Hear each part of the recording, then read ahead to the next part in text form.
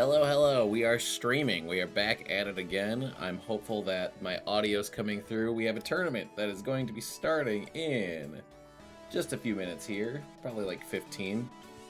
Probably. I say probably, but I'm in complete control. It will be starting in 15 minutes. Well, a little more. So if you're interested in joining our tournament, there is still time to do so. I'm going to drop the link in the Twitch chat if you're watching on Twitch. If you're on YouTube, I will figure out how to get you that link sooner rather than later.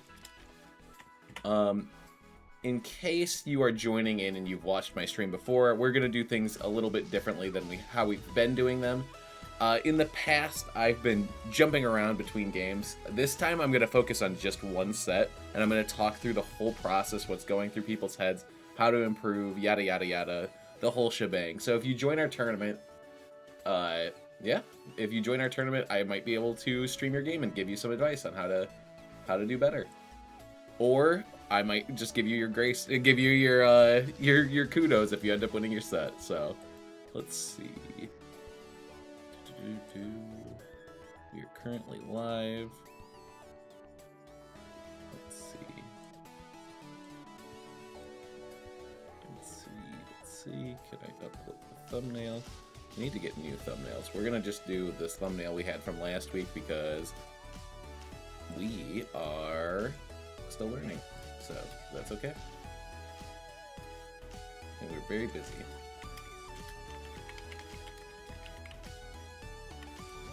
Alright, I've included the description in the YouTube channel. I've included the thingy in the YouTube channel description. So let's see. We're almost ready to rock.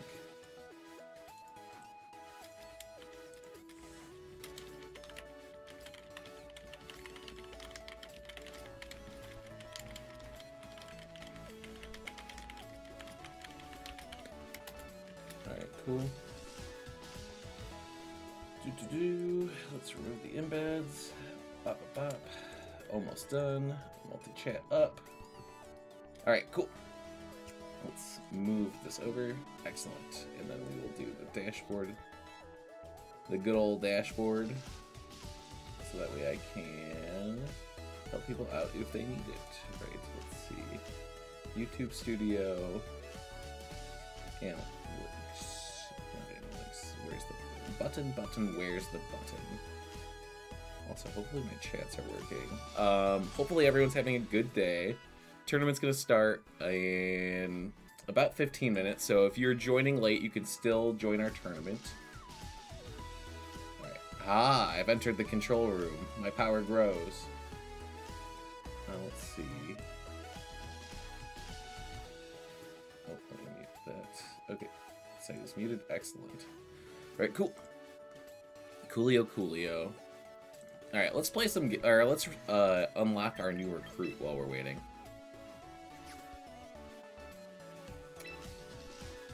I'm in need of improving, so I am joining. I got Indie in a few days. Alright, Toasty, let's do it. Yo, Aiden from YouTube. Welcome. Glad to have you. We got Toasty on Twitch and Aiden on YouTube, so... We're doing it here. Let's see. Okay, I'm recruiting a Pokemon. How's it going, Aiden? Also, what are you running, Toasty? Heyo, BTA main. I low-key finally want to drop a Spothra, but I'm so close to being a Spothra professor. Yeah, you gotta get the professor. You gotta get the flex, right? I got the Azumarill professor, so I'm allowed to set it down now. I get the vibe that it's probably better just to have... Oh, you know what? I need another Sneasler. I need a secondary Sneasler. Wait, why am I trialing? I know Sneasler's good. Boring team. I tried some of the Cleaver stuff, but I was missing Stone Axes, lol. That's why... So I was playing around with the, what's his face? Samurott, who's... You know, he's basically Cleaver, Water Cleaver. And Night Slash was just so much nicer than Ceaseless Edge. Yeah, you get the entry hazards, which are really cool, but, like, chance to miss just, is rough. Alright, I guess since we have 15 minutes, I will just play some ranked matches. I have not been doing phenomenal on the ranked ladder, but metas are cyclical, so we'll probably end up in a place where my team ends up being good again. So, at some point at least.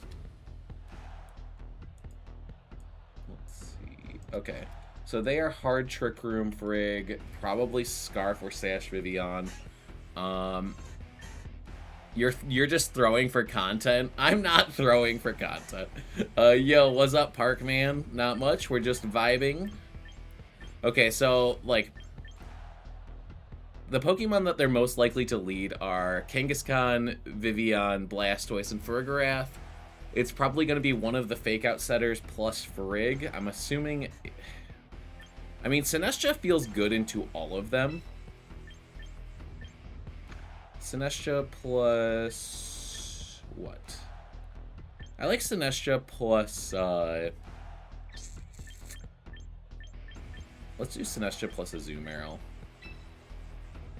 And then we will do...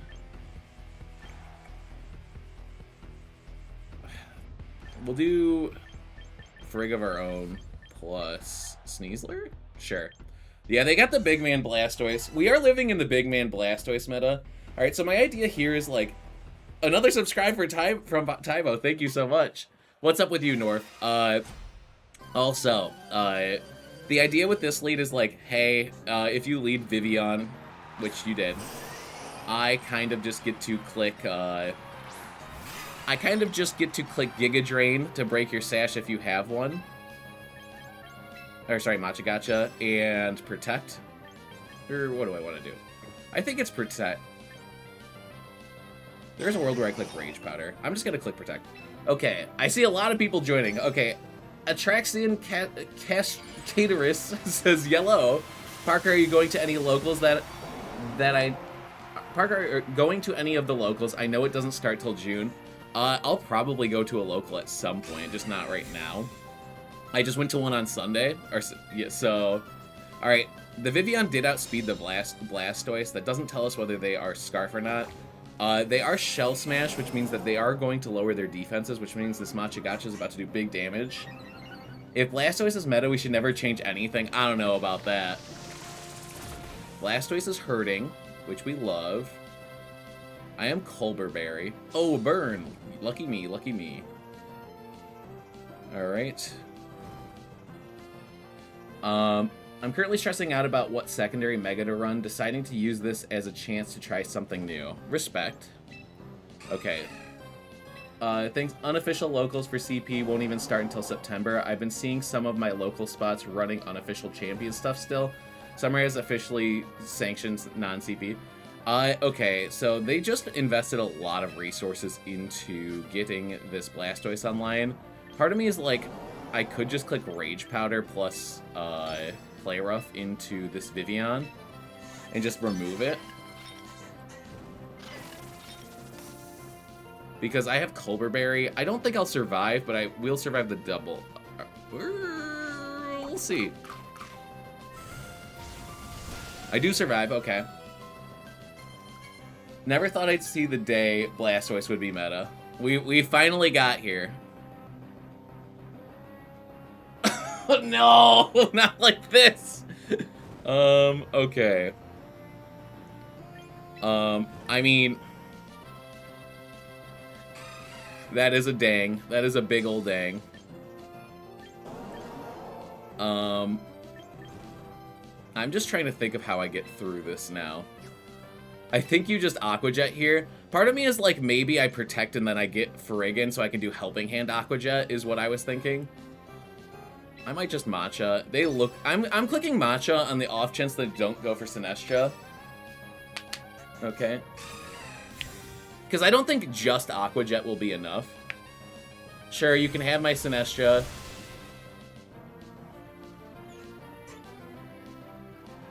Burn will chip you down. You're clearly Scarfed. Okay. I guess I could bring you in. Oh, this is an easy turn, right? It's just Fake Out Vivian plus Belly Drum. Well, let's just get online. And if they have Farigiraf, it's game over. Uh-oh. Uh-oh. Uh-oh. Yeah, I could have Aqua Jetted a while ago, but whoopsie. Alright, how much does this Dark Pulse do? It does a lot. Alright, we Belly Drum up. We get maximized attack. I'm kind of cool with just clicking Close Combat here into Blastoise plus Play Rough into Farigiraf. Gotta say, Blorgus is a very funny name for that mon. I love that name, LOL. I love that name too. Alright, let's hope that Roundfellow outspeeds this Farigiraf. Because, like, we're losing a lot of ground randomly. Yeah, Play Rough missing really just put us on the back foot entirely here. And I flinch. Okay, well, here comes Torkoal, and I don't think there's anything I can do about it now that I've missed two Play Roughs. I hate that... sorry, 8 and 2 4B. That sucks that we have to wait that long. I will be playing the unofficial Champions Tournament till then. Okay, I don't think there's anything I can do now, because I have been bad lucked every opportunity. So, yeah. Because realistically, we're in eruption range. We're super in eruption range now. Okay, we get the protect, whatever. Eruption will blow up this Sneasler. I'm trying to think if there's a way through this. And I don't think there is. So, like, missing the second Play Rough is terrible, because now we are in this weird situation where I think we just have to... Okay, so, like, I think that the game plan is this. We go for Trick Room again to stall it out. We double protect, because our luck has already been so bad that it's gotta swing the other way, right? Alright, they go for the Helping Hand. Yeah, it is annoying. I've been there to make it to 3 in person, best of 3. Still through interest. Is there spots are... Sorry. Best of 3 tournaments still, though. Interest is there, so spots are running unofficial stuff. Yeah, the unofficial stuff is interesting. Well, Farigiraf went down anyway, so it didn't matter. Was that a crit? Hold on. Okay, no. It just goes down. Thank you for the follow, Lidimka07. 007's friend. I'm also playing Belly Drum Azumarill with Mega Clef. Follow me for Encores and Sinestcha as well. It's fun. It's fun until you don't get any of your moves to go off, and then you have what happened to me right there. But we're out here vibing. If you're interested, anyone that wants to join, we're going to be hosting a tournament in about 6 minutes. We have the link is in the description if you're on YouTube. It is in the pinned chat if you're on Twitch. We will be starting in about 6 minutes, and there are currently 73 people registered. How long do they usually take? We will wrap before 11. Or around 11. 11:30. So they do go a decent amount of time. Alright, so this is the hyper meta team, right? What I see is Azumarill plus Sneasler looks decently strong. I can fake out, I can get my Belly Drum online. The only thing that would be really annoying is if that has... the Aegislash has Iron Head. That will be more difficult to deal with. I am also inclined to bring you... Do I bring Sinestcha? I'm going to bring Sinestcha. This goes poorly if they get Scarf Basculegion under Sun, which probably will happen. So, we'll see what happens. I was about to say 11:30 is probably the latest I've seen. Yeah, but since our tournaments have been getting bigger, we're at 73, so I think it's probably safe to assume that we'll probably go a little later. I think there was one in Grand Rapids, but that's too far for me at the moment. Yeah, Grand Rapids is a bit of a hike for people around here. Alright, so there are 2 worlds for me right now. I think that the play is just Play Rough the Garchomp and fake out the Aerodactyl. Because if the Garchomp clicks Earthquake, it's going to activate the Sneasler's Unburden, which will make it so that I then outspeed Aerodactyl. Also, there is a world where this isn't Mega to Aerodactyl. This one is, so that's good to know. But what I was going to say is if I belly drum and they click Earthquake and they keep the Unnerve going, I would be in trouble. So Fake Out does go off. That's good for me. Aerodactyl flinches. Cool. Earthquake does come out. That's going to bring us down to Sash, unless this is like super, super baby Garchomp. Alright, they do bring us down to Sash, which is good. Play Rough comes out. They live on 1. Is this Sash Garchomp? Or did I just get that unlucky? Citrus goes off. That is fair. Oh, it's just Citrus and it lived on 1. Okay.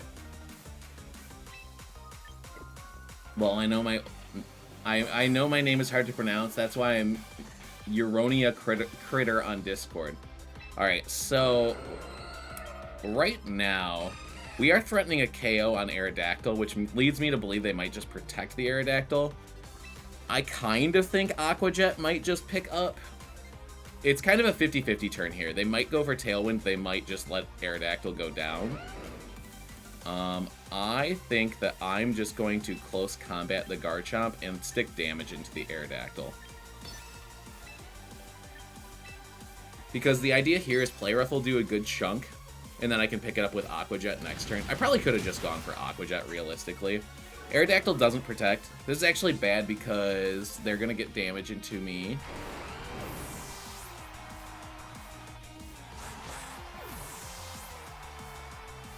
Rock Slide, single target. Doesn't KO, but does a good amount of damage. I can't. I have flinched so many times. I should have just clicked Aqua Jet. That was just a bad play on my end. I should have just clicked Aqua Jet. That doesn't look great. We love you, Big Man Blastoise. Big Man Blastoise is strong. Unluckiest Parker moments. You've seen 2 flinches and a miss in the, like, 7 turns I've played so far. Okay, Aegislash does come out. Alright, I think that the play here is we just Aqua Jet into Aerodactyl and switch in Blorgus. I just think that this will put... it'll put a Azumarill in a spot where it's not instantly threatened with getting KO'd.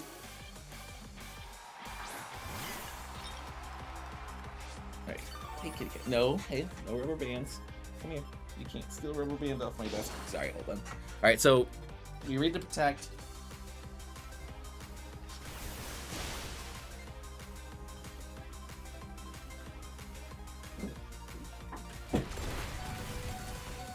Alright, so they get the crit. Oh my gosh.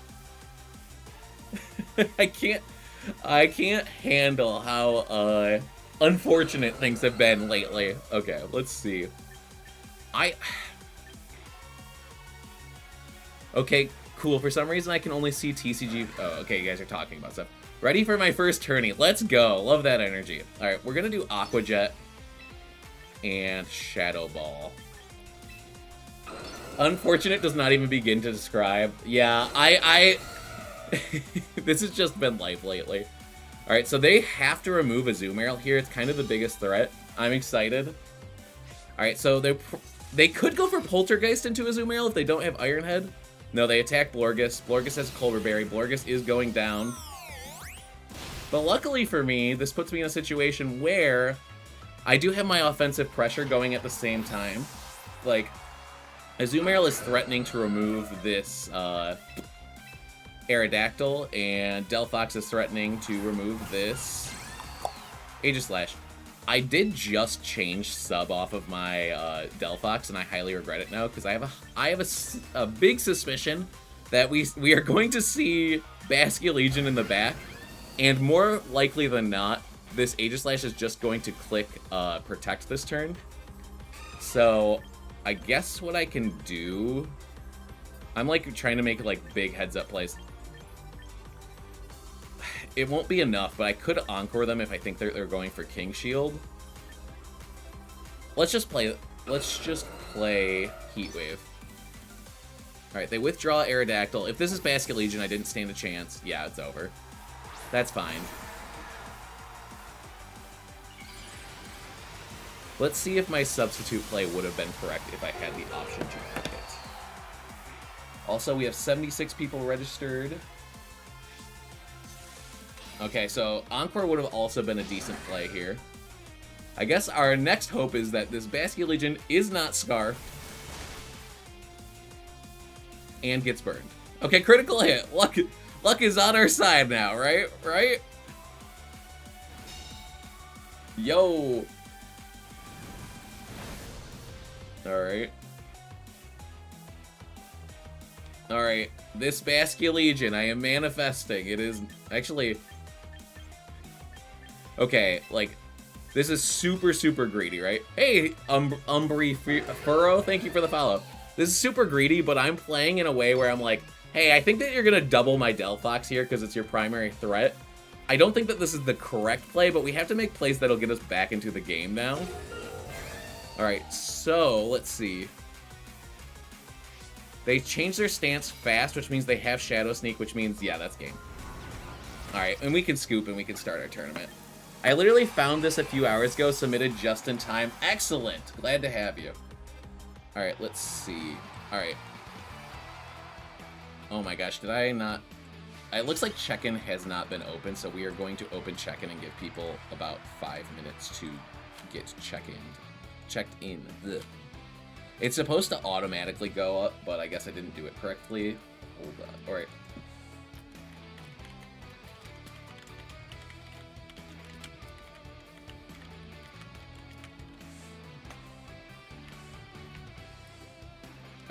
We're gonna start at 7:40.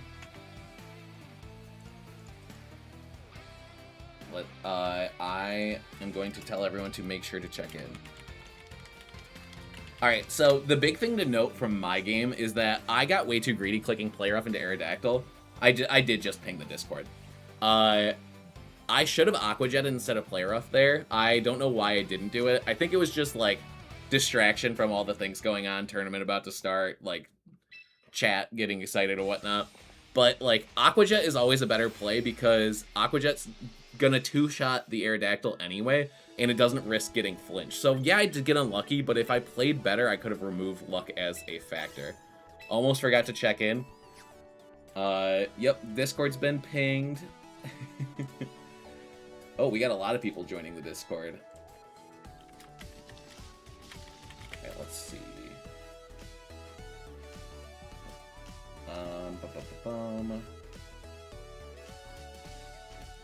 Yeah, check-in's just opened. Make sure to check in. We have, I'm just monitoring, 53 check-ins, so people are ready. 49 people are ready. Make sure to hit those check-ins.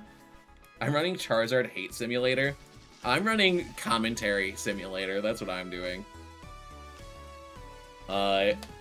Also, I got a Azumarill Professor, and I think it's time to retire this Wrath, because it does not feel good into this meta. Obviously, I could have played my last games better, and also I did get unlucky, but I feel like I'm playing behind more than I'm playing ahead, and that's something that you got to be aware of when you're playing your teams, is like, hey, is this me or is this the team? I can admit that, like, I could have played better, but it felt like every turn it's like, let's make a read and get a little bit of momentum. Given in one of our sets, we didn't get to go, our belly drum Play Rough just didn't get to happen, so that was a bummer. Okay, 55 check-ins, 52 ready. Make sure to submit those team sheets, people, if you're joining. I said we'd start at 7:40, so we got 5 more minutes. All right, let's recruit another person. Let's get something else going on. All right, checked in. I'm ready to go. Excellent, Glitter Vamp. Excellent. All right. I need some dopamine after my 2 losses back-to-back. I have 2 losses back-to-back, and I'm like, now I'm going to tell other people how they should be playing the game. Let's see. Okay. Alakazam. Steelix. I'm probably going to go with... no marks, no anything crazy. Let's get Chimecho. I don't think I have one. We'll just do a trial. We have about 5 minutes until people are going to join. I'm running another one. Alrighty. Also, thank you for the follows. Oh, we got something. Thank you for the follows. I've been a little distracted with all the stuff that's been going on. Thank you, Tybo, for the subscription. Thank you, LLYDMC07 and Umbrio Furrow. You guys are awesome. Thank you for the follows. Oh, let's see. Alright, I guess it's Oranguru. Yeah, I think it's Oranguru. Oh, wait. We got one. I have to move myself. We got one of these things is in a ball, right? But who is in the ball? Fastball Morpeko? You gotta do it. It's Thematic. Finally got one of my favorite Pokemon to work. What Pokemon is that? Let's do one more.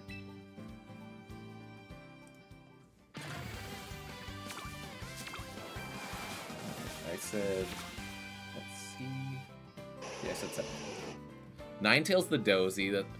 Okay, with the Dozy and the Sleepy, I'm always worried that I'm going to throw the Pokemon out and it's going to get hit by, like, Dire Claw and go to bed instantly. Manectric is a cool one to make work. That's a Pokemon that I think is kind of slept on. Alright, we're doing Ninetales the Dozy, though. Actually, let me make sure there was nothing else too crazy. I think it's Ninetales the Dozy. Oh, yeah, it is. Alright. Ninetales the Dozy, welcome to the team, buddy.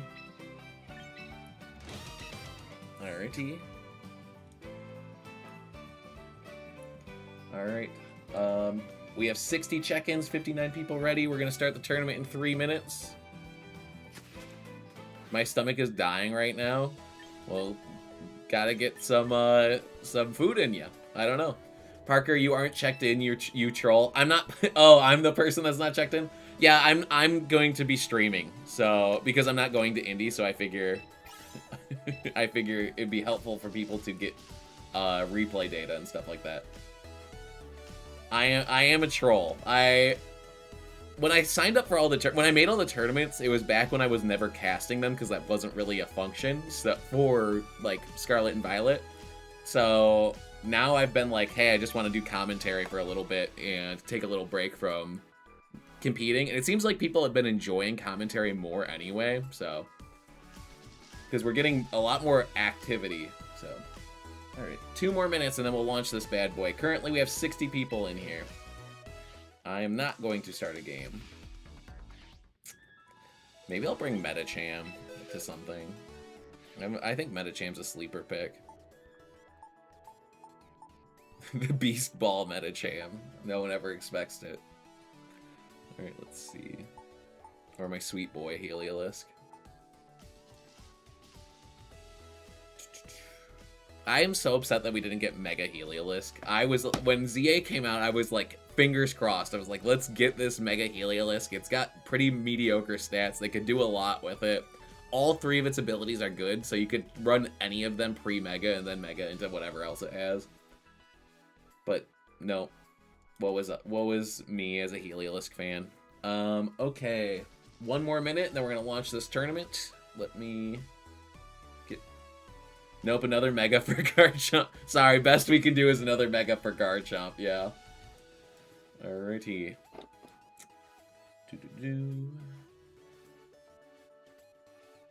Let's... And Lucario. Yeah, okay, the Lucario one doesn't bother me as much because Lucario is not as strong of a Pokemon as Garchomp. But I feel like we have to see what the abilities are, but I feel like the Mega Garchomp is just going to be a downgrade again. Or a side grade. Alright, Corge, thank you for the first time chat. We'll see how bad of an idea this was, but I made a last second pivot on my team selection. Hey, sometimes you gotta try new things. Lucario, my favorite. Yeah, the Lucario one, I don't mind. LOL. I just thought it was funny. Yeah, you need Hatsune Miku Lucario. That's... Alright, we're starting the tournament. It looks like we have 60 people. So we have 30 matches that just went live. Let me switch over here and show you guys what we're looking at today. I am going to be jumping... I know that it's not showing up yet. I just have to activate some buttons. So let's do that button. There we go. Good luck to all players. Are you playing today, Tybo, or are you just watching? Alright, let's see. We're gonna do some peeking. We're gonna see who's got a crazy team. I'm scroll. Oh, you know what? Manectric? Manectric Rain, BTE main. Let's peek in on BTE main's match. Because, like, I feel like Manectric is a Pokemon that is slept on. So we're going to go to BTE main. We're going to go to pairings. And we are going to wait for the room code, and we're going to join in.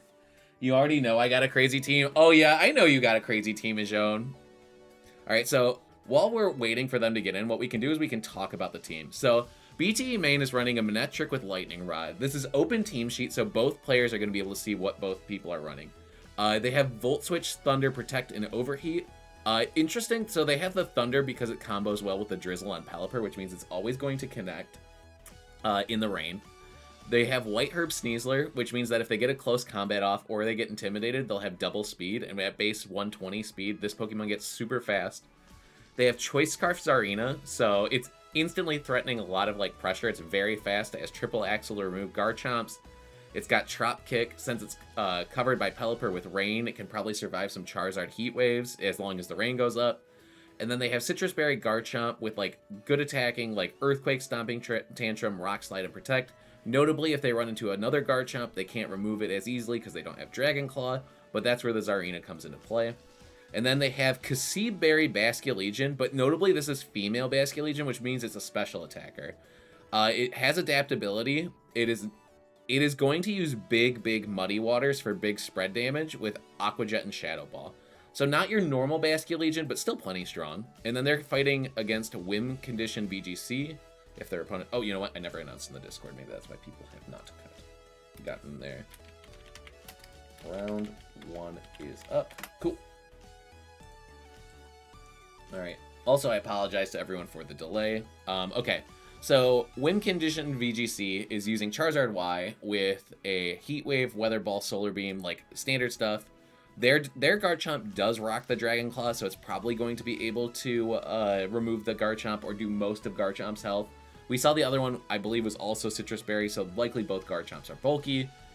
This is King Gambit with no fighting move, so if it goes up against a King Gambit, it's going to have a harder time, but it does have that Iron Head. We see Male Basculegion, which is the more commonly run version, which is a physical attacker. And then we see Tailwind Whimsicott with Encore and Moonblast. And this is the big shakeup on this team, is this isn't normal Venusaur. Like, normally you see Sash Venusaur on these Charizard-wide teams. This is Mega Venusaur, which is notably really good into rain teams. So this Venusaur, if we watch this game, hopefully both players show up, will probably be something... Oh, they are. They're already playing. Cool. We're going to jump in. But that Venusaur is probably going to be pretty strong. We'll have to see if both players identify that and how they adjust. Alright, switching over. Alrighty. Let's get to the games. Alright, battle. Private battles. Enter a room ID. Alright, who are people rooting for? Sun-boosted Mega Venusaur or Manectric? What is the public thinking is going to be the stronger of the two? Or what are you a fan of? Alright, let's see. They're already playing. Let's spectate.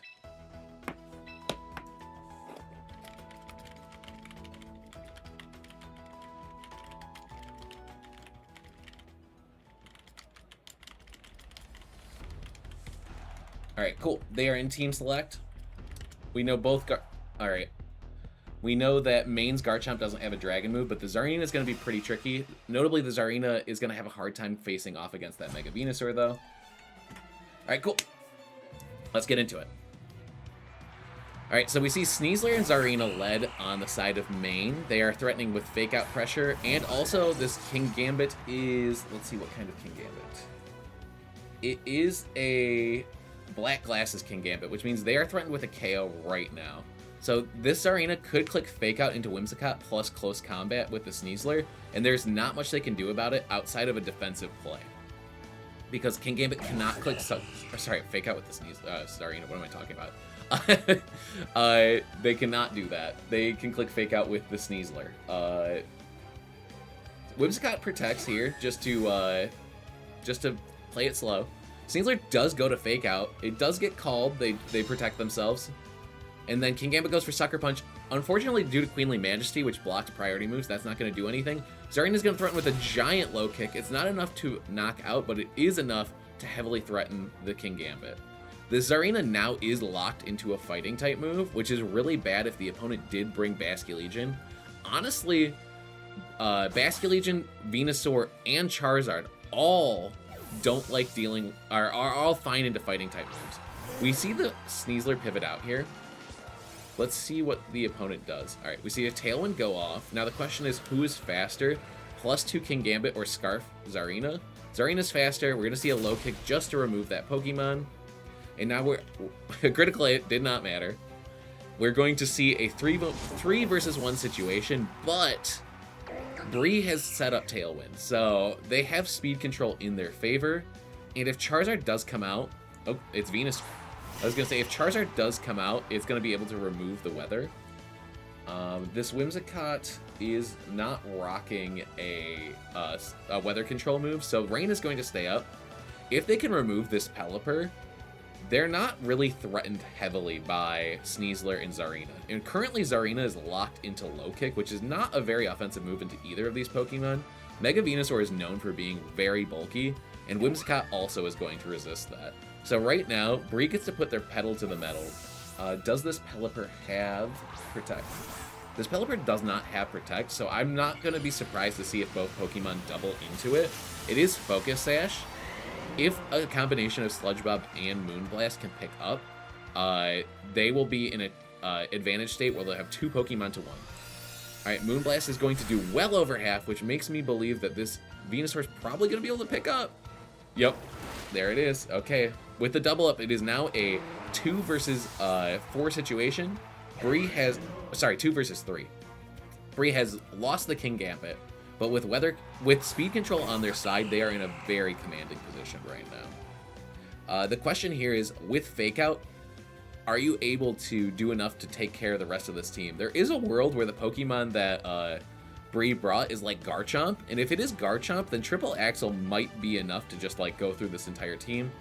Notably, Venusaur does have Thick Fat, which is going to make it so that those Triple Axles do neutral damage, but like, it's not over. Like, I'd say it's heavily favored towards Bree, but like with the ability to click Fake Out and with the ability, actually, does this Venusaur have Protect? We can check because it is open team sheet. It does. There's really not a downside to clicking Protect on both Pokemon here. I'm also going to include the link, or actually, okay, so double Protect. It does waste 1 turn of your Tailwind, but at the same time, it's like, hey, I don't have to worry about taking damage. We see that the Zarina locks into Triple Axle, and then there is, I believe, 1 turn of Tailwind remaining. Yes, so we just saw it. Okay, so Zarina and Sneasler are going to underspeed these 2 Pokemon, or at least Sneasler's most likely to underspeed these 2 Pokemon. Zarina could potentially outspeed Venusaur depending on how it's invested. Okay, so we see Whimsicott retreat. We will see the final and 4th Pokemon, and it is Garchomp. So with a combination of Dire Claw and Triple Axle, it's not impossible to make it through, but with a Sludge Bomb being a 1-hit KO into Zarina, it's looking like it is probably now impossible. But through Dire Claw, all things are potentially possible. Let's see if Dire Claw will get a status condition. It does get Poison. Poison is not a particularly strong... It's probably not the status you were hoping for. It's not...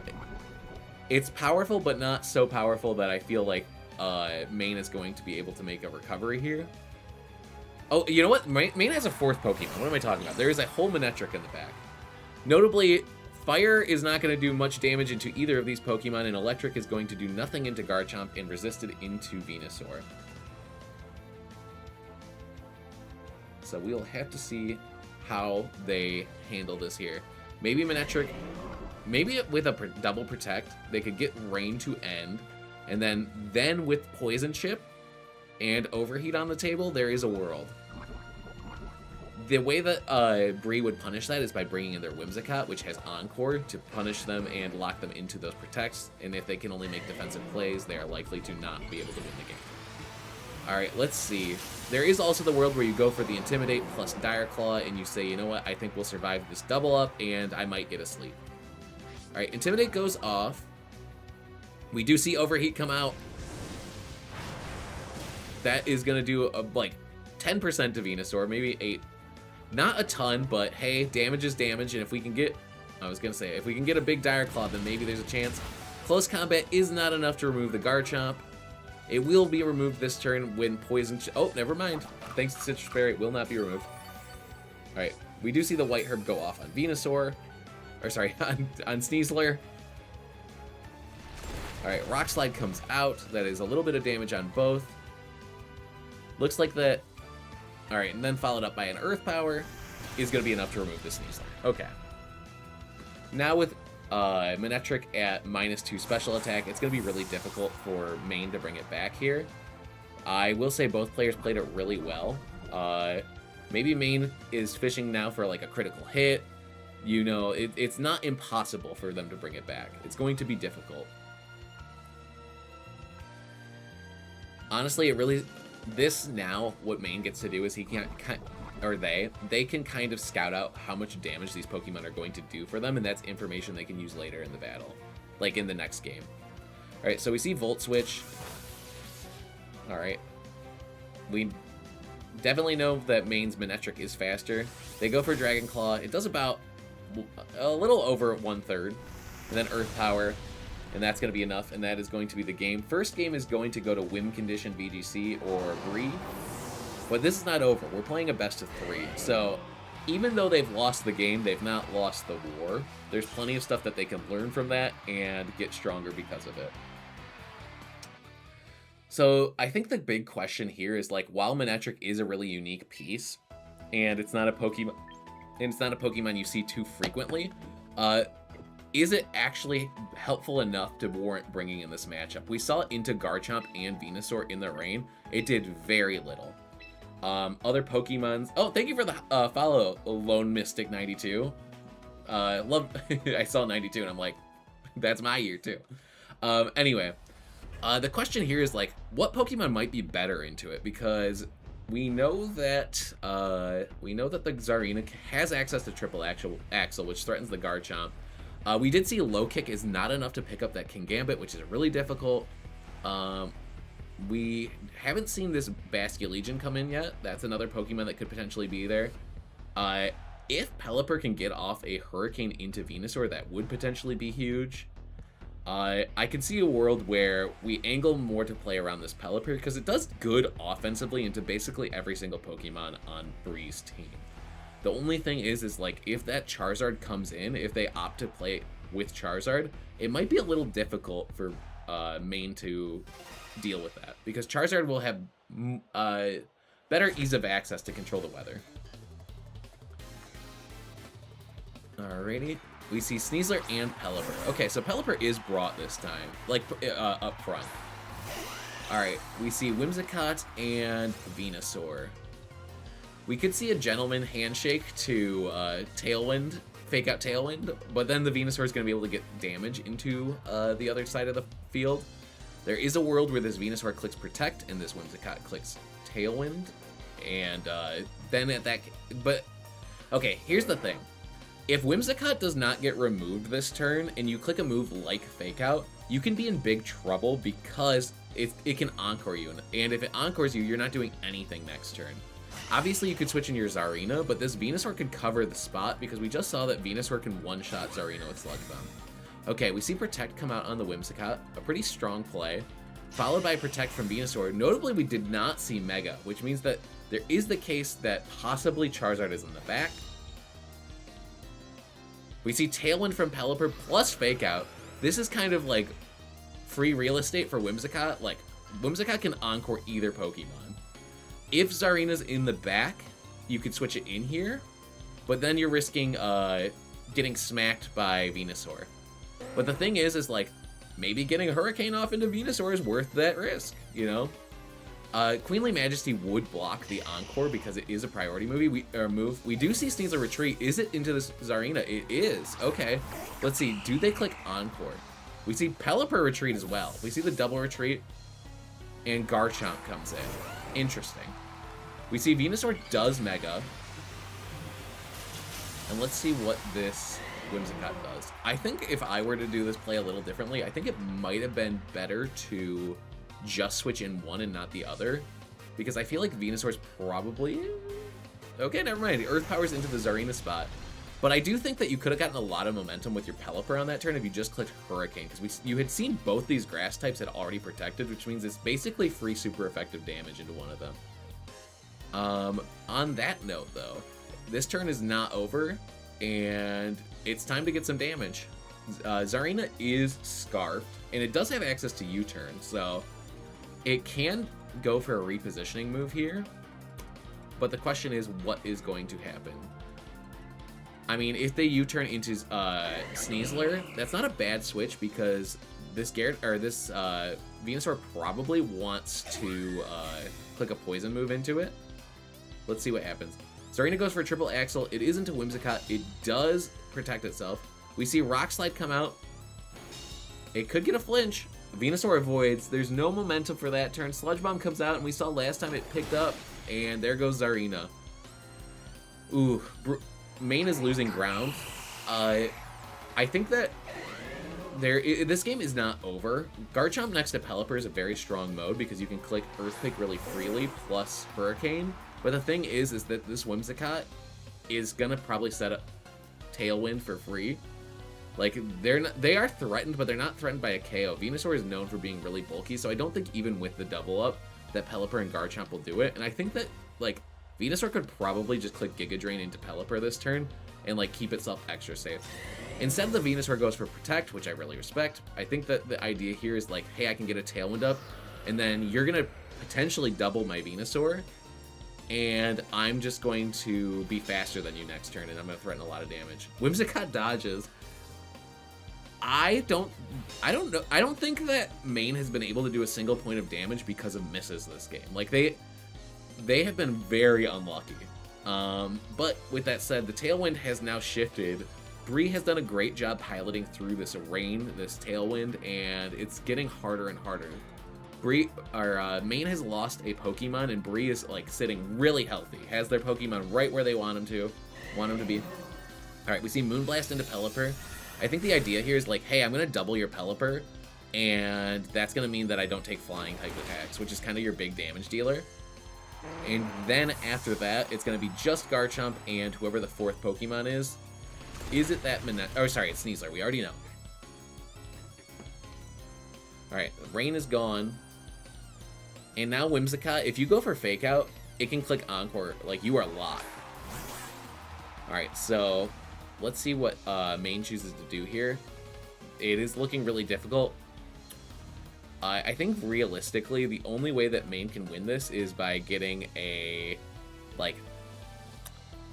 crit or a Dire Claw Sleep into something. I think that Bree is kind of safe to always just double this Sneasler, though, because in the event that Sneasler... Okay, hold on, let me think about this. If Sneasler clicks Fake Out, it will go down. This Garchomp can't threaten a KO because it does not... Okay, Earth Power does a lot. The Garchomp couldn't threaten a KO into either Pokemon, though, so... Alright, Dire Claw comes out. Can we see a big status? That could potentially change the game. That's going to affect the speed stat in a big way. Alright, Rock Slide comes out. It looks like another miss. My goodness, this Garchomp cannot connect today. Okay. So Sneasler is now in range where Rough Skin will pick it up. I think that the way you get back into this is by getting Rock Slide flinches and hoping that the close combat... Okay, maybe there's a world where you Rock Slide flinch both Pokemon and you just remove this Venusaur with Sneasler. Okay, we see Sneasler switch, or we see Venusaur switches out. We see Whimsicott switches in. If a Dire Claw goes into that spot, oh, we see Protect. Ugh. We see double Protect. Whimsicott has free real estate now. It can just click either one. It can just take it out. Encore into either one. Tailwind is over. Oh, you know what? That turn, the Sneasler was heavily threatened by the Garchomp anyway. So I feel like getting Whimsicott in here is pretty safe. Basically, the big Pokemon that's been a big thorn in Maine's side this whole game is this Encore Whimsicott, because it's had complete control of the board. It's been like, hey, I've got Tailwind up, and I'm clicking Encore, so you can't do anything. We see Sneasler gets locked into Protect, so Sneasler is basically an empty spot now. We see Protect go off. It does fail. We see Stomping Tantrum from Garchomp. It is going to do damage, but thanks to Rough Skin and the ability for Garchomp to follow up with a Dragon Claw, that's going to remove Maine's only Pokemon capable of attacking, and it's going to make it so that it is now a 1 versus 4 situation. Your final Pokemon is Encore locked into Protect. You can't do damage. This game is looking completely locked up. And that is the game. Okay, so my big takeaway for Maine is that the one turn where you thought the Encore lock was going to come in, you switched out both Pokemon. If you just switched in your Zarina and attacked with Pelipper, that would have given you a lot of momentum. Because this, let's see, this Whimsicott, is it Sash? It is Sash, but you could have brought that Whimsicott down to Sash and then put it in range of Fake Out. It would have just changed the game in a big way. I don't think either player played poorly. I think it was like every single choice they made had this reasoning behind it. But I think if there was any words of wisdom I could give, it's that if you have the chance to like bamboozle your opponent with like a Queenly Majesty or like a turn like that where you can catch them off guard, those are usually the turns where you can swing and get a lot of momentum. Okay, especially because I think they had Tailwind up too. Or maybe I think they did, yeah. Okay. Let's pop in and we are going to check on another game. We're going to check out... Was this game over? Okay, yes, that game is over. I'm looking for a game that is still active. We're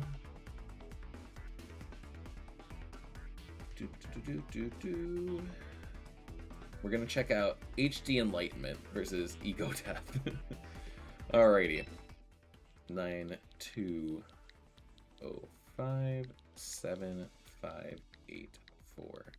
Alright, cool. Oh, title changed. Ugh. That's annoying. Alright, no match issues. Cool.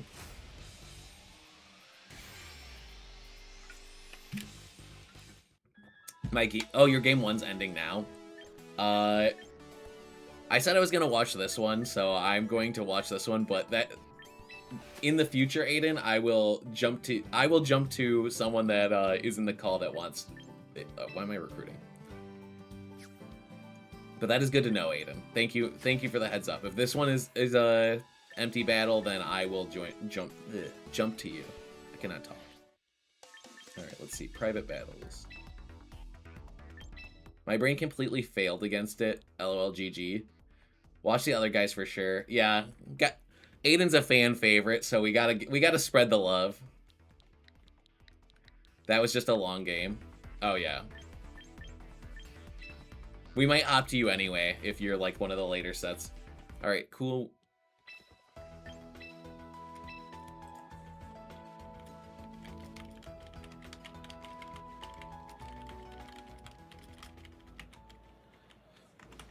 Okay, so let's see. Currently, our trainer that is named Trainer is down a game versus the Scovillain team. So Scovillain already has 1 win under his belt. Let's look at these teams. So this is Gardevoir. Is it Mega Gardevoir? It is Mega Gardevoir with telepathy, so it might have switched in on a Garchomp Earthquake safely. Okay. Let's see what's going on. It's Pelipper Archaludon. Garchomp is burned. Pelipper switches out. Sinestcha comes in. It looks like we're going to see some healing on the Scovillain. Or, oh, on this Archaludon. Never mind. We'll be... Alright, so we see a Dazzling Gleam come out. A critical hit into Sinestcha will remove it. Archaludon is going to get a Stamina proc. Notably, Garchomp is burned, so its attacks are going to do half damage. Oh, okay. Never mind. Dragon Pulse is going to come out first. And Garchomp is going to be removed. A critical hit. I don't believe that mattered since it was super effective damage. Alright. It looks like Charizard has already Mega'd. Pelipper is in the back. So we're probably going to see whatever Pokemon is not Charizard come in here, because Charizard's going to outspeed Pelipper, which means that it is going to be difficult for it to get the weather up. Alright, we see Basculegion enters the battlefield. 1 Pokemon is down, so it has a stronger Last Respect, but not a super strong one. let's see. Okay, so Gardevoir can't Mega, but it can do, like, Dazzling Gleam or Psychic. Realistically, this Scovillain is a big pain in our trainer's foot. So Trainer really does not like the Scovillain. They can probably, let me check. I say probably. Does this Basculegion have Flip Turn? It is Focus Sash with no Flip Turn. Okay, Basculegion switches back out. We're going to see Charizard come in, which is going to give us Weather Control. Drought goes up, which will block any potential Electro Shots. We see a Rage Powder come out from Scovillain. We see a Dazzling Gleam come out from Gardevoir. It's going to do a decent amount of damage. Scovillain next to Arch is nasty. I agree. It is a deadly combo. Alright, Spicy Spray is going to burn this Gardevoir. And I would not be surprised to see like a Flash Cannon or Dragon Pulse come out. Okay, that is enough to remove this Charizard. It is a critical hit.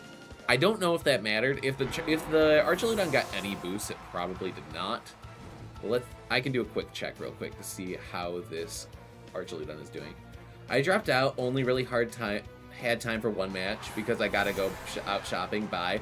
Thanks for joining, BTA main. We did watch your game, so if you want to watch it back later and get like any kind of feedback, it'll be on YouTube and Twitch. So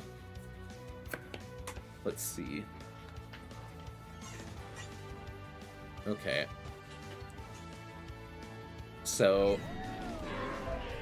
honestly, it's looking really difficult. Setting the rain is or the sun is actually backfired on this Basculegion because now it can't click a big wave crash into either Pokemon.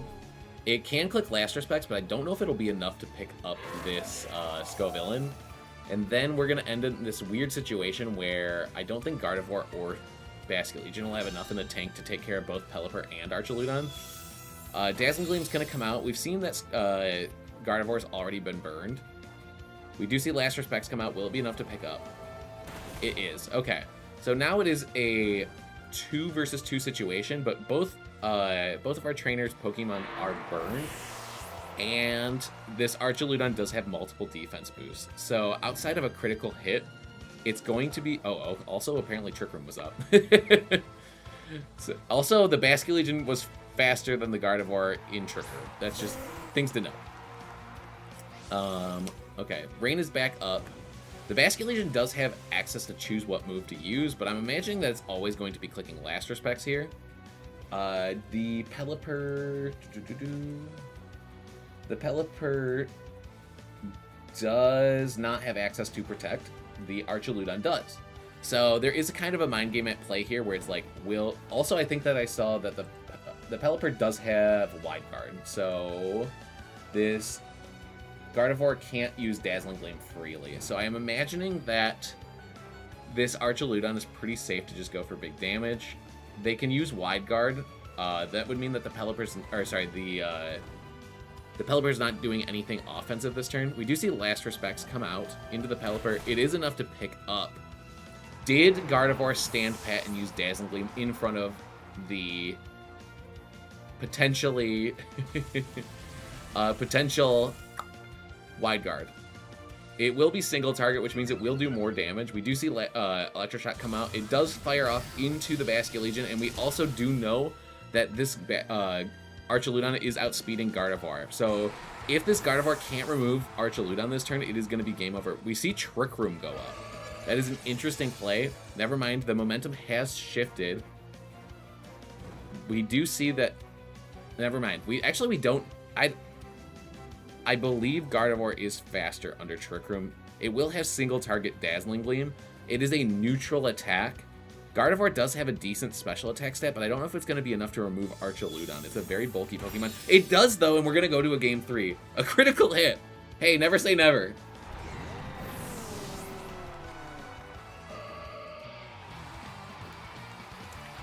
Excellent plays by both players.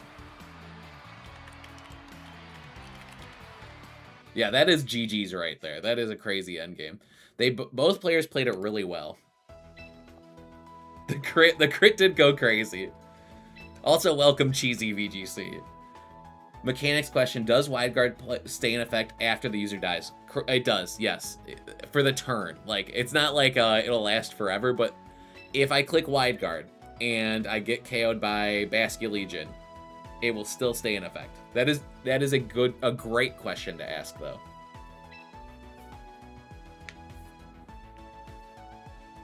The only way you can stop Wide Guard is with moves like Feint. And also, I believe Feint and Fake... I think Wide Guard has the same priority as Fake Out. And let me see.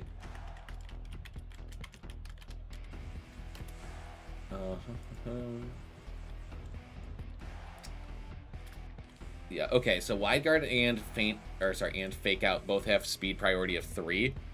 And Phantom Force. Phantom Force does go through it too. So if you are faster than your opponent, you can fake them out before the Wide Guard goes off. Yeah, like Arch would have still been protected. Yes, exactly. That's why they went for Trick Room. It's that's a pretty brilliant play, because you're like, hey, if my Gardevoir is still around, I will get a Dazzling Gleam. Yeah, I like the Arch. Oh, sorry, I already read that. I won because I let Arrow get Encored turn 2 both games. The classic Izzy play of being like, I know what to do. I'm gonna get Encored. I remember Power Herb Phantom Force Basculegion in the Reg IGC. Oh gosh, that sounds like nightmare fuel. Like, here I come. I'm going through the protects. Let's see. Okay. To give you more insight onto their teams, HD has Pasho Berry Incin, which means it's going to take less damage from water-type moves. They have Citrus Berry Pelipper. They have Rage Powder Leaf Storm Scovillain with Leech Seed. Normally you see fire moves, but since it's a rain team, they opted for grass. Chapel Berry Archaludon, so it's not going to get taken out by a single fighting move. It's got Electroshot, Dragon Pulse, and Aura Sphere, opting for no steel move. It's got Protect. And then the Scissor is Swords Dance, Bullet Punch, Bug Bite, and it also has the Mega. Notably, we do see Charizard coming up in front of the Scissor, and that's very scary if you're a Scissor player. I would not be surprised to see either one of these Pokemon just Protect to see if the Charizard goes for its Mega this turn. But realistically, this is a pretty free Heat Wave plus Earthquake turn. You could always, like, you don't need to Mega, but the risk is if you click Heat Wave plus Earthquake and you don't Mega and Pelipper comes in, you're gonna eat an Electroshock. But at the same time, if Pelipper does come in and you do that play, you're gonna lock that Archaludon into Electroshock, and it's just gonna kind of be a really rough turn for you. Let's see. Also, we do have to note that the Pelipper does have Wide Guard. I'm imagining that, okay, we see they do go aggressive. They do go for a switch this turn. We do see Pelipper come in. Let's see, does our trainer Mega Evolve this turn? Or do they just click Protective Scout? They do Mega, which means that Rain goes up, Rain goes down. And Sun is now in play. So this Archaludon is now sad. It does have access to Dragon Pulse, though. But I imagine that eating a Heat Wave is going to be really rough for it. Alright, we see Earthquake come out. That's going to be big damage into this Archaludon. Okay, cool. Does the Heat Wave connect? That is the next question on everybody's mind. Alright, it's Weather Ball. They say, I'm not taking risks. I'm going for Weather Ball. This is going to do a good chunk of damage to Pelipper. It is Citrus, though, so it will heal and not be in range of another one. Did this Archaludon lock itself? It did lock itself into Electroshock. That is so rough, because basically you're saying, I'm going to take care of this Archaludon this turn. Like, you can't really do anything about it. Yeah, you'll get weather control later, but like, Archaludon cannot Protect. We saw it slower. It might be in range of Earthquake or Stomping Tantrum, but it did raise its defenses. I think that you're more likely going to just see Garchomp go after Pelipper, get some damage, and a big ol' Weather Ball swing into Archaludon. My game 2 was a lot quicker. I got some insane RNG on Rock Slides at the end, lol. Rock Slide do giveth, and it also taketh away. Okay, so let's see what happens here. I have to imagine that this Archaludon is about to get blasted for its troubles, though. Pelipper can click Wide Guard, but since we've already seen that this Charizard has Weather Ball, that's like a very, very safe answer for removing this Archaludon. Obviously, Scissor can come back in. Okay, we do see Wide Guard. We're seeing HD say, hey, if you get too greedy, I'm going to blast your Charizard. We see Earthquake. Do we see Weather Ball? What does Charizard do? It does do Weather Ball. A very interesting play. I guess I like it because in the event that Archaludon goes down to the Earthquake, the Weather Ball would just be redirected into Pelipper. But you could have gotten free damage with your Garchomp anyway by just swinging into the Pelipper. Alright, so this turn, that Scizor is looking like a very big Weather Ball target, so I think it's probably safe to assume that we see... Oh, Chomp is Scarf Locked? Let me double check. Yeah, it is. Okay, that's why. Duh. That makes sense. Alright, so Chomp is Scarf Locked.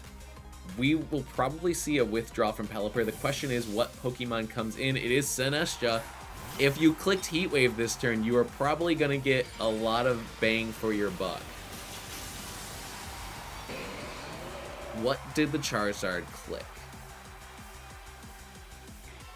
We see Scizor Protect. Did they click Heat Wave? Earthquake comes out. That's going to do little damage to Sinestcha.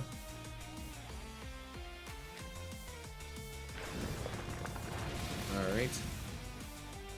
And the follow-up is Weather Ball, but it's into the Sinestcha spot. It has an Aka Berry. Is it going to be enough? I don't think so, but we will see. It is. It survives with just a little bit of HP. But honestly, it might be worse that the Sinestcha survived because this Charizard's free to click Heat Wave again plus Earthquake. And I imagine even in the rain, the Scizor's not going to like that combination of attacks. And the thing is like, if Sinestcha stays in, it's going down to the Earthquake. If Sinestcha switches out, like, yes, the Pelipper can come in and, like, set the sun, but we haven't even seen the final two Pokemon in the back of Trainer's Party. Like, HD's been playing well, but it's like they've been at such a disadvantage this whole game.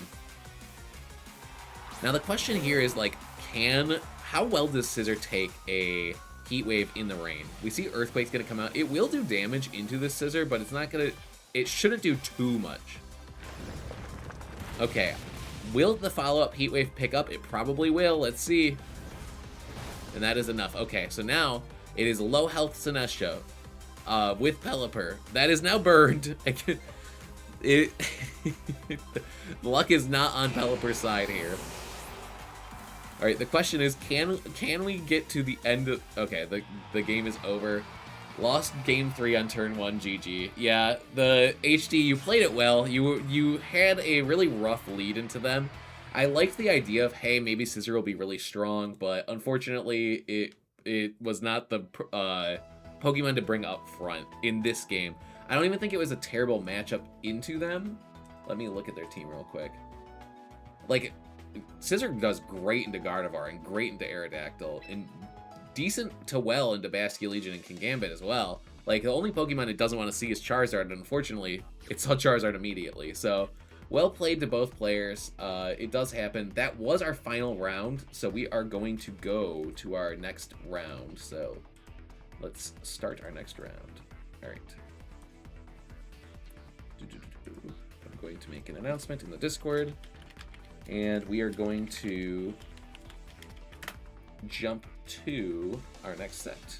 Let's see. All right, let's check out NYC Squirtle versus Scarlet 01.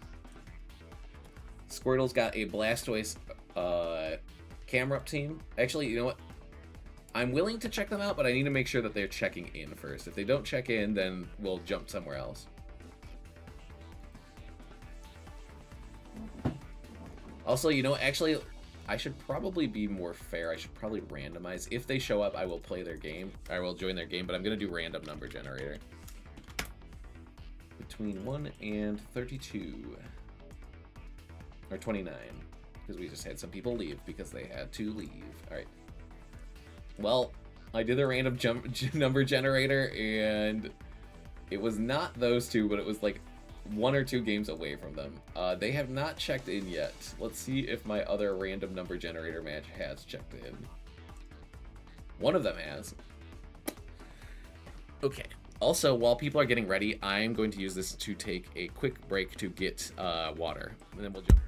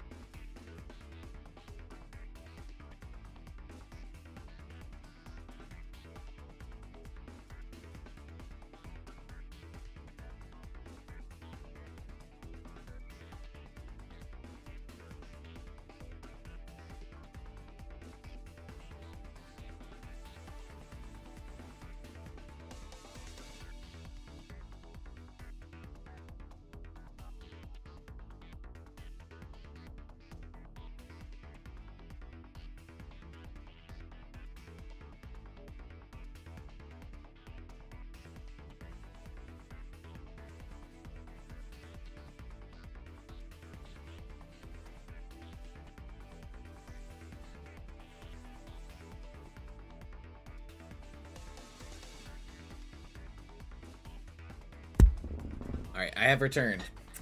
I'm still waiting to see if these people have checked in. Oh, you know what? They have. So we're going to watch NYC Squirtle versus Scarlet01. Let's get this game going. Alright, cool.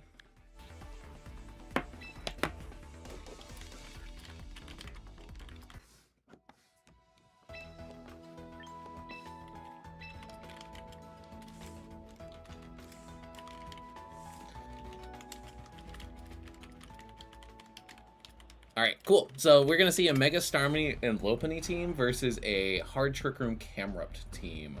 So things to note are that it's most likely that this actually, never mind. I was going to say this Mr. Rime is not what I anticipated. It is a very different form of Mr. Rime.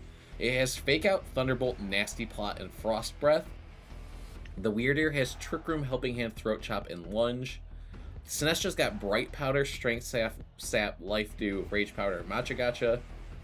Camerupt has Earth Power, Ancient Power, Protect, and Eruption. Farigiraf has Psychic Dazzling, Gleam, Protect, and Trick Room. And Blastoise has Shell Smash plus Aura Sphere, Flash Cannon, Water Spout. There are 2 Trick Room setters. Notably, they are both Normal and Psychic type.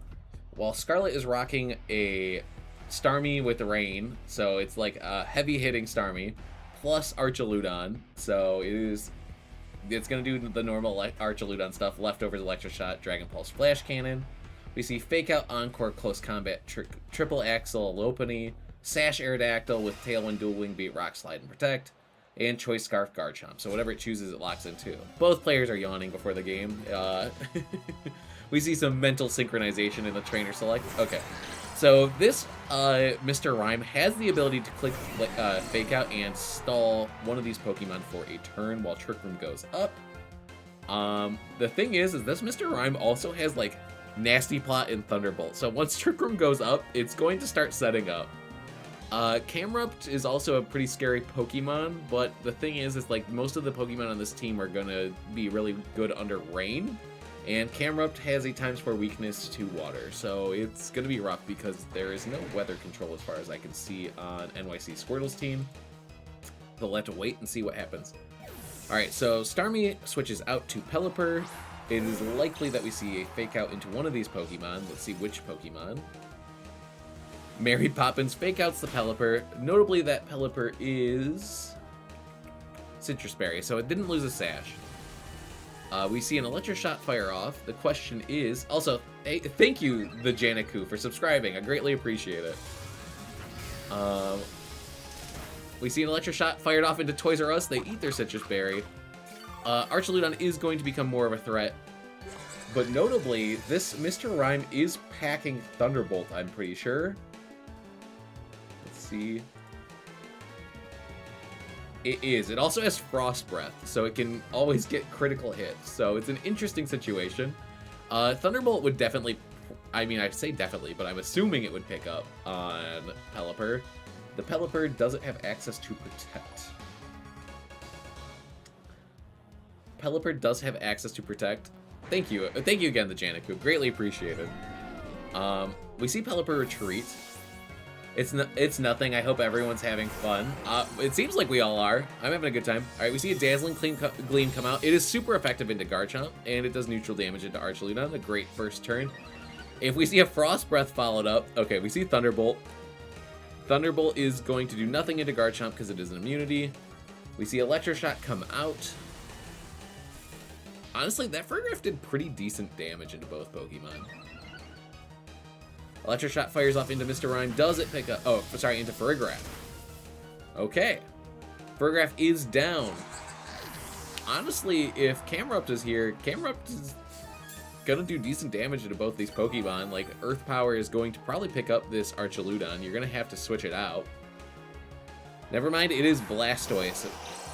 The question is gonna be is, how are these Pokemon trained? If this Blastoise is slower than Archaludon, a big Water Spout would be really, really threatening into both these Pokemon. The Pelipper does have Wide Guard, so it can't keep it. It will not be able to Water Spout indefinitely, but even one could change this game in a big way. This is Scarf Garchomp, so it is either going down or it is getting switched out. So let's see what happens. Alright, Blastoise is going to Mega Evolve. NYC Squirtle's Ace is now Mega Evolving. It does have Shell Smash, so it might be pretty quick. Alright, we see Archaludon Protect. I am imagining the next Pokemon to move will be Mr. Rime. We do see Frost Breath. Okay. A critical hit. Always gets a critical hit with Frost Breath. And now we're going to see... Oh, okay, Aura Sphere. Aura Sphere is a decent play. It's going to get the Mega Launch booster and do good damage into Archaludon. Also, New Fighter 55, thank you for the follow. Greatly appreciated. Alright, I'm imagining the Pokemon to come out will be... Okay, it's Starmie. So the idea here is like, hey, you can only target one. And one of my Pokemon is going to do big... Sorry, you can target both. But you need to use... I'm trying to think how to say this. You need to use both Pokemon to remove either Pokemon. I don't think a Thunderbolt from Mr. Rime or a... Actually... Yeah, okay. Blastoise only has Aura Sphere. It doesn't have Dark Pulse. So basically they have to double a Pokemon to remove it, and both these Pokemon are threatening a lot of offensive damage. I would not be surprised to see... I would not be surprised to see a Water Spout come out from Blastoise this turn. And the question is, who is faster, Blastoise or Archaludon? If Archaludon is faster, this turn could be really dangerous. Alright, we see Pelipper switch in. It is most likely going to take a Water Spout for its troubles. Or actually it might take an Aura Sphere, we'll see. It depends on what this player's trying to go for. We see Frost Breath come out. Does a lot of damage to Pelipper. Pelipper will eat its Citrus Berry. Let's see, is it Water Spout? It is Aura Sphere. That will probably remove Pelipper. No, it does not. Okay, never mind. The Citrus Berry is enough healing to keep it in the game. Alright, Liquidation will remove Mr. Rime, or aka Mary Poppins. And I'm imagining we have 1 to 2 Trick Room turns available here. Trick Room turns are quickly leaving us here. We see Weirdeer come out. That is going to intimidate the Mega Starmie, which means that its damage is going to be still really impressive, but not like as devastating. This is the final turn of Trick Room. The Pelipper does have Protect. Let me check. Pelipper does have Protect. Starmie has Protect. So realistically, the question here is, does Blastoise click Shell Smash on this turn? Alright, we see Starmie switch out. Pelipper protects. What does everybody do? We see a Throat Chop from Weirdeer. Does Blastoise go for Shell Smash? It does. It says, you know what? My turns in this Trick Room are over. I'm about to go fast. Okay. It doubles its speed and its offensive stats, but at the cost of having its Bolt cut in half. So now the question is like, 1, can this Pelipper land an attack into Blastoise? And 2, is it going to be enough to pick up? The Archaludon is leftovers, but I'm imagining like Aura Sphere plus this, or Aura Sphere from this super boosted up Blastoise is probably going to be enough to remove this Archaludon. So the question is, will Weirdeer be able to handle Starmie on its own? Or will Weirdeer be able to handle Starmie afterwards? Alright, so we see a helping hand from Weirdeer. No risks. We're just going for a big... What move? Are we going for Spout? Okay, we see Protect. What move did we see? Water Spout. Here it comes. In the face of Wide Guard says, you know what? I don't think you're going to do it. It's going to do a lot of damage to Starmie too. And by a lot, I mean remove it entirely from this game. Okay. It does not matter that you resist that type, Starmie. You are gone. That's a +2 plus a modifier, plus a 1.5 times modifier. That helping hand plus the Shell Smash made it basically say like, hey, Starmie, you don't even resist this attack anymore. It's just neutral in terms of how much damage it was doing. All right, so Pelipper does have access to Wide Guard, but realistically, like, I think that this Archaludon always has to go for double protect, and then I think you have to either click Tailwind or hope that Pelipper can one-shot Blastoise, which I don't think it's capable of doing unless this Pelipper has max special attack, and even then I don't think it does it. All right, we see Helping Hand come out again. Did we just go for Water Spout or did they click Wide Guard? We see Protect go off again. We see Aura Sphere, and that's going to be the end of Archaludon. Now the question is, does Pelipper pick up Blastoise? That's good information for next game. No, it does a little over half if Blastoise has -2 special defense. Okay, and with this, there was no confusion. I don't see how Pelipper with that low of health gets through both of these Pokemon, but we will see. Maybe this is the little bird that could.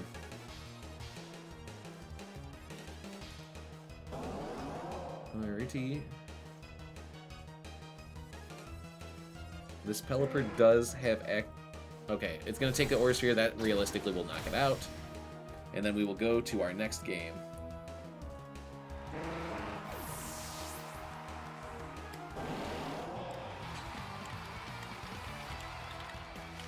Honestly, both players played that really well. What that entire game came down to was the final Trick Room turn. We saw Blastoise was just like willing to not take any offensive pressure and just click Shell Smash on that final turn of Trick Room. If Ursa Queen just swung and just said, you know what, I'm going for it, the game would have probably been it probably would not have been the same game at all. So it was difficult because in the world where Blastoise just attacks, then it might have been a game loss. So it was like a 50-50, and Shell Smash is a crazy move. Alright, so let's see how they adapt. I don't think we see Camerupt come to this game at all because the rain is just so scary for it. But on the off chance that, hey, big Earth Power is a scary move, there is a chance. But I mean, this trainer's NYC Squirtle. They're probably all in on Blastoise. Okay, we do see a switch up, and that switch up is that we have Intimidate this time. It's the Intimidate version of Farigiraf, the normal Psychic that has Trick Room that is slightly different. Okay. So I'm assuming that it's safe. It's probably safe to assume that we see Fake Out come out again this turn. The question is, into who?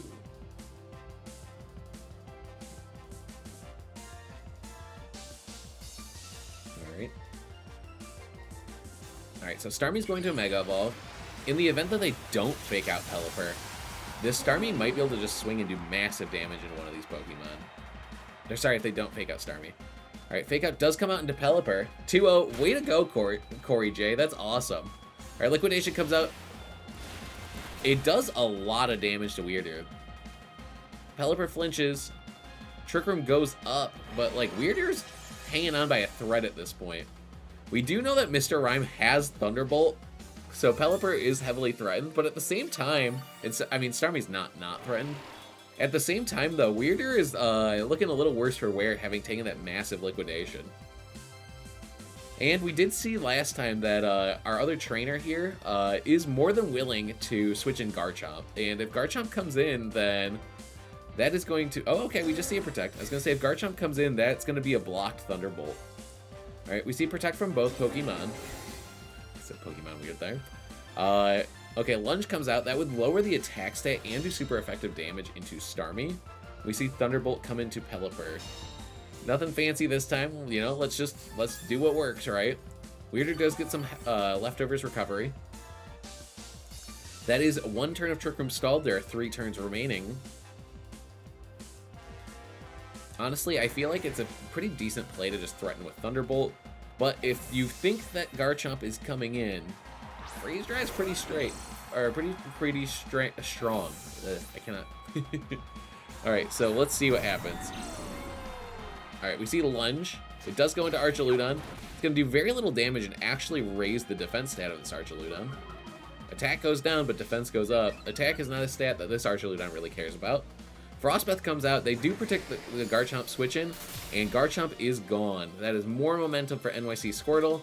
It is a critical hit, but it's always guaranteed to be a critical hit. There's turn 3 of Trick Room, and more healing for Weirdur. Alright. Honestly, Archaludon is not too heavily threatened offensively by these Pokemon. Let me double check that.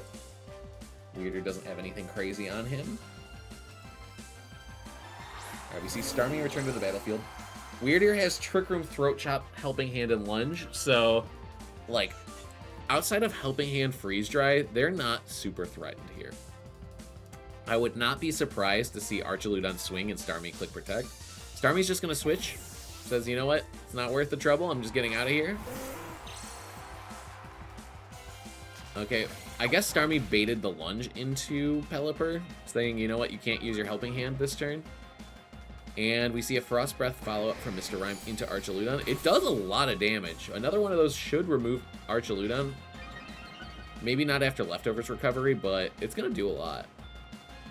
I am putting a little more respect on Mr. Rime's name after after having watched him do this, though. Alright, so we see Archaludon charge up an Electroshot. Electroshot fires off into Mr. Rime. It does survive. It is not thriving, though. Hi, the X Nils. Hi, I want to start VGC and ask me where I can find Pokemon stat points, alignment info. If you go to the Discord, we have a whole resources page. I will link you to it, where you can find all of those things that are very helpful. And you can ask friends too in the Discord to help out too. Okay. So we are quickly running out of Trick Room turns. The reason that Weirder swaps out here is, hey, if we return this Weirder to the back of our party, we will have Intimidate for later, and Starmie is one of the scariest Pokemon. Also, Return to Cinders, thank you for the raid with 18 viewers, greatly appreciated. We are in the middle of commentating a tournament. We're giving feedback and helping players to grow. And thank you for the follow, Squirps. And, oh my gosh, everyone's follow. Oh my gosh. Thank you, thank you, thank you. We got Wimmy Pariah and Return to Cinders. Okay. Trick Room, I think, just ended. Sorry, I got a little distracted there.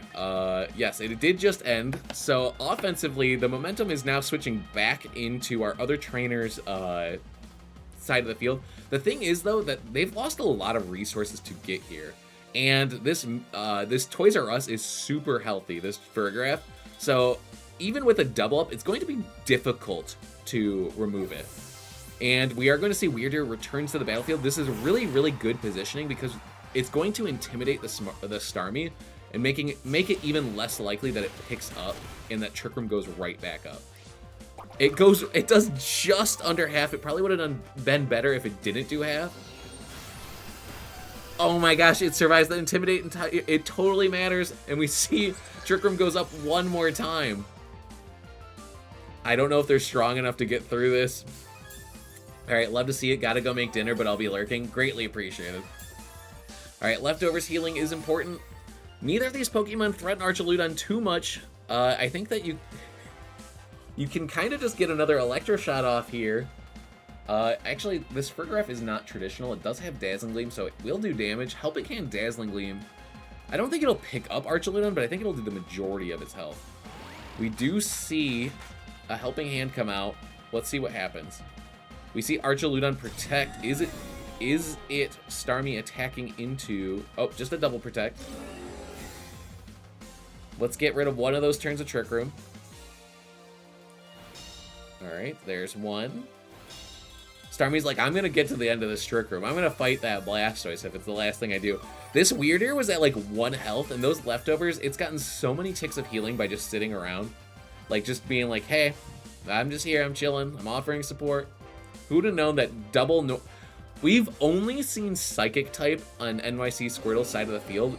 Like, only 3 Psychic types, and they are completely controlling this board right now.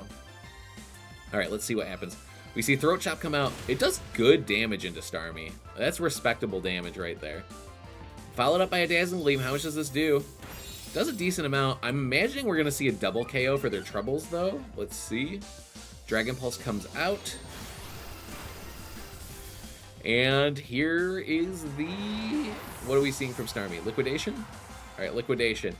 I have a premonition that we are about to see Deja Vu.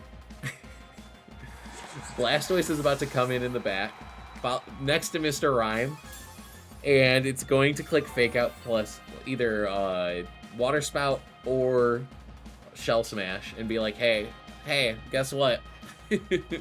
Trick Room might get over again, but I'm here. I mean, realistically, the best play for NYC Squirtle to make here is just Fake Out plus threaten damage with the Shell Shocker, right? We have 2 turns left to Trick Room. Blastoise underspeeds Archaludon. It does have... Actually, I feel like Frost Breath probably does close to enough into Archaludon based on how much it did last time. Mr. Rime might be able to just go the distance here. Also, actually, you know what? Aqua Jet is threatening Mr. Rime, too. So there are a lot of mind games at play right now. The other question is, do we think that Water Spout would be enough to pick up either of these Pokemon from here? We see Protect. What does Starmie do? Starmie also protects. I like that play a lot because I believe the Starmie has Aqua Jet, right? It does, which means that this Mr. Rime is heavily threatened.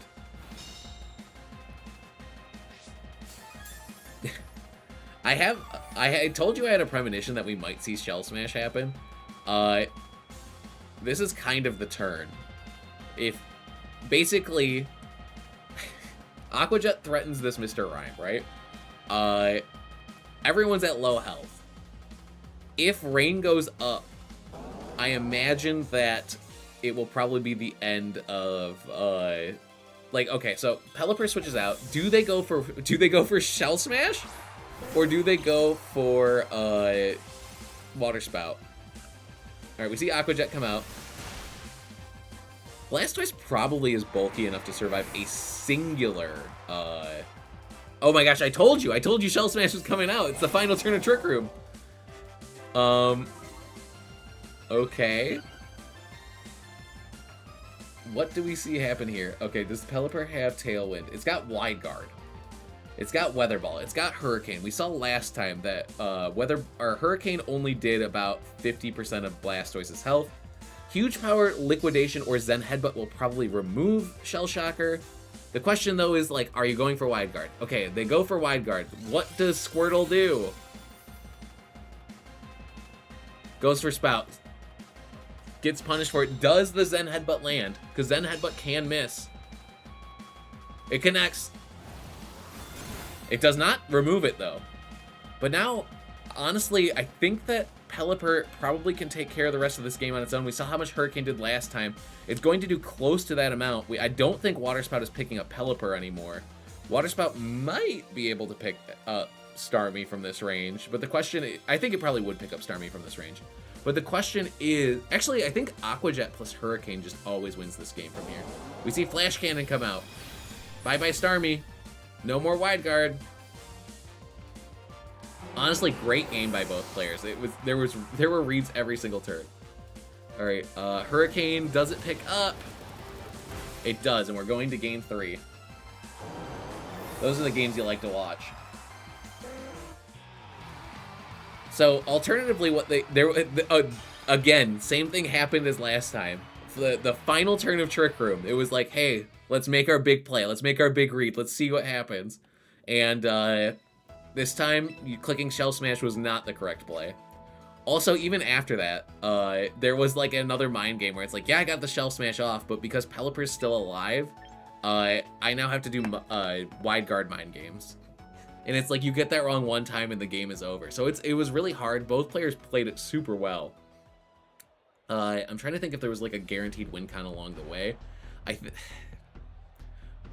think there is a world where you click Water Spout on Blastoise on that turn instead of Shell Smash at the end of Trick Room. Because, like, if Pelipper comes in, we saw Pelipper was relatively unhealthy, and so was Starmie. And I don't think a singular Electroshot picks up Mega Blastoise if it's really slow and, like, really invested in its bulk. Let me double check that, though. I guess that this Blastoise probably has some speed on it because it is a Shell Smash Blastoise. Oh yeah, it's Monday, and oh yeah, it's Pokemag, you know? Always count on Pokemag to show up for a good Monday, right? Alright, Mega Attacker, Archaludon. Let's see. Okay, so... never mind. Maybe Blastoise isn't as real as I thought he was. I thought that Blastoise could take an Electroshot. He cannot take an Electroshot the way I thought he could. Never mind. Whoa, nice teams. Yeah, we're watching some crazy stuff. We're going to a game 3. Hello, I don't speak... I'm assuming that's Japanese. Thank you for joining the stream. I hope you're having a good time. We're watching a tournament. We're watching the 3rd set in the best of 3. We're going to see if there's any change-ups. Okay, so Mr. Rime has kind of been, like, one of the aces of this team. I think that there is a world where we just see Archaludon, like, start charging up Electroshots earlier, because it was just so oppressive last game. I think that it's probably going to be either an attack from Starm. You know what? I could see the double up into Mr. Rime this time, because, like, Mr. Rime is the Pokemon that is threatening a lot of damage onto this team. Like, it's got big Freeze Dries, it's got big Thunderbolts, it's just kind of annoying. Garchomp has come to both games. It has stalled out Trick Room turns, but, like, the Pokemon that is making it hard to stall is Mr. Rime. So let's see if we see a double up into Mr. Rime this time. Or, like, alternatively, we could just see Pelipper switch in and we could see a big Electroshot. Never mind, we do see a switch, but it's not... It is Pelipper, but it's not the spot I thought he was going to switch into. Alright, let's see. If they don't fake out this Starmie, like, okay, I feel like generally players are more inclined to fake out Archaludon, or not fake out Archaludon, because, let's see. They do fake out Archaludon. Hold on, let's see how this massive liquidation, is it enough to remove Toys R Us? It is. Trick Room is not going up turn 1.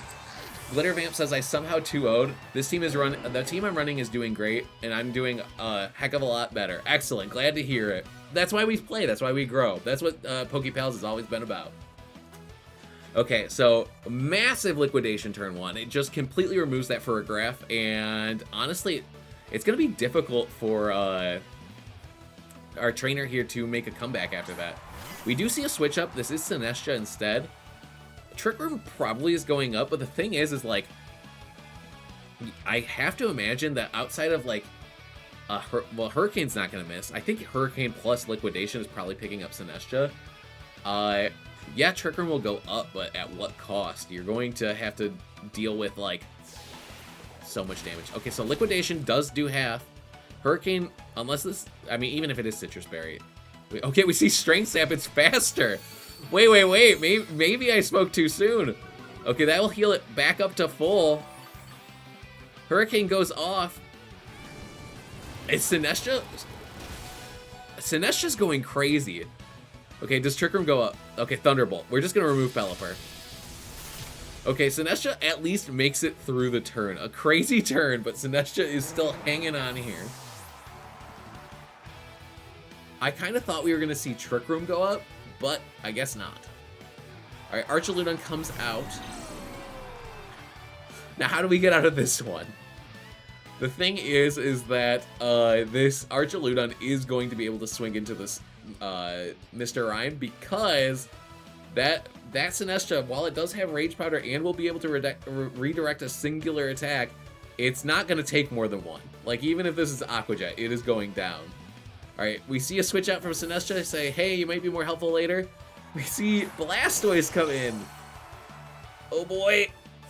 Liquidation into Blastoise does a decent chunk. Did they follow it up with an Electroshot into Blastoise? It is Electroshot. Who's it into? Who is it into? Is it into Blastoise? They call it correctly. It is into Blastoise. Does Trick Room go up? I have so many questions. Frost Breath. It does well over half. Maybe Mr. Rime is the only Pokemon we need here. Mr. Rime will not get any healing because it did not take any damage that turn. I think Trick Room needed to go up. I really wish it would show where Electroshot is targeting. Yeah, I do wish that Electroshot angled itself instead of just firing straight at an angle. Yeah. Okay, so we see... I don't know how Mr. Rime is going to have to deal with both of these attackers that are faster than it. Liquidation comes out. It is enough to remove this teacup. I'm imagining we're going to see Mr. Rime have to tank a +1 boosted Electroshot, +2 now. Mr. Rime, can you take this and then also deal with whatever is in the back? Alright, here it comes. Mr. Rime. He takes it. He's dancing. Another Frost Breath. He's gonna say, hey, you know what? I'm gonna make it a 2v2 at least. Mr. Rime, look out. Mr. Rime, dodge it. Yo. Alright, so Mr. Rime does survive. It gets Shell Bell healing. I don't think that's enough to survive a liquidation from a huge power Starmie. Here comes Lopunny. Oh no, not the star. Starmie has, it's the Shining Star Starmie too, so it's really cool. The battle ends in a forfeit. Mr. Rime at least brings its opponent to a Final Mon revealed situation, but it's not enough to end this game. I think the reason it doesn't angle is so that it doesn't show which slot is being targeted when it has to charge. That's interesting. I feel like it used to do that in Scarlet and Violet, like it used to show, but it didn't show during the charge animation. It is interesting though. Also, thank you everyone for the raid and the follows. That was a good set. We still have a few games that are ongoing for round 2 of our tournament, so we're gonna pop in and see how some of them are looking. It wouldn't show during charge, but would when attack. Yeah. All right, let's see. We are going to jump into this set of Escanor versus Weeaku. Let's see. 24, 27. Oh, gotta check my posture. Oop, no. Okay, 1, 2, 8, 7, 2, 4, 2, 7. Joining the room. All right, let's see. Okay, so checking team sheets. One is a Rain Meganium team with Tinkaton, and the other is, I click spectate, and the other is Blastoise Vivillon with Eternal Flower Floette. All right, let's see what's going on here. All right. Also, what kind of Vivillon is this? This is Focus Sash. Oh, it looks like we're jumping right in at the beginning. Perfect. It's just bad programming. It never does the angle correct for other moves. It used to in Scarlet and Violet, and some moves I feel like do. Okay, so Tinkaton Pelipper, they're threatening Fake Out, and they are threatening big ol' flower damage from that Eternal Flower Floette. Let's see, this is Sash Pelipper, so I could see a world where we see Fake Out from Tinkaton plus Tailwind. Also notably, this Pelipper also is packing Wide Guard, so Floette does retreat, into Incineroar. The Incineroar is going to get Intimidate off, but notably, oh, okay, also in Protect. Do we see Fake Out plus Tailwind? We do see Fake Out. What does Pelipper do? We do see Tailwind. All right.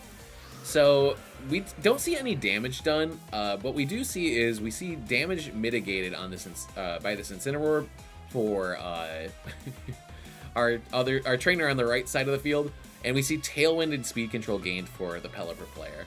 Notably, because of Fake Out and no Protect on the Pelipper, it is probably going to sleep this turn. Tinkaton can do damage. Oh, actually, you know what? If they don't Fake Out Tinkaton will Encore that Vivillon into Protect, so Pelipper probably is going to lose a Sash this turn, but it looks like it's probably going to be another turn of not a lot of damage being done, but board control being exerted. Alright, Tinkaton does retreat. Meganium enters the battlefield. It seems like a good opportunity for it to do so. We do see Fake Out come out into Meganium. And Pelipper launches a big ol' Weather Ball into this Incineroar. Is it enough to pick up? It is. Okay, kind of a reason why I thought it might be valuable to Fake Out the Pelipper there is that Pelipper can't click Protect. Notably, Pelipper is now asleep, so it is less threatened. I do think having that Incineroar would have been a better resource for later in the game, though, especially because you know that your opponent is packing both Meganium and Tinkaton. Now, Tailwind is up for the Pelipper player. This Meganium is also kind of just chilling here. I think that Tinkaton will probably make its reappearance sometime soon here. But the thing is, it's like, this This Vivian is probably going to be able to get Tailwind off, provided it has it. It does not. Okay, never mind. We're just probably going to see big damage coming out from this Floette right now, though. Yeah, big bird KO. Does this Floette have Light of Ruin? It's got Calm Mind, so we might see this Floette start to set up. Also, this Vivian has Hurricane, so we might see a double up into the Meganium spot. The only thing is, though, if that happens, then we will probably see Tinkaton make its return. Alright, Weather Ball. It's going to be Fire-type damage into this Vivian. It's going to do a lot of damage. Pelipper stays asleep. I think that was its first turn of sleep, so it's guaranteed to stay asleep that turn. Let's see what happens. We see Sleep Powder. Pelipper is still asleep. Pelipper was guaranteed to be asleep. I think that the idea there was, hey, I'm going to catch a Tinkaton switch in. But right now, our trainer on the right side is losing a lot of resources. Calling that incorrectly means that not only is Tailwind still active for the Pelipper player, but now it's not going to be able to be removed this turn, because you're going to have to swing twice, and we saw Meganium outspeeds Vivian. So this Floette is looking more and more threatened each turn. You can't switch out your final Pokemon in the back, but it might not be a Pokemon that wants to take a fire move. I mean, if it's Blastoise, that probably won't care too badly. We do see Vivian Protect. Vivian is likely the fastest Pokemon on this side of the field. We see Floette Protect. I honestly am really surprised by that play. You got Calm Mind up. Floette is a very specially bulky Pokemon. I think it would have been fine to swing with Floette that turn or click Calm Mind again. But the player opted not to do so. Hey, thanks for the follow, Arpanini, Arpanine. Arpanine. Greatly appreciated. Okay, so now Pelipper is asleep. It won't wake up until after Vivian's turn. They can use Hurricane and Dazzling Gleam or Hurricane and Moonblast to remove Pelipper, but at that point you're just letting Tinkaton back in for free. I think you did need to attack with, did need to attack with Vivian earlier in this game, and I think that because they did not do that, they've lost a lot of momentum. Who that final fourth Pokemon is could really shape how this game goes from here. Let's wait and see. Okay, Pelipper did wake up. It does go for Wide Guard. Because it did go for Wide Guard, it is susceptible to being put to sleep this turn, so let's see what happens. Alright, they go for Hurricane. Do they go for Moonblast is the next question. Alright, it is Draining Kiss. Pelipper is looking like a snack. Did they remove Vivian? Okay, they do remove Vivian.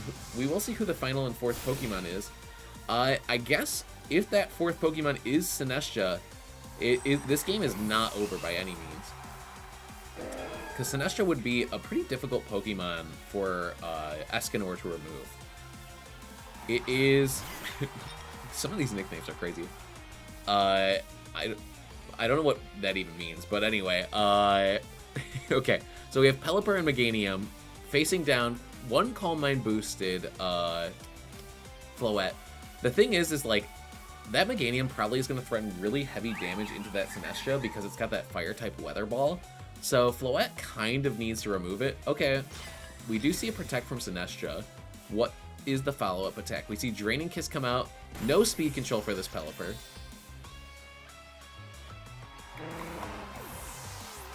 Alright, we see Weather Ball come out. But actually, I don't know how fantastic of a play this is because...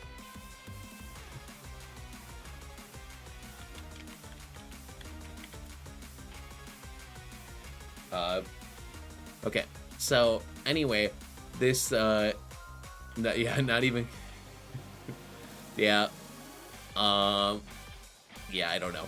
Anyway, it's used in birth control. Okay, interesting. Okay, so Tinkaton realistically can click Fake Out into Floette this turn. Floette can Protect, but then you just Weather Ball the Sinestcha, and then Tinkaton's gonna swing into the Floette the following turn. So it's kind of a rough turn because you went for Protect the following turn. Sometimes you have to be proactive with what your protects. Okay, sometimes you have to think in advance about whether, like, a Protect might be okay that turn, but you have to think about the following turn. Is it going to be good to have Protect online for the following turn? Because, like, yeah, you did block a Weather Ball, but, like, you could have just attacked into Meganium that turn. And we saw Pelipper did not have Hurricane online either. So, we do see a Protect from Floette. I think, realistically, the best play for Tinkaton... Oh, okay, never mind. They just go for Gigaton Hammer. Weather Ball, can it survive this? That is the question. It does not survive this. I think that this Floette now has its work cut out for it. I think you needed to go for a double Protect on that turn, then use Rage Powder on the Floette, have your, use Rage Powder on the Sinestcha to redirect attacks away from Floette, have Floette remove the Tinkaton, then Floette can probably deal with, let's step this through step by step. I think what you needed to do was go for double Protect. If you land the double Protect, then you can use Rage Powder on the Sinestcha. Then Floette will remove Meganium. And Tinkaton's not a particularly offensive Pokemon. It does have a really good Steel type attack, but that's not doing a ton to Sinestcha. So the real problem here is that you let your Sinestcha go down, which was your piece that keeps your Floette safe. So now that your Floette is not safe, it is eventually probably going to have to take a Gigaton Hammer for its troubles. And I actually say that with a lot of confidence because this Tinkaton has Encore, and Tinkaton is a pretty fast Pokemon. So in the event that Tinkaton clicks Gigaton Hammer into Floette, that's going to do a ton of damage into it. If it clicks Protect, realistically, Tinkaton probably is going to outspeed this Floette, and then it will get Encore. Gigaton Hammer comes out, it smashes that hammer down, and that's going to be the end of this game. Alright, let's see, is it the end of our tournament? No, we have at least one more game going on. Let's see, we're going to jump in on the final game.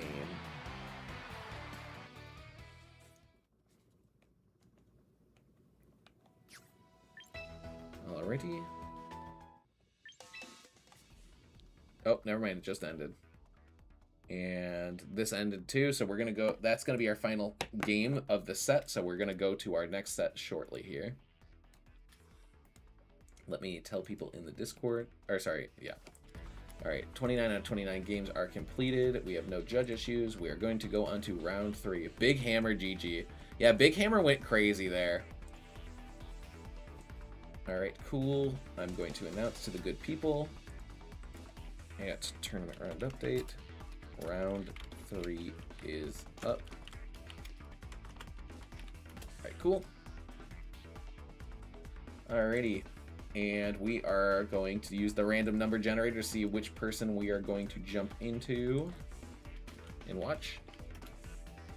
And there are currently 25 sets because one person had to buy. So let's see. Random number generator says we are going to visit number 7. Number 7 is going to be Gengar's Grin versus Yukizan. Gengar's Grin is already in there. Gengar's Grin is running, surprisingly, no Gengar. It is, why don't I just show it on the stream? This is what Gengar's Grin is running. Hold on. Okay. Gengar's Grin is running Charizard, Glimmora with Fairy Feather, Whimsicott with Fairy Feather, Chople Berry Kingambit with 4 attacks, Basculegion, pretty standard set with Mystic Water though, Citrus Berry Garchomp, and Focus Sash Glimmora. And then they're up against Yukizan, and Yukizan is running a Floette team with Sableye, Rain Dance, No Item Talonflame, Mystic Water Basculegion, Archaludon, and Vivian. Vivian has been popping up in a big way. Gengar fraud. Oh my gosh. I don't know if we can call him a fraud. He's 2-0, but yeah, Gengar got benched though, it looks like. It's hard being a Gengar fan in a Charizard world. Also, like, it's funny because, like, Charizard has just been so popular lately. Like, I feel like when I first got into VGC, I was like, oh, Charizard's probably not that good. His stats are, like, okay. And I feel like every single game I've played, he's found a way to be relevant. Like, Dynamax, he was very good. Scarlet and Violet, he had his time. And then now, like, right off the rip, he's good. We live in a Charizard world. Alright, Gengar's Grin is here. I can't imagine Yukizan's not gonna... Yukizan's probably gonna be here because they're 2-0. Generally, when you see someone drop out, it's after they've had a loss or two, so... Let's see... Thank you for the follow, Hella Ninja. Greatly appreciated. Also, guys, it's been crazy. Like, the amount of support I've been getting from all of you, it's been so much fun. I enjoy streaming. I enjoy doing this every Monday.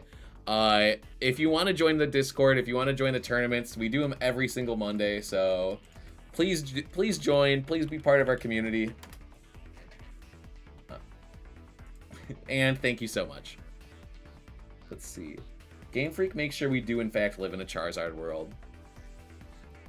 I am waiting for like the next set of megas to come out and be like, oh, by the way, this Pokemon has Mega Drizzle. Oh, I did. Oh, wait, no, never mind. I thought I saw a notification and I'd love to join a tour. Squirps, or I don't know if it's Squirps or Squips.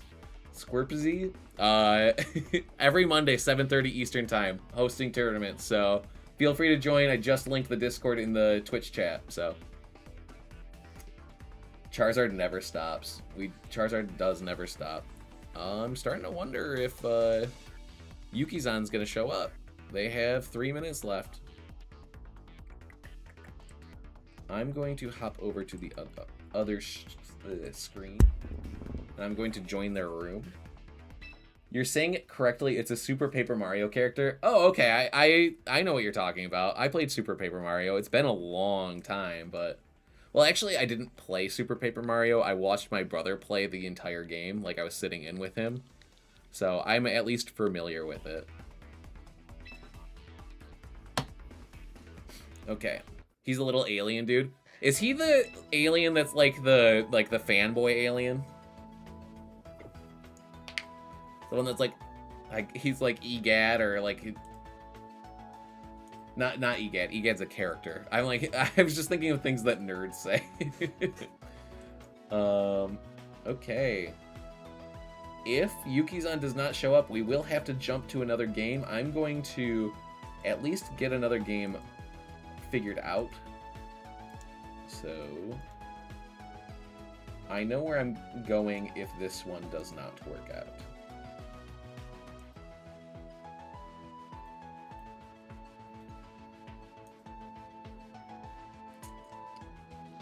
Let's see,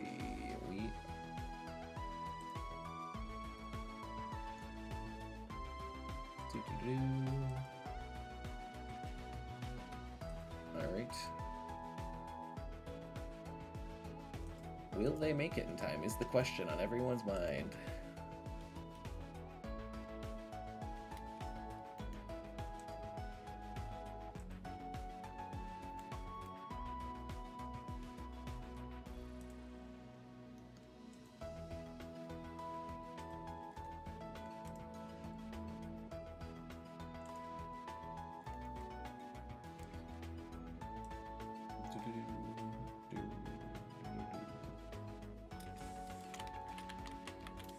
Oh, Gengar's Grin won. They didn't show up. Never mind. Okay, we are jumping to We Are Toast versus Little Potato. Okay. Enter room 16518505.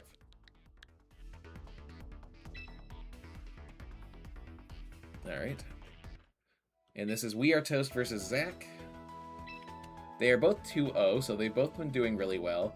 We Are Toast is using a more standard Glimmora Charizard team, whereas Little Potato is using it is a Charizard team, but this one is more of a Sylveon Dragonite Choice Scarf Basculegion team. Alright, so it looks like the game's already been going for a little while. It looks like Whimsicott has already gone down on Little Potato side of the field. Dragon Claw goes off into Garchomp, and now we are looking at a 3 versus 3 game. Whimsicott has already been on the side of the field of Toast. So, oh, okay, Earth Power comes into Garchomp. That is read correctly. Let's see, is Tailwind up? We did have to join this one a little bit late.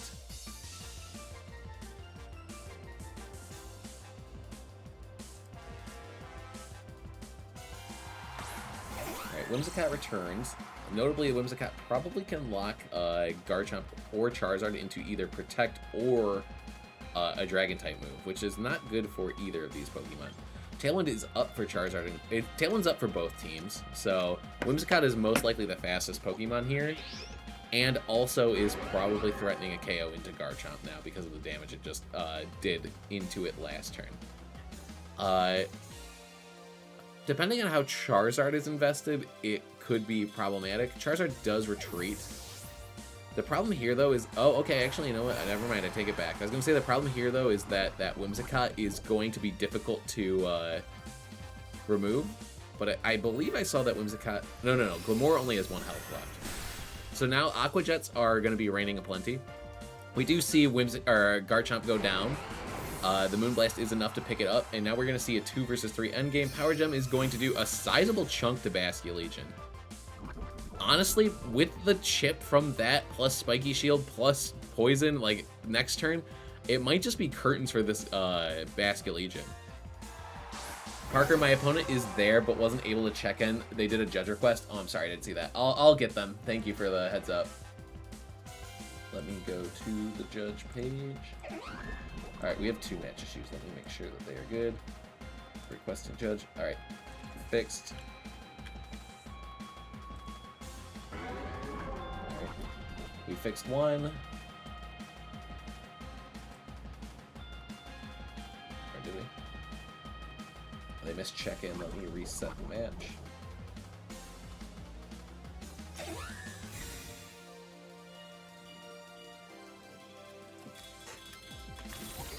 Alright, let me see.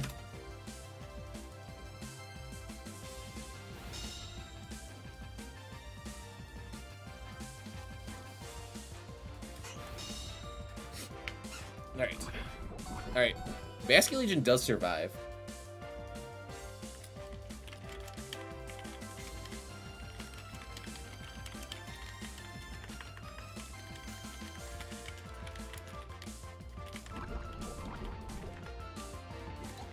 Okay. Sorry, I'm doing some judge stuff. Okay, Aqua Jet does connect into the Glimmora. It is going to be Charizard versus the world here, though, and realistically, they probably are going to set Tailwind on this Whimsicott. Yep. The question is who's that final Pokemon, and my gut is telling me it's probably the Basculegion of their own. Heat Wave misses the Whimsicott. Sunlight fades. Things are looking pretty bleak here for Charizard.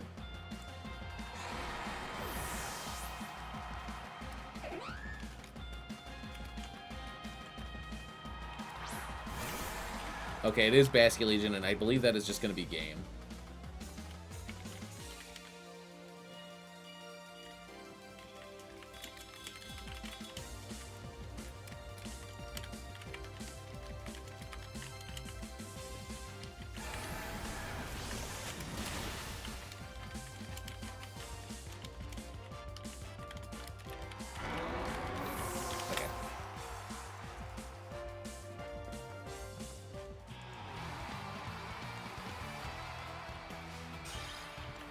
Alright, and that is game 1. A fellow Azumarill admirer, gotta love it. Okie dokie.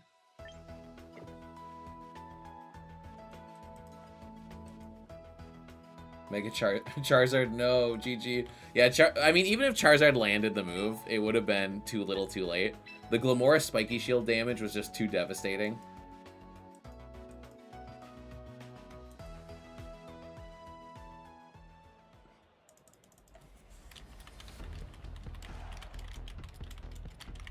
Also, I can see a chair in the back of my stream, and it's just like we're pitting Basculegion right now.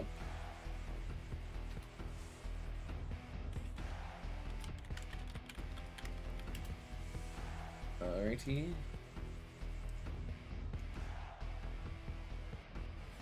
Okay, now I can give this my full focus.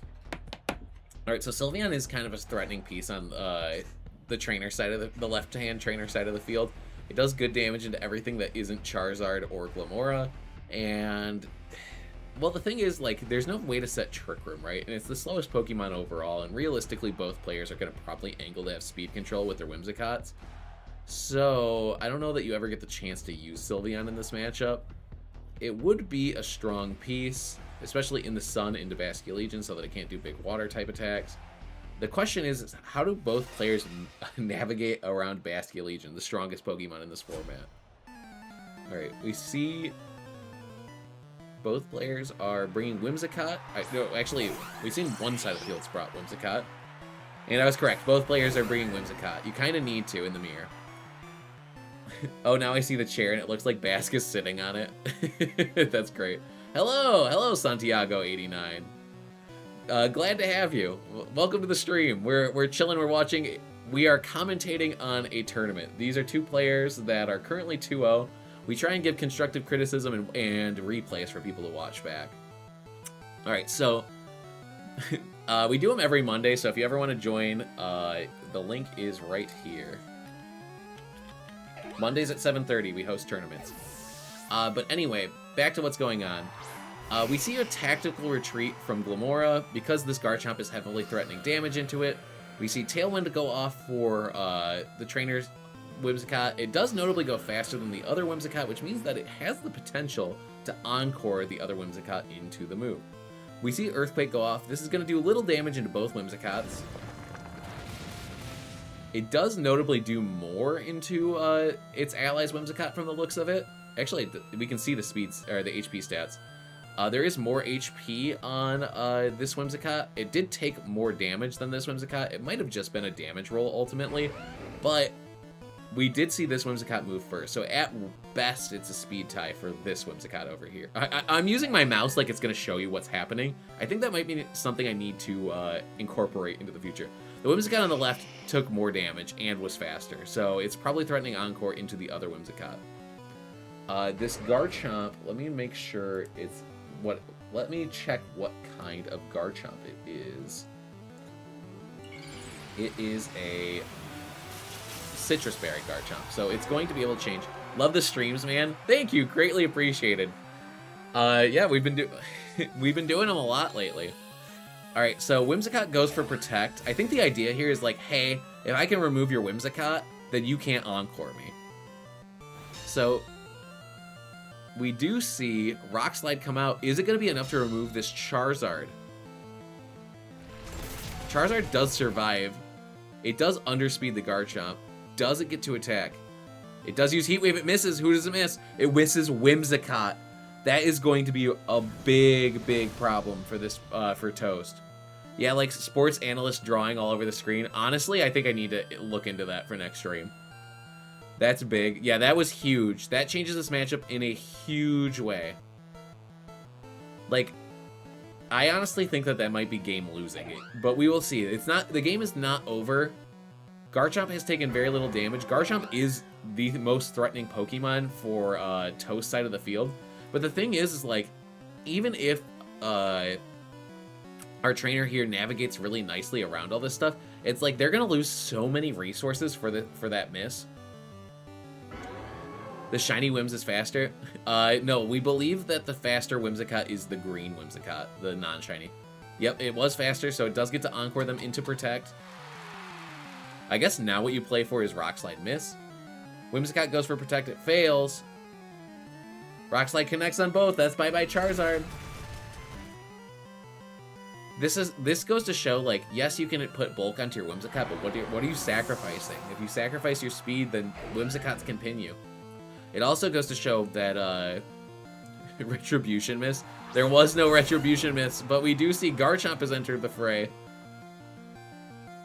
The question is, though, if the final Pokemon on our left-hand trainer side of the field is Bastion Legion, how is Toast going to manage that? Because they're going to lose a lot of resources here. Like, Earthquake is not going to do good damage into Whimsicott. Whimsicott can hit with super effective damage into Garchomp.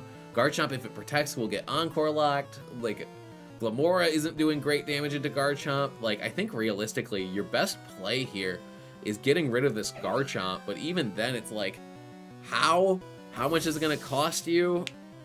Okay, Glimmora does enter the battlefield. If Earthquake comes out, it's going to be really rough. Protect comes out. We're going for repositioning. I don't know how much I love this. Moonblast comes out. What do we see Garchomp do? Dragon Claw. Both into... Okay, Whimsicott... Or sorry, Glimmora does get in for free. But it's like, hey, what are we doing this turn? Because I think what we're doing this turn is we're encoring your Garchomp and we're clicking Earthquake. And then you're just losing so many resources. And it's like, if you Spiky Shield with your Glimmora, it's like, that's getting encored. It's like, every turn we're just slowly, like, we're moving inches forward for Trainer, and Toast is getting no momentum for their problems.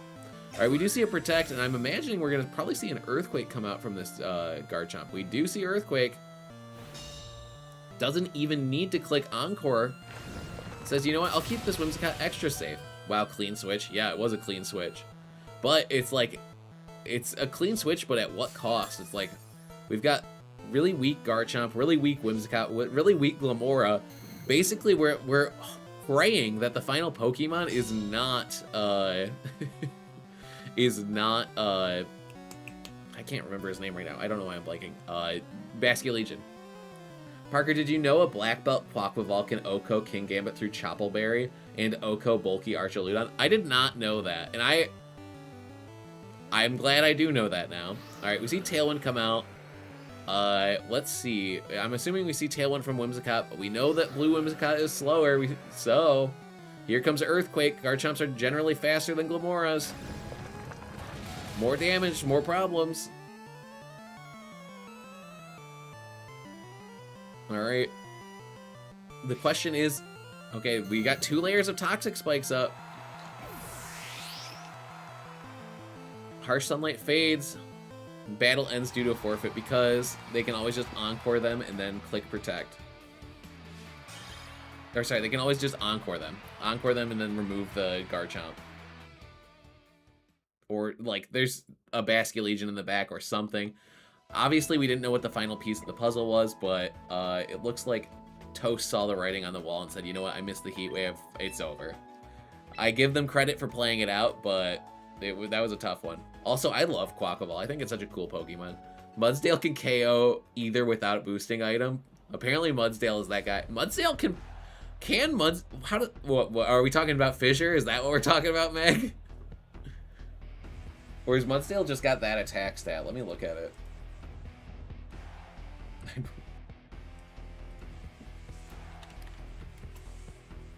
Let me look at Mudsdale's attack stat. Mudsdale does... Mudsdale has 125 attack. Okay. That is a horse. Game 3, let's go! Yeah, you do love to see a Game 3. You don't love to see missing the Heat Wave and just clawing and hoping and praying that something's going to work out for you. Both players played it really well.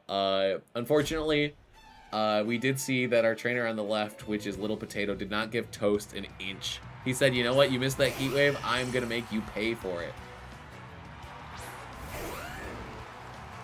Alright, so we see same leads from both sides. We know for a fact that the Whimsicott on the left is the faster Whimsicott. We also know that Charizard did survive Rock Slide, but I don't see any reason why our players don't just click Tailwind plus Rock Slide again. Like, it just seemed so strong last time. So, I guess there is a world where you click Tailwind and you switch your Charizard out to something like a Kingambit. Like, that wouldn't be a terrible play, but instead it said it's time to remove this Whimsicott. There is also a world where Rock Slide misses this time, you know? Alright, Tailwind comes out from Whimsicott. Let's get windy. Alright, we see the return Tailwind from Whimsicott. We know Garchomp is faster than Charizard. Here come the rocks. Rocks land. Charizard survives. Let's see what happens next. Heat Wave comes out. It does connect. Whimsicott has Sash, but it's so... We've gotten mostly through the Whimsicott blender. But there is still one more thing.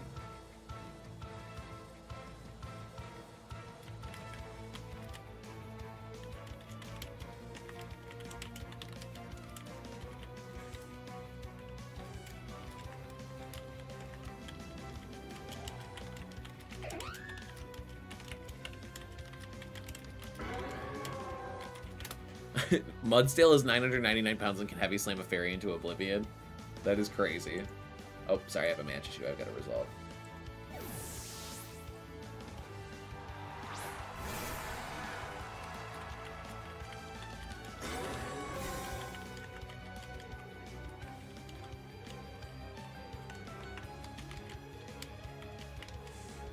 sorry, I was having a match issue that I needed to resolve.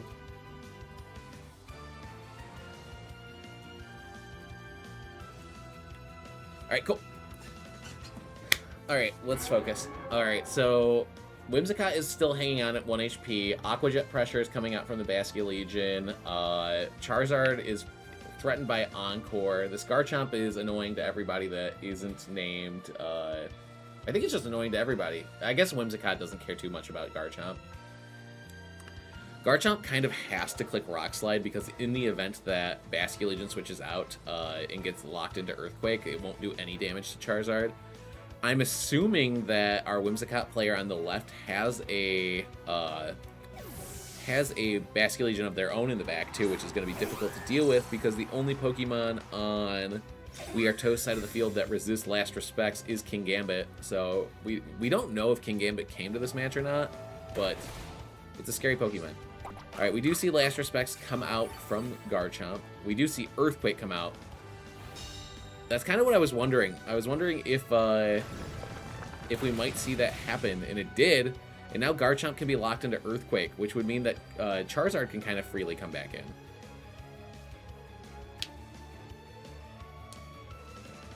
Alright, let's see. There is a world where you click Last Respects into Whimsicott this turn because there's a decent probability that that the Basculegion comes in to resist the Aqua Jet. I guess any of the remaining Pokemon on our left-hand trainer side of the field will do decent into Aqua Jet. But the question is, how valuable is your Whimsicott in this endgame? Who the final and fourth Pokemon is for Toast, and I have to imagine it's Garchomp or Basculegion because Glimmora is usually more of a lead Pokemon, but we will see. All right, Charizard of their own. So it looks like we've seen 3 out of the 4. Last Respects isn't doing too much damage because... Oh, see, they did do it, though. Last Respects isn't doing too much damage, though, because it... I cannot think. It is... No Pokemon have taken a KO yet.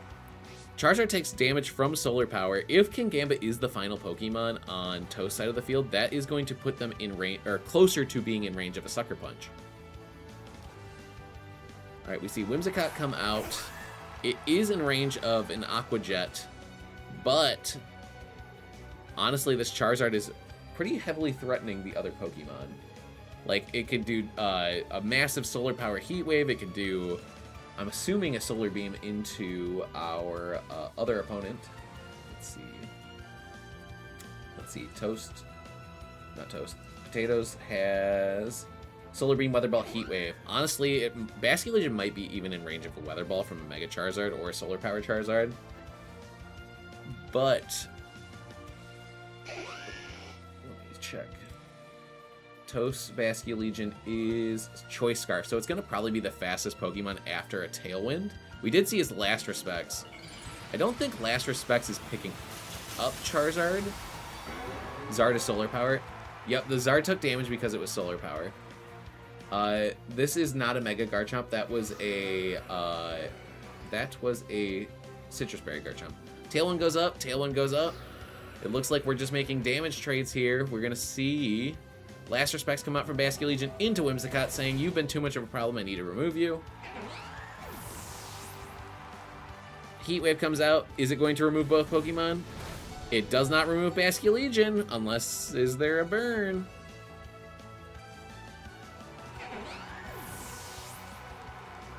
No burn, Sunlight fades, which means that this would be a perfect opportunity for a Charizard to make itself known. Who is the final Pokemon on the trainer side of the field? We see Charizard enters, and Basculegion also enters. All right, notably, Little Potatoes Basculegion is also a Choice Scarf Basculegion. All the Pokemon are so low right now, with the exception, or sorry, all the Pokemon on Toast side of the field are so low. Charizard and Basculegion are probably both in range of Last Respects, but Charizard's probably also in range of Aqua Jet. So, let's see. Last Respects does come out. It comes out from Toast Basculegion is faster, while while our trainer on the left does have the faster Whimsicott. It appears at least that this time Toast has the faster Basculegion. Both Pokemon go down to a Heat Wave. Now the question is, who is the final Pokemon? If it is Glimmora, it is probably going to be able to deal with this Charizard no problem. If it is Kingambit, that might be another story. Garchomp also probably would do really well. It is Glimmora. The Pokemon that couldn't do a lot in the first two games, in the second game, is now showing, hey, I'm the answer to this problem. I have been waiting in the back. Yes, you have Heat Wave, but I have a Focus Sash. Yes, you have Solar Beam. It does not matter. I can take a Solar Beam. It does not matter that you are faster. I'm going to shoot a ×4 super effective Power Gem at you, and it is going to be enough to end this game and end our Game 3 situation.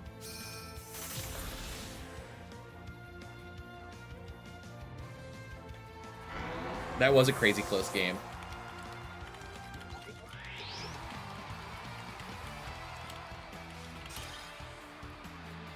Alright, that was a very close game, and with that, We Are Toast is going to move on to the next round with a 3-0 record. Congratulations to Toast and Little Potato. Good job playing your heart out. That was a very close set. Very scary on both sides. Alright, let's see. Is anyone still playing that would like us to spectate them? It looks like about half of our rounds are done. We're going to pop in on the Dodge Man. We're going to see...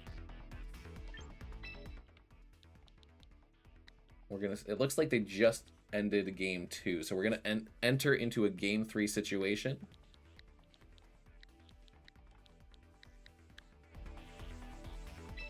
Alrighty. Joining the room, spectating. Cool. That was a crazy close game, Meg, you're right. Battle's already ended. It looks like they're about to start our next game, so we have to give them a second. So Dodge won game 1. C. Sullivan won game 2. Sneaky Glimmora. That Glimmora did go crazy. That was a very close game. Toast versus Potato, which was the better snack. That's top tier commentary right there, Meg. I missed Heat Wave on game 2, and that came down to the speed tie because faster Zard than mine. Oh yeah, we were watching. It was a crazy set, Toast. So if you want to watch it back, we will be here for you. John is playing with the Frostlass team that I believe, was it wasn't VR, was it, that it did well in? I think it was the, like, international. Or not the internet, like, it was the other tournament. I can't remember what it's called off the top of my head. But anyway, John is rocking, let me talk through it. John is running Mega Frostlass with Aurora Veil Blizzard Shadow Ball, and this is Sash Cleavor, so it can take at least one hit. That, as you can see, is a White Herb Sneasler, so it is going to get unburdened by that Intimidate. So it now has the fastest one. It was the VR winner? Okay. Shiny Cleavor. Shiny Cleavor gives me, like, grunty energy. Like, if you've ever played Banjo-Kazooie, that's just what it makes me think of. Alright, so this is a Sash Cleavor. It doesn't want to take multiple hits, but, like, that Incineroar is looking like a prime Stone Axe target. We might see a Fake Out plus Stone Axe. Kyle Animus team. Oh, is that what it is? Banjo-Tooie was the first video game I ever played. Razor, the first video game I ever played was Banjo-Kazooie. Parker lore. The first video game I ever played was Banjo-Kazooie, and if you've ever played Banjo-Kazooie, and you lose, your sister gets captured by the witch and turned ugly, and it always scared me and made me cry, and I like leave the room, and my dad was like, if you want to be a real man, you gotta play until you win. You can't get afraid of things. So, my scary game, the thing that helped me conquer my fears was Banjo-Kazooie. WR winner was Scarf though, but I don't see why though. Mega Arrow does the same rock damage, although more and faster. Just wondering what makes Cleaver stand out. I think it's probably just the Stone Axe makes it really difficult for Charizards. Metal Cleaver versus Shiny Cleavor. That's so true. Alright, so Cleaver's facing its brother from the future. Right now, I wouldn't be surprised to see Incineroar come back at some point. All these Pokemon are looking like prime close combat targets. LMO, yes, that game was wild. Thank you. I'm glad you guys agree that the game was wild. They're all looking like pretty prime close combat targets. Cleavor is probably in range of Bullet Punch. We'll have to see if anything happens here. If we see it protect, if we see it close combat. Alright, Instant takes damage for its trouble. Does get an Intimidate off. Thank you for the follow, Crusader. Greatly appreciated. We see Mega Scissor come out here. Kazooie was great. Nuts and Bolts doesn't exist, though. Nuts and what? I don't know what you're talking about. Cleaver has Feint. Says, you know what? I'm going to take all the chip I can get. We see a close combat. It is at -1. Is it enough to pick up? It's not going to do more than half. Scissor now is facing down 2 Pokemon. It has Swords Dance up. And Fake Out is online. So this Scissor is just getting scarier and scarier. Honestly, I think either Pokemon is probably in range of Bullet Punch, and I don't know if either Pokemon is in range of picking up with Close Combat or Stone Axe right now. Like, it's going to be close.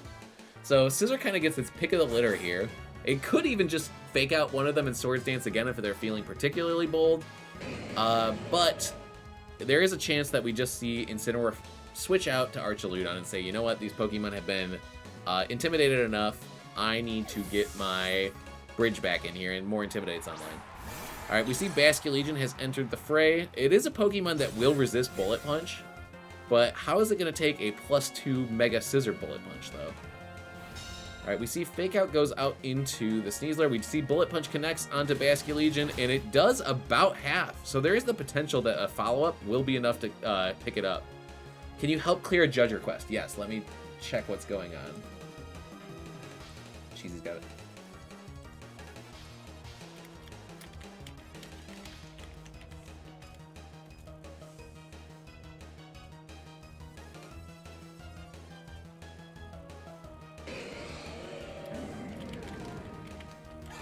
Thank you for the follow, Kingler. I greatly appreciate it. Oh, the Indeedies are for following me. I just got that. That's cute. Yeah, it plays the follow me music too.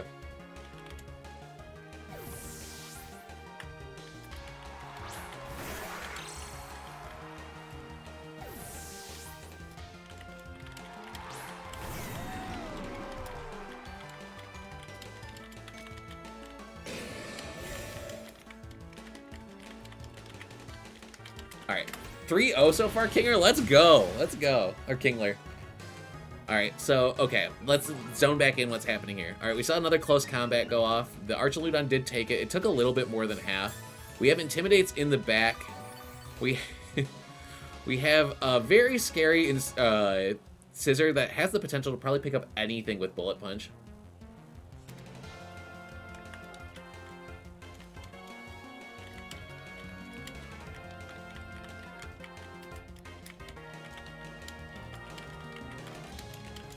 Alright.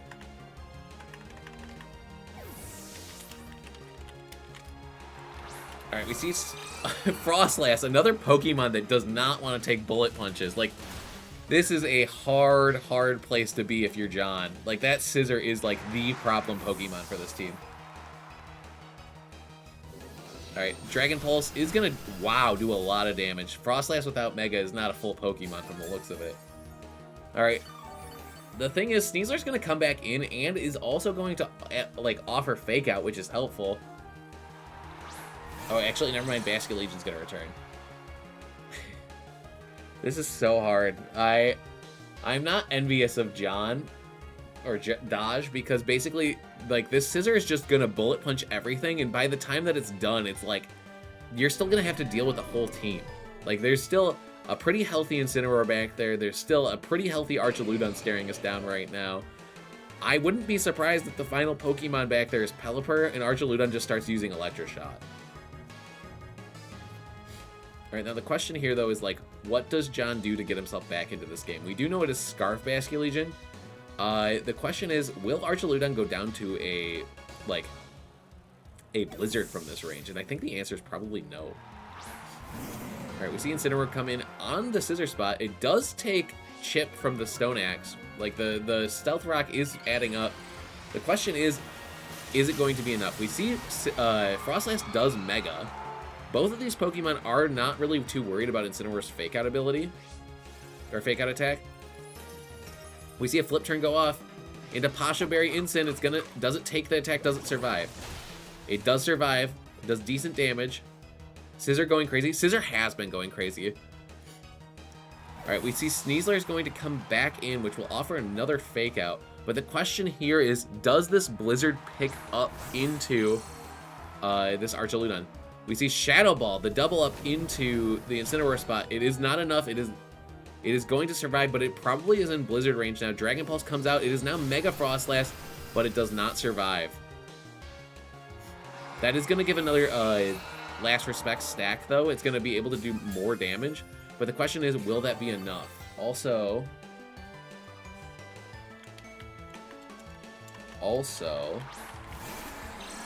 let's see. What kind of Basculegion does John have? John has... This is a Scarf Basculegion, so whatever it locks in for good. I'm assuming it's probably going to lock into Last Respects here. Last Respects will pick up Incineroar, and also Close Combat probably will pick up Archaludon. Let's check how many stacks Archaludon has. It's got 1. I think that Close Combat will be enough. Like, I'm pretty confident. Let's see. Or actually, was I looking at the right? Let's see. This is a... Yes, this is a Scarf Basculegion. Alright. Close Combat. Okay, so Archaludon does protect. It is going to get another leftover stack. I don't think Aqua Jet would have KO'd. Oh yeah, they also have Fake Out online. Last Respects does come out into the Incineroar. I also don't think Aqua Jet would have KO'd. The other thing to note is, like, Scizor is not fully resisting Rock type moves, so that the chip from the Stealth Rock is going to be impactful. Like, it is going to put it in range of... I mean, it was probably in range of anything anyway, but it's certainly going to be in range now. And also, because Basculegion is not... the Scizor is no longer at +2. The Basculegion is not threatened to go down immediately to the Scizor. Alright. It looks like John may have found his way back into this game, and it looks like maybe switching Scizor out when it was at +2 may not have been the correct play. Scizor cannot switch out again. It looks like Stealth Rock will be enough to take it out if it goes out and back in. Archaludon is pretty heavily threatened by this Close Combat right here. The question, though, is could a Bullet Punch go crazy and remove a Sneasler? Is there, like, a chance that a critical hit could happen? Is there a Pokemon in the back that could be worth switching into, like a Sinestro? Would a Sinestro might be able to move this Archaludon into the realm where Close Combat would not pick up. So, but if that's the case, this game just starts to get so much more scary. Also, I kind of question whether Bug Bite from Scizor would pick up into Basculegion. I think people aren't used to playing against hazards in VGC. It's definitely not a common thing. Alright, we see Bullet Punch come out. Alright, let's see. Last Respects comes out into who? It's into Archaludon. It's not enough to pick up. Does Sneasler follow up on this Archaludon? It does. They were angling in a way where it's like, hey, if this is Sinestro coming in, I can take care of you. But now, if Sinestro comes in against next to Scizor, can we deal with him? I guess Last Respects would... Actually, I'm just trying to think. I was like, would Bullet Punch pick up? Okay, it's Pelipper. Pelipper is a hard Pokemon to remove here, too. Actually, it gets a lot less hard to remove when it takes Stealth Rock from coming in. Last Respects probably picks up Pelipper from this range. Is this a bulky Pelipper?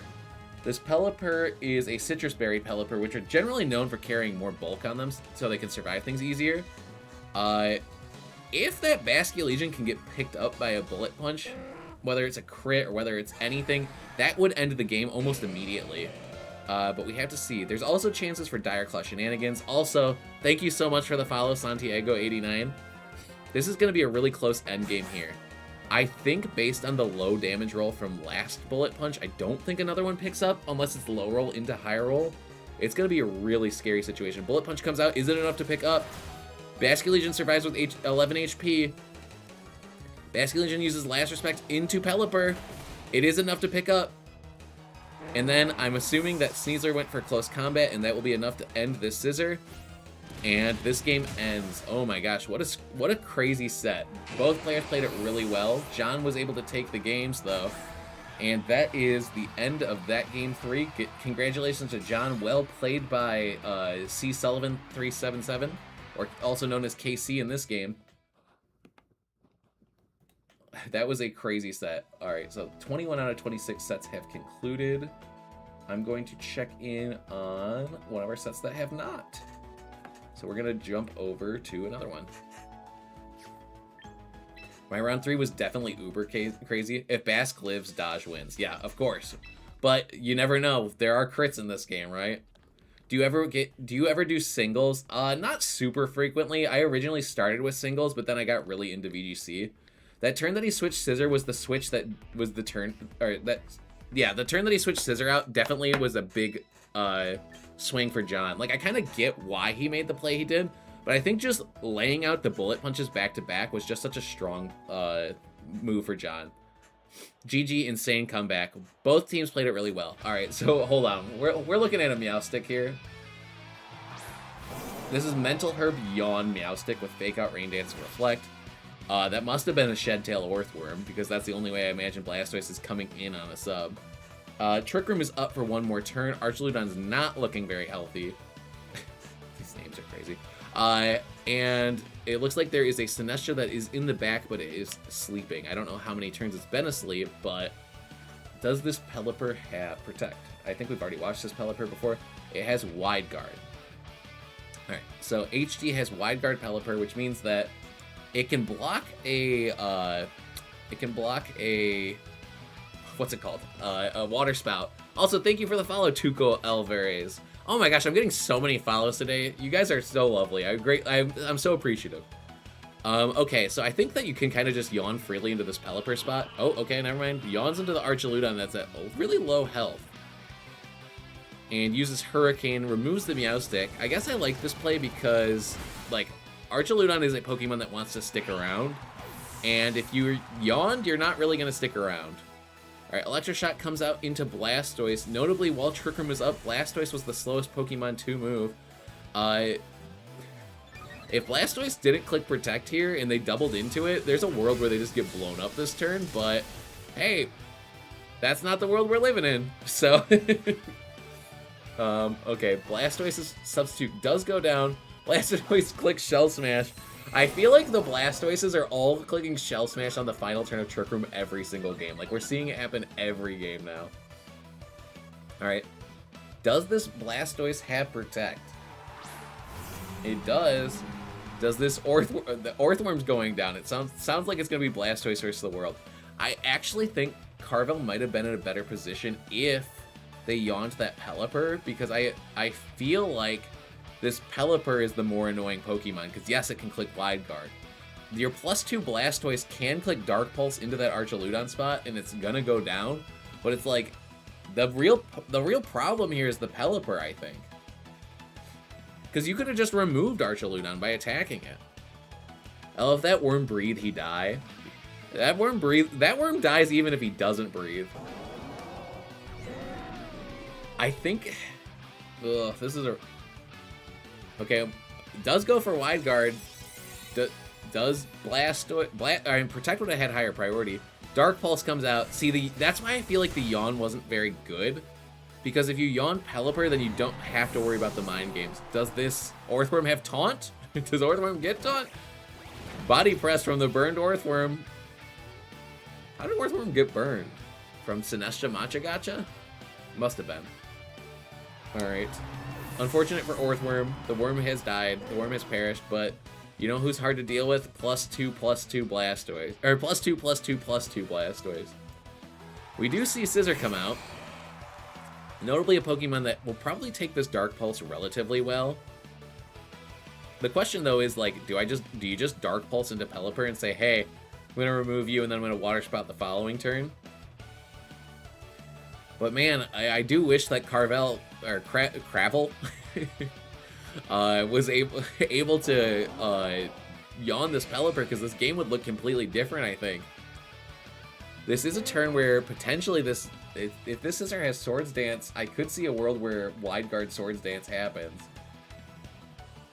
This is a Mecha Scizor, and it does have Bug Bite. It's about to take a bite out of crime, I think. This War Hero is about to get munched on. Alright, Scizor does Mega. Looked cute at least. Looked cute. Yeah. Would you still love me if I was an Orthworm? Okay, Scissor protects. An interesting play. Water Spout comes out. Does not get wide guarded. That probably will be enough to pick up Pelipper. Okay. That... Crabelle finds the opportunity to click the move that gets them back in this game. That was a wild turn. Yeah, I don't know. But hey, it was the turn you're supposed to make. Okay, how much health does this Sinestcha have? It has less than half. I think that... Oh, look at Cravel's health, or look at the time left. If they don't click an attack in 24 seconds, this is HD's new win con. They need to just go for protects here, I think. Or bullet punch, so that way you survive the turn, so then you can click protect, so then you can win on time. Bullet punch, protect, win on time. Bullet punch, yes. All right. Water Spout comes out, isn't enough. It is, okay, never mind. That was stressful. I think we just needed to live in the world where we're clicking wide guard. But, you know what? That was so close. I would have thought that after a plus, or it wasn't +2, that's the difference. Okay, I was thinking that the Scissor was at +2. Yeah, I honestly don't know. That was an interesting game. I think that you can Blastoise blast off in time. That's the big question. That was a scary end game, and that is the end game, or sorry, that is the end of our round 3. We are going to pair our next round. Oh, I did hashtag tournament round updates. Oopsie.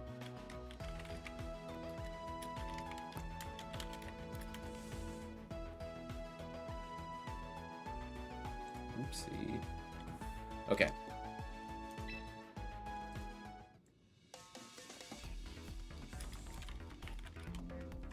All right, the next round is up. We're going to use the random number generator. It is our 4th round. We have one more round after this for everyone that's Woo GG. Yeah, I think that you always just do wide guard there, and then I don't think Dark Pulse picks up, and then you get a big bug bite into Scissor, or with Scissor, and then that's probably just GG.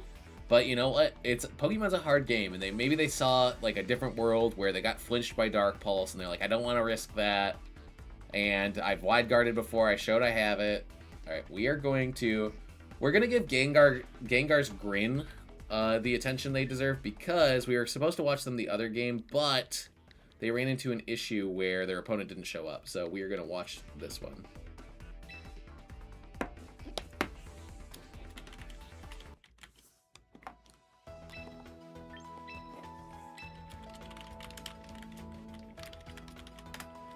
All right. Let's see. All right, so this is a one Charizard's black and one Charizard's orange, so that's the difference between these two teams. Something to keep in mind. Okay, but realistically, these teams are very similar. Let's look under the hood and see if there's any differences. On Zach's side, Protect, Heat Wave, Solar Beam, Weather Belt, Charizard, Sash, Glamora with Spiky Shield, Power Gem, Sludge Bomb, Earth Power. Protect, Tailwind, Moonblast, Encore, Whims, Citrus Berry, Garchomp. Protect, Dragonclaw, Earthquake, Rock Slide, Garchomp. Chople Berry, Kingambit with Protect, Kowtow, Cleave, Sucker Punch, and Low Kick. And Mystic Water, Basculegion. On the other side, we have Mystic Water, Basculegion, Chople Berry, Kingambit has 4 attacks. Does not have Protect. Has Iron Head instead. And Sucker Punch and Low Kick. So it's better in the mirror. Citrus Berry, Garchomp. Similar Glamoras. Similar Charizards. So the things to note about this game is how they're invested, how their speed stats are trained is going to make a big difference, and what they leave. And it looks like if I were... Oh, actually, one Whimsicott has Fairy Feather, and the other Whimsicott also has Fairy Feather. Never mind. Okay. So, honestly, it's a kind of weird turn, but there is a world where... okay, so Whimsicotts are both being threatened. Yeah, this is... Expect to see this identity. The Whimsicotts are both being... Okay. Zach's Whimsicott is being threatened by Ghost Whimsicott. Sorry. Let me take it step by step here. The Whimsicotts are threatening damage into each other. No, they're not. Okay, I'm just too excited. The Glamora is threatening a KO into Whimsicott. The Garchomp is not threatening any of the Whimsicots. Both Whimsicots are able to get Encore pressure onto things. So now, basically, this Whimsicott can Encore this Garchomp and switch in their Charizard if they have it, which they probably do. Also, they were able to get up a layer of Toxic Spikes. Also, since Tailwind is already up on on Zach's side of the field, they have speed control. Basically, it looks really grim for Ghost,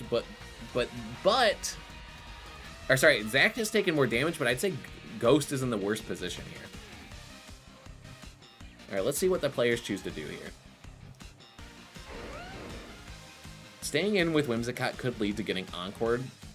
Also, staying in with Garchomp can lead to getting Encored, or just getting Moonblasted by the Fairy Feather Whimsicott. Either Encore, Whims, or Chomp. I think the best Encore is with Spiky Shield. I could see that. Alright, Spiky Shield does come out. Do they Encore the Whims or do they Encore the Garchomp? They do Encore the Whims. It's a very rough turn. Rock Slide comes out. The momentum has really, really shifted here. Santiago 89 making a play, or making the call that they were going to make that play, and now the momentum is almost entirely. The brain is huge. The momentum is almost entirely on Ghost side. Yes, they didn't get Tailwind, but like, what are you gonna do here? I feel like you potentially could Moonblast Garchomp, but okay, we see a Spiky Shield, but now he had the speed control. Can the double up into Garchomp be enough? Will the Fairy Feather help? It brings it down low. Notably, all of Whimsicott's Glamora's attacks are resisted by Garchomp, and this Garchomp is obviously bulky enough to survive that. Oh, actually, never mind. There's Earth Power. It is enough to pick up. If we see any Pokemon with a priority attack come in, though, it's going to be a problem. Basculation. All right, we see Whimsicott come in. We did see Glamora go for a Spiky Shield, so you could Encore that spot this turn, and then just go for a Sludge Bomb into the Whimsicott and take more momentum. Zach is swinging this game back in his favor, but at the same time, if you do that, then you're gonna have to play outside of Tailwind pretty shortly here. All right, so we see Tailwind from the Whimsicott.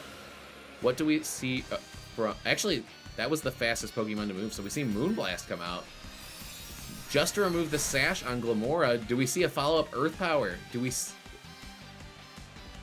see Sludge Bomb, connects with Whimsicott. The Fairy Feather really did put in work there. I'm imagining since we saw both attack into Glamora, it's probably Earth Power, and now we're seeing a 2v versus 3 situation. But the thing is, Tailwind turns are ticking down for Zach. I think that was either the last one or the next one will be the last one. And if the final Pokemon is Basculegion, that's going to be a really scary Pokemon to deal with. Glamora is going to underspeed this Whimsicott, and also notably, only has 1 health remaining. The final Pokemon is Charizard, though. So it's Charizard versus Charizard, and we have a 1 health Glamora here, too, to turn the tides, too. Saying, hey, if you leave me alone, I am going to take a KO. Also, notably,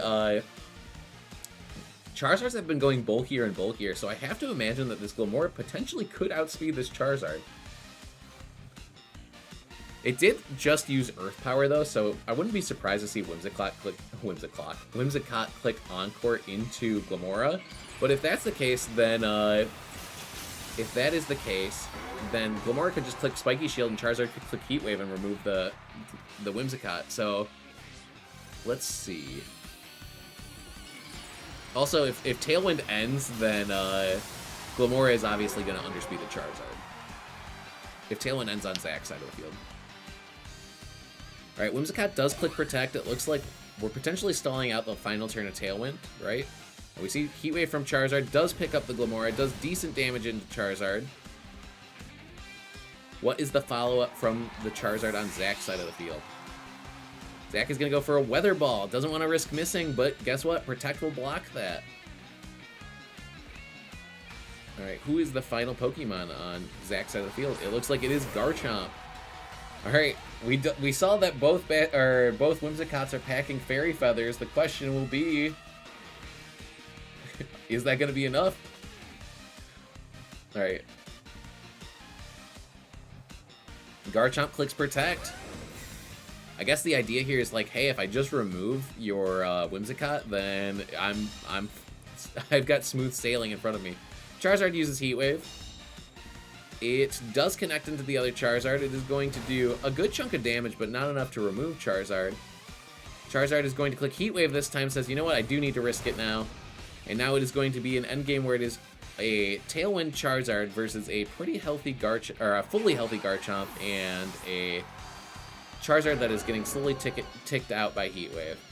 I think the only way that Ghost makes it back in this game is if this Garchomp starts missing Rock Slides. Yes, I believe Ghost has one more turn of speed control on their side and could potentially burn Garchomp with a Heat Wave, but it is looking pretty bleak right now. Alright, Charizard clicks Protect. Solar Beam. Alright, I guess the idea here is like, hey, if I can get 2 of these, maybe I can win. Solar Beam does a little more than half, procs the Citrus Berry.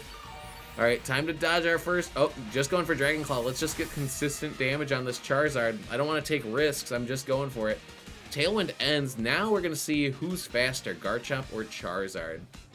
Based on how most Charizards have been training their bulk, I'm going to have to assume that Charizard is going to be slower than Garchomp, but we'll have to wait and see. Alright, Dragon Claw comes out. Charizard is slower than Garchomp, and Garchomp does take the KO. Honestly, no notes. That was a really well played game by both players. I think what was really difficult was the Encore positioning between both Pokemon. Not getting Tailwind up early meant that Ghost lost a lot of momentum. So we'll have to see how Ghost adapts going into the next set. Also, I want to say thank you guys so much. I've gotten like, I think it's been like 10 to 15 followers in the last like hour. No, I don't know. It's been a lot though. So thanks everyone for watching and thanks for having a good time. All right, I'm hoping you're having a good time. I know I am. Thanks for letting me have a good time. Also, just to note, the random number generator did get 1, so we are watching the current number 1 seeds of the tournament. So it's going to be hard to give advice to both players. I can't say that it's advice. It's more so like constructive thinking about how to approach the next game.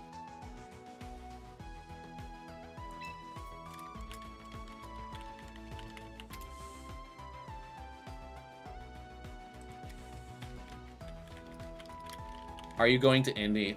Technically, I'm going to Indy, but I'm not playing in the regional. I have a wedding that is 2 minutes from the venue. Or like 5 minutes. So I couldn't attend the regional. I will be at NAIC, though, if anyone wants to say hi. Alright, so we're going to see the run back. Both teams are really similar. Notably, the Kingambits do make this matchup a little different. I don't think Kingambit's a bad Pokemon to bring in this matchup. It's immune to poison. If you can tag that Charizard with damage, it's pretty strong. Garchomp is a problem for it. Basculin Legion in the sun is not a problem for it. So we'll have to see if anyone makes any adaptations. All right, we see Whimsicott Glimmora versus Whimsicott Glimmora. We are gaming.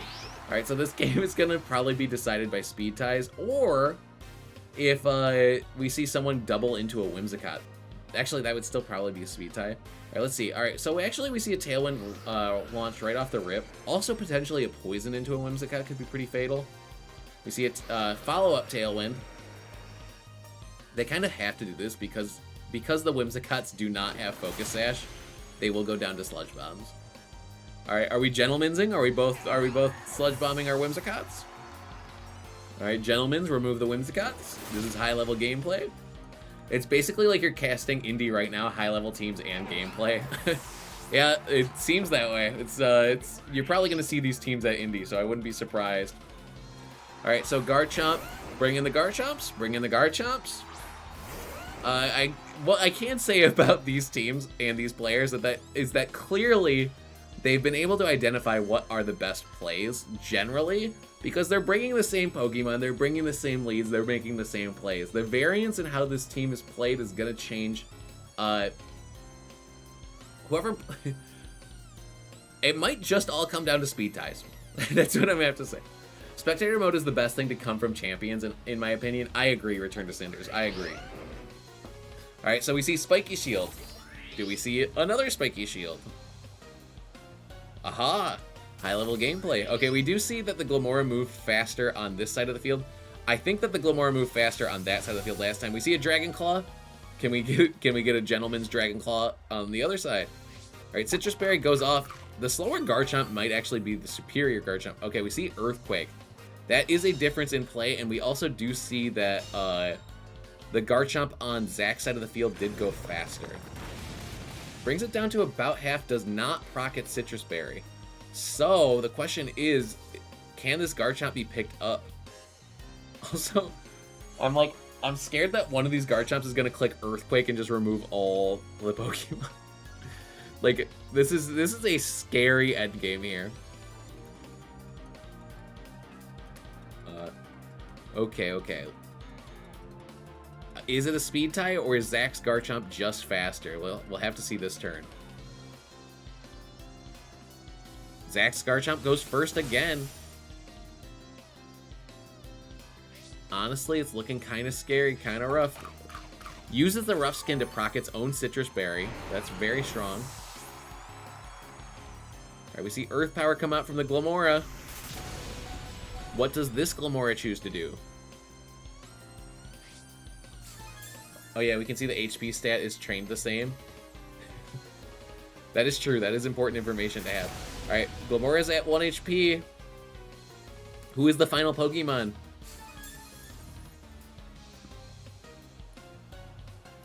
Who's that Pokemon? It's Charizard!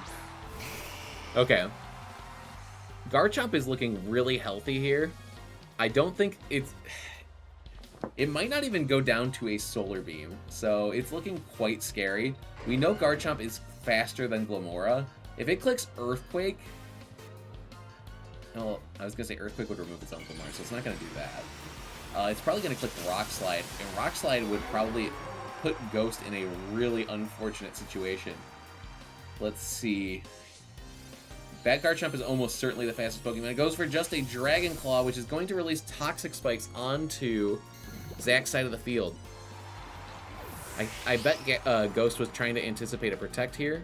We see a Power Gem come out. It is faster, and that is going to be the end of Charizard. It doesn't look like there was anything that Charizard could do. Speed was the name of the game, and being slower was the problem. Alright, so Zach does win that game. Zach and Ghost both played it really well, but you can see just because Zach's Pokemon were faster, it gave him more options. I think Basque with no Mega is the best fourth Mon. I can kind of see that.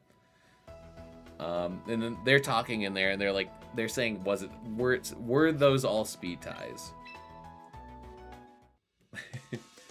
Okay, so make sure your Pokemon are fast. If you're gonna run the most meta team right now, you gotta have the fastest team, or you're gonna have a hard time. All right, we're gonna pop in on Aiden's set. So let's see. Aiden is the Espathra King. I feel like you've got to make Zard 1 point faster than Glim, at least for the mirror. Potentially, yeah.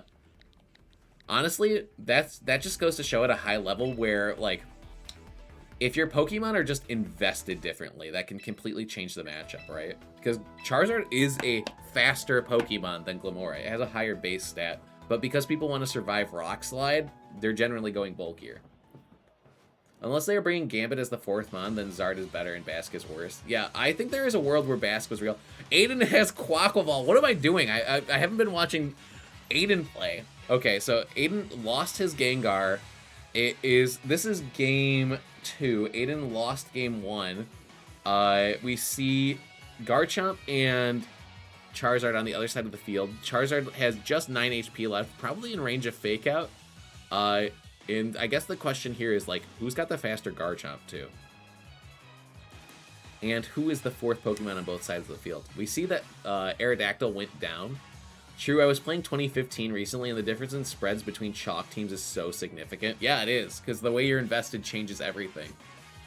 Because, like, both players were playing the exact same way. They were at the same level in terms of, like, knowing how strong each Pokemon was. But that one difference in the speed stat made it so that, we saw that Ghost couldn't be in the driver's seat for most of the game. Alright, we see a Rock Tomb come out, which is going to lower the speed of this Garchomp. Scale Shot in return. Lands 2 times. It lands 3 times. What does Incineroar do in return? The Quaquaval Woo. I'm hoping we get to see Quaquaval enter the field. Alright, defense down. Sun up. Incineroar, are you that guy? Goes for a parting shot. Who is our final Pokemon here?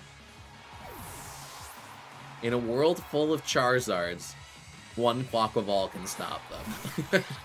It is a Moxie Pokemon, and does this Quaquaval have Aqua Jet? Incineroar returns to the battlefield.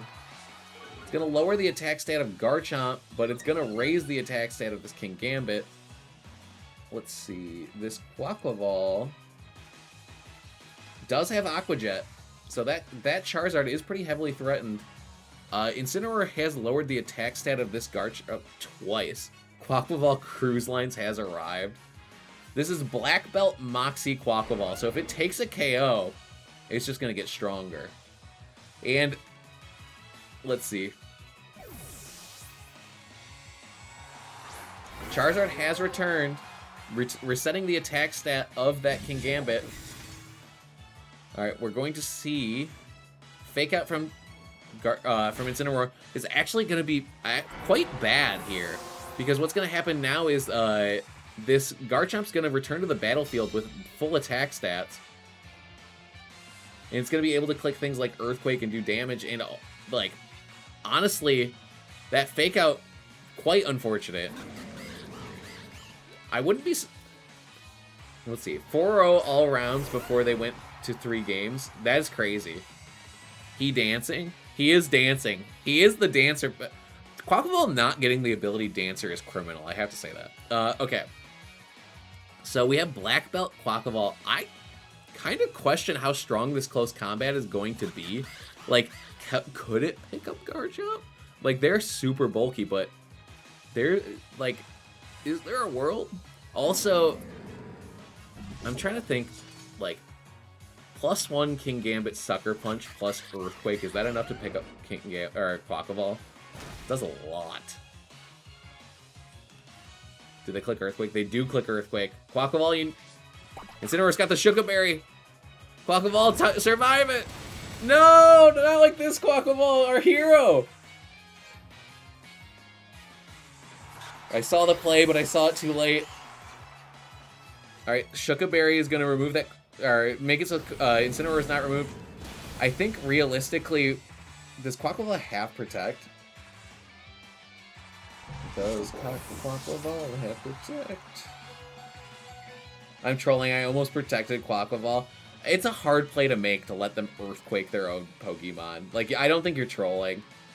That was hard. You played it well, Aiden. I do wish we got to see Quaquaval go crazy style, though. No, yeah.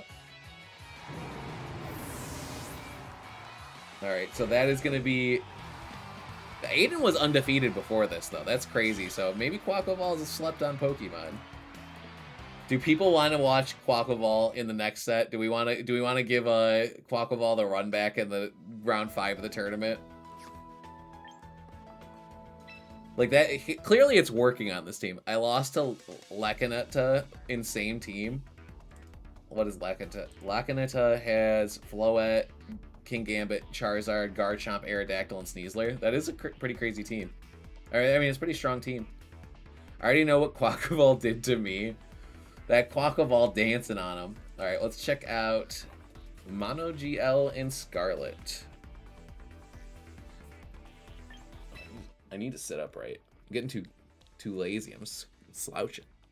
2615. Also, thank you everyone for spending your Memorial Day with me. I hope you've had a great time. We have these games, but the next round will be our final round of the evening. All right, we're checking out Mono versus Ursa Queen. Or Manu. All right.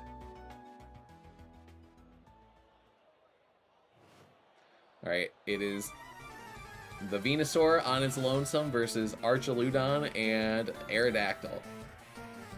Is this a Mega Aerodactyl? This is... It's just Sash Aerodactyl. Is this a Mega Venusaur? It's just Sash Venusaur. I would have to say that it is looking favored towards our Ursa Queen trainer, who has the Mega Starmie. The Historic Genius. That's such a good name for an Aerodactyl. It's like such a good tag. Alright, the battle ends due to a forfeit, which means that Manu lost, which means we're going to a game 3.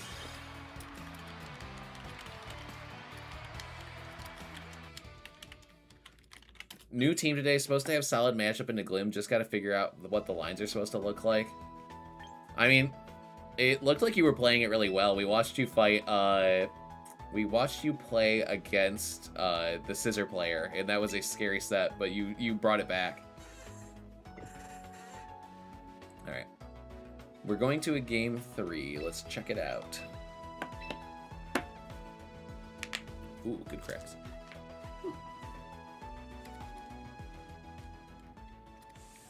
Let's see.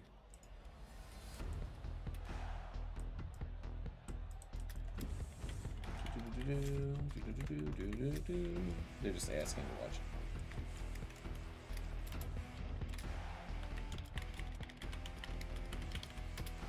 Alright, still 50-50 between this and playing generic Zard era stuff. Kind of got to lock in today to get some prep in. Yeah, I feel that. Alright, so we do see Lopunny. It seems like Starmie has been a really good bring, though, in general, for this trainer, because they're able to use psychic moves, which do super effective or neutral damage into everything that is not named Farigiraf. And the ability to switch in and do just a massive liquidation is always crazy. The Aerodactyl seems like a really strong bring into the Venusaur specifically. And Archaludon is Archaludon, so...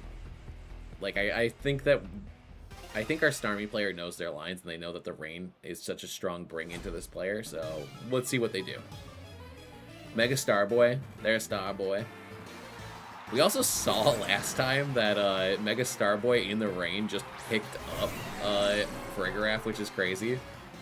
I do like this play because it's kind of like a 50-50, like, hey, who are you going to fake out? Because if you get the wrong one, I'm going to start getting momentum. Yeah, you can get Trick Room up, but I'm going to get momentum. Alright, Mega Starboy. Hi, Cutie Patootie. Hello. Oh, ooh, is this Fake Out Last Resort Kang? This is Fake Out Kang. They always are, but it is not Last Resort. This is Mega Kang. Alright, Pelipper the Sleepy comes in for Arch. Are you gonna let this Starmie go crazy style? Is the liquidation about to blow up your Giraffe? We've watched this happen once before. Kangaskhan Megas. Hi, Dashman. Where did the Fake Out land? Liquidation, no Fake Out. Bye-bye, Frig. Oh my gosh. Alright. Double Edge into Kang, or into Starmie. It is enough to remove Starmie, but it's going to take a lot of chip for his troubles. That is one Pokemon off the board. But notably, there goes your Trick Room setter. I'm ready to go 0-4 out of Indy. You say that, but aren't you like 3-0 or something to 3-1 today? Yeah, John, you're 3-1. So you're not going 0-4. Giraffe never stood a chance. Yeah, Giraffe got mowed over. Alright, here comes the Historic Genius versus Venusaur. Alright. This is looking like a... Torkoal, if he's in the back, is probably coming in. Does this Venusaur have Weather Ball? Is that something that we need to be worried about? This is... Ooh. Let me see. Where? I just had this open. Where's the tab stick? Okay. Last regional I played was Seattle 1-3 to 5-3, but at least my first win was someone who made day 2. Way to go, Toasty. You're making day 2 next time. We believe in you. Alright, so they switch out Pelipper, which is a great play because of the positioning reasons. We do see a Solar Beam come out. It does look like it fired off into, I'm assuming, into Archaludon, which notably is not going to do too much damage because it's it did more than I thought it would. It's quad resisted. Alright. Alright. The leftovers healing is not insignificant. The question here, though, is how does either player gain momentum? Because we're going to see a lot of switching out between the Pelipper and the Torkoal. I guess Wing Beat would be enough to pick up Venusaur, but this Venusaur is also packing Protect, so there's a real chance that we just see Venusaur Protect and no damage done this turn. Okay, Venusaur does Protect. Does Aerodactyl target the Venusaur? It does. So now we're in this mind game where it's like, okay, well now I'm going to switch out this turn, and I'm going to switch out this turn, I'm going to fake out. I do think it leans itself, or it is more favored towards the Mega Kangaskhan player because they do have the ability to click Fake Out. Does Pelipper have the ability to click Protect? It does. Both these Pokemon can click Protect. Alright. Let's see what happens. This is a Sash Aerodactyl, so I can't imagine they're just going to give Aerodactyl up. But this Venusaur also, it's Sludge Bomb, Solar Beam, Sleep Powder. So if it can start putting things to sleep, that will be pretty impactful. I think that is the thing that's going to decide how this game goes. Interesting. I would not have anticipated that Venusaur would have gone out here. Okay. Do we see an attack from the King? What is Kangaskhan doing? That's my big question of the day. We see Sucker Punch.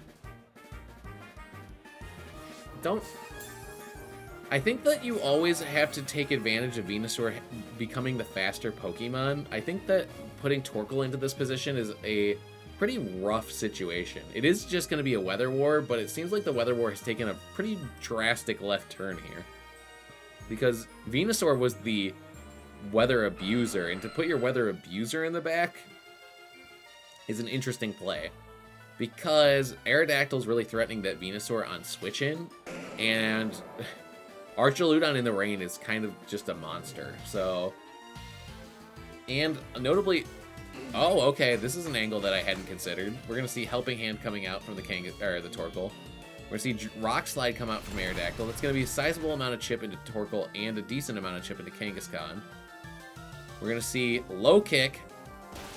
Is it enough? Baby, do you have it in you? Baby does not have it in him. Does this Torkoal have Weather Ball? This Torkoal does have Weather Ball. I think the idea was they were worried that Torkoal does survive. I think they were worried that Torkoal wouldn't make it to the end of the turn. Archaludon is alive. So is Aerodactyl. I don't know how we're getting through this one. Torkoal Helping Hand was helpful, but honestly, I think a Weather Ball plus a Low Kick into Aerodactyl would have probably... I don't even know. We see Helping Hand come out again. I am imagining we're probably either going to see... Okay, Sucker Punch isn't enough to remove Aerodactyl. Baby just can't follow up. Baby can't commit. He can't get the job done. Rock Slide connects on both. It's going to remove Torkoal, and I'm imagining Dragon Pulse is going to be enough to remove Kangaskhan. Sun is still currently up, but with only Grass and Poison moves, I don't think you ever remove this Archaludon. Dragon Pulse does connect. Is it enough? It is enough. And now Venusaur is the only Pokemon remaining. If exactly Basculegion wasn't in this format, a lot would be way easier. So true. So true. The battle ends with a forfeit. Helping Hand was helpful, but ultimately Baby Kangaskhan was not strong enough to bring it home for the rest of the team. All right, and that is going to be our final match of this set.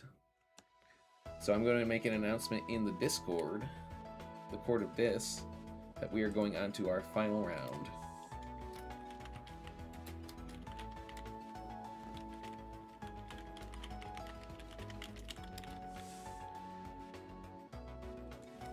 Alrighty.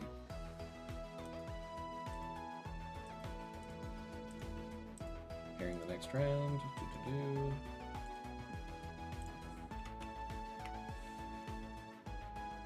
Alright, the final round is up.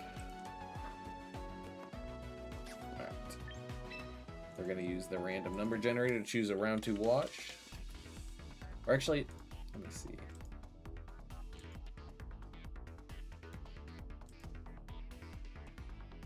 It might be good to watch the top seeded game, like one of the top seeded games, because we know that these players are doing well. So that way you might want to expect them at, you're probably going to expect them at Indy. Let's see, maybe the random number generator will just tell me to do that anyway. Let's see, 18 total. Yes. It says, the great number generator says, check out number 13. All right, time to vote. Do we want to watch?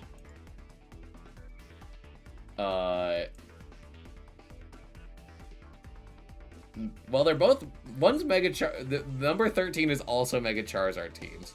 All right, I think that it's gonna be better to watch the top seed team because we'll have better practice. Like we'll see. These are the people that are performing really well with the team. What are they doing to perform well with them? One is a Charizard team, one is a Floette team. So this is going to be a real taste of what you should expect at Indy.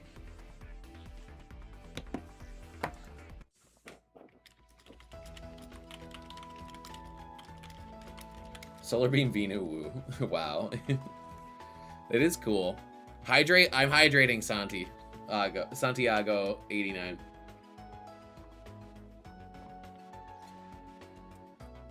That's me, I gotta leave the stream. Oh, okay. We'll see you later, Kingler. Alrighty.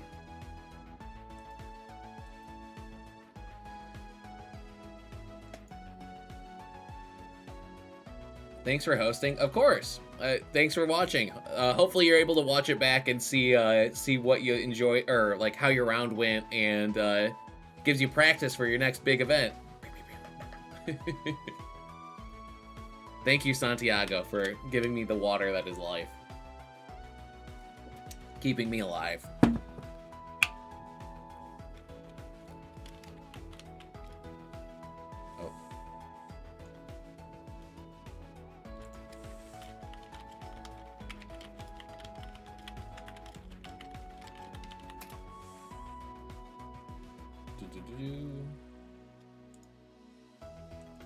Let's see.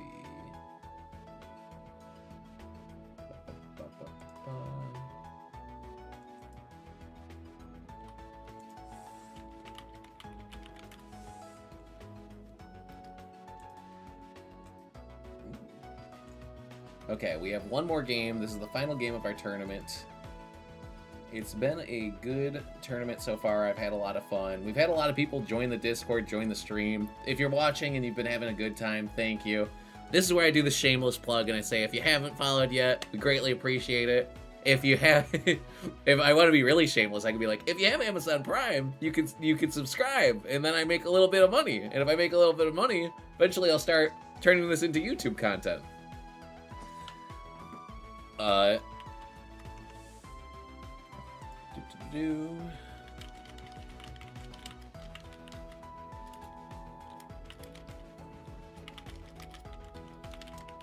do wish Basculegion got to take a break from this format. I wish that he was able to go on a little well-deserved vacation and take a nap, because he's done his job.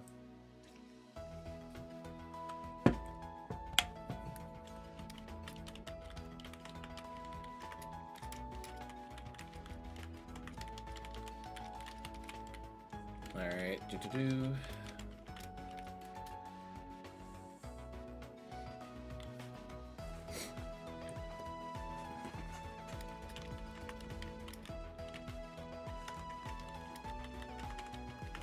Alright. We are about to enter into our final set of the night. Let's check it out. They are joining our group right now. Alright, thank you everyone for being patient while we are waiting for our game to start.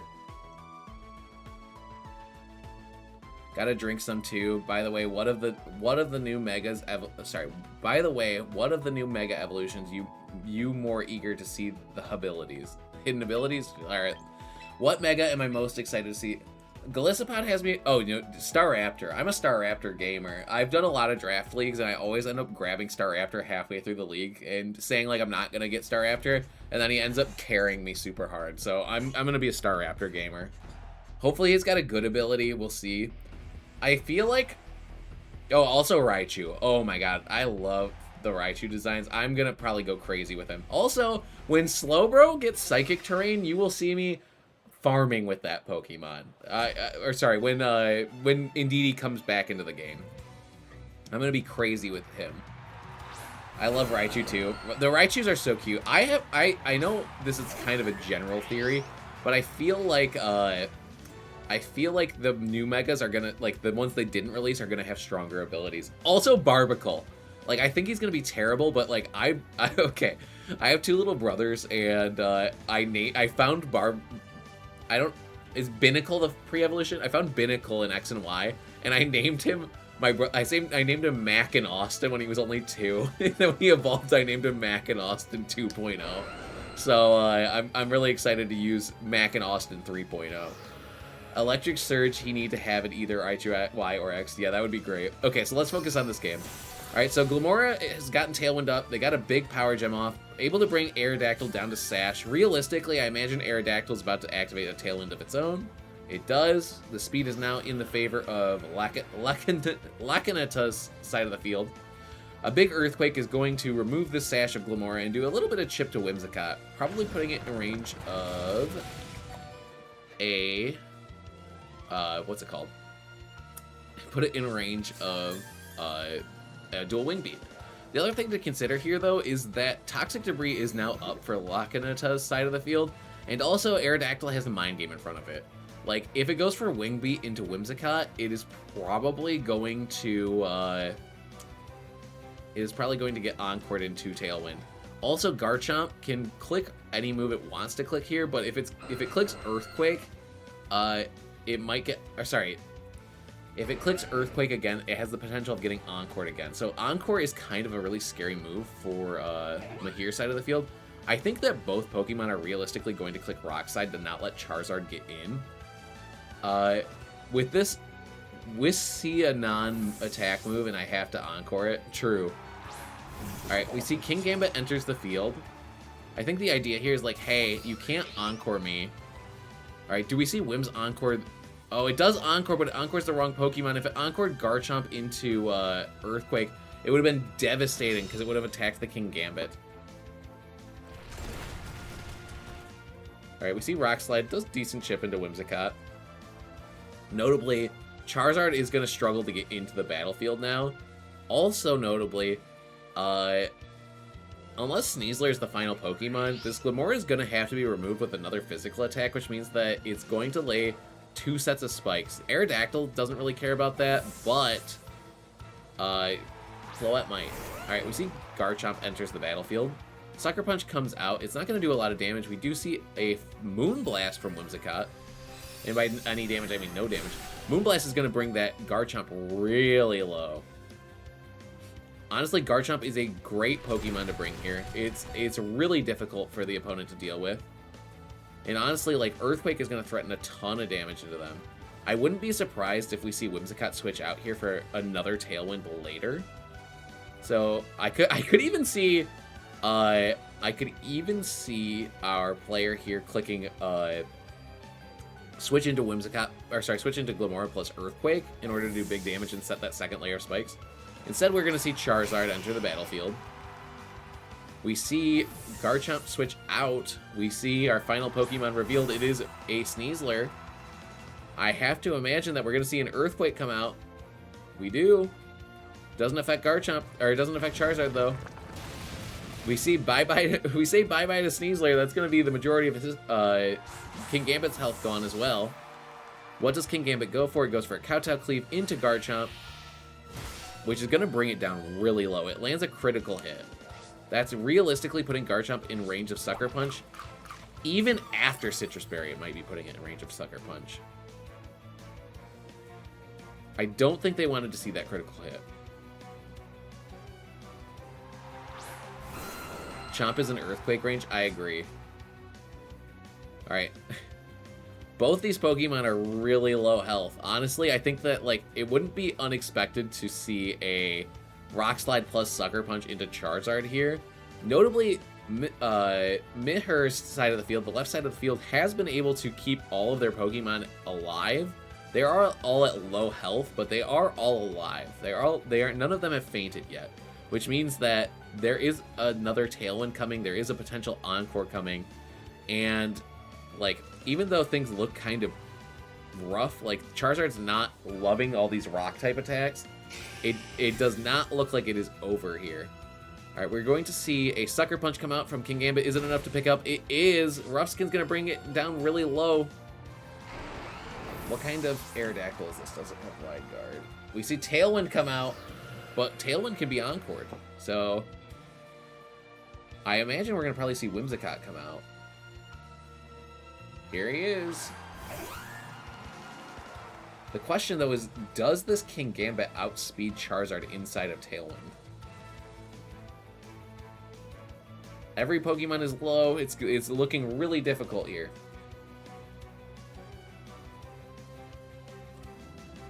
Alright. I imagine that we see Mega Charizard make its debut.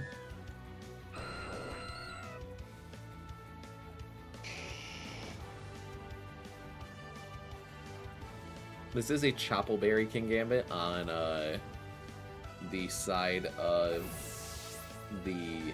Oh wait, I'm looking at the wrong one. This is a Black Glasses King Gambit, so that's why it did pick up. Okay, so Charizard does Mega. They go and they preserve the Aerodactyl. They say, you know what, you can't Encore me if I'm not on the field. We see the Sunlight turn Harsh. Whimsicott Protect says, you know what, I don't have to risk getting KO'd here.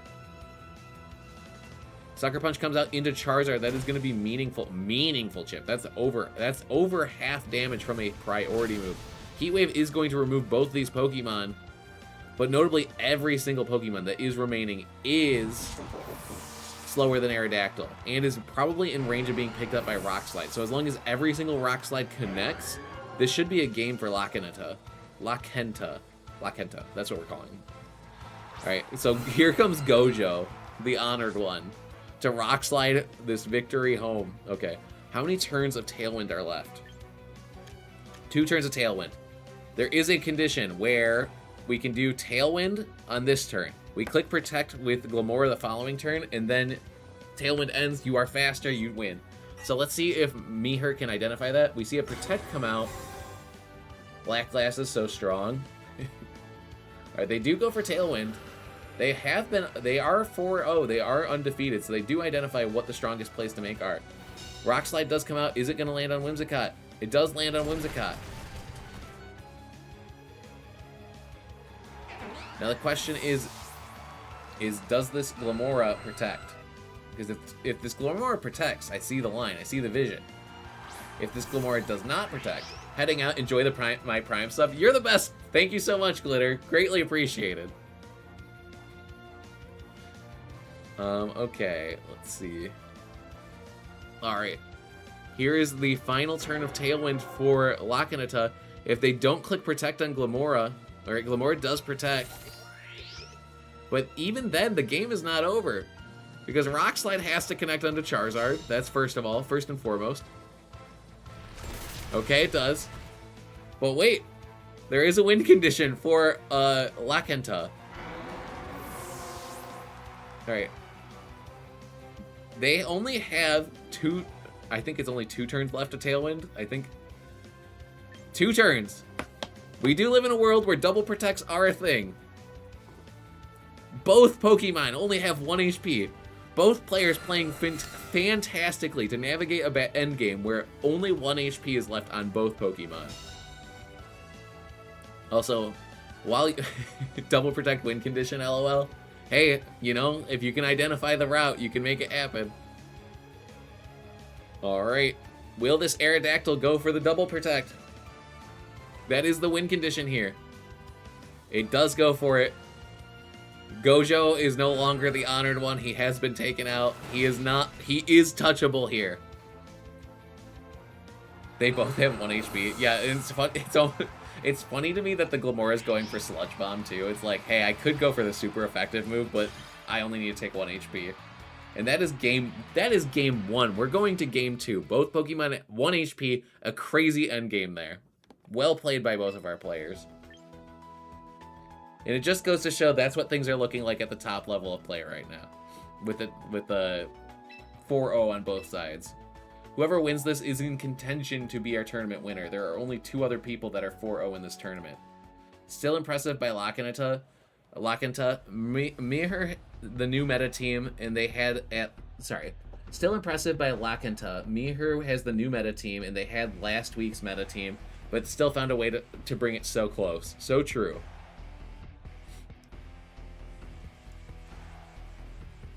Alrighty. Let's see.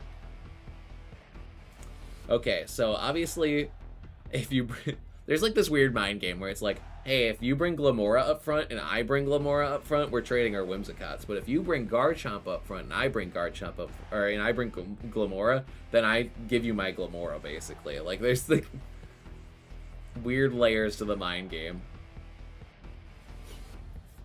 Also, the question is, does Floette ever come here? Like, I think that Glamora is just so strong, and Charizard also doesn't really love Floette, or like, both of them deal with Floette really well. But like, hey, if you don't like Garchomp, a good way to deal with Garchomp is by having a Floette. Or also, you know what? You could just go Basculegion. That's also a pretty strong Pokemon too. Alright, so we do see a shakeup here. We see Whimsicott Basculegion. Notably, Basculegion usually a really good revenge sweeper Pokemon, but we're just leading him here because water does good damage into rock types. So, okay, so I brought Mega Arrow way more than Mega Zard. Mega Arrow's real. Alright, let's see. This Basculegion is a Mystic Water variant. So it's Aqua Jet and Wave Crash are going to do a lot of damage. Let's see what everyone does this turn. I wouldn't be surprised to see a dual Wing Beat into Whimsicott just to remove it. Alright, we see a Tailwind. Oh, it looks like we're going to attack with both Pokemon and go for a late game Tailwind.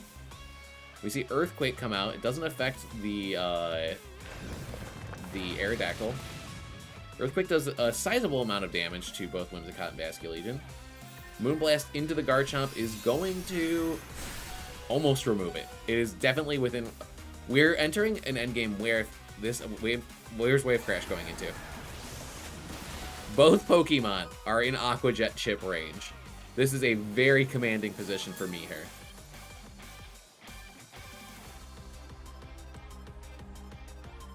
Alright. So the question is, yes, you have Tailwind, but how are you going to take advantage of it? I only 2-0'd or 0-2, but you had to watch my 0-2, huh? I'm sorry, Aiden. I'm sorry.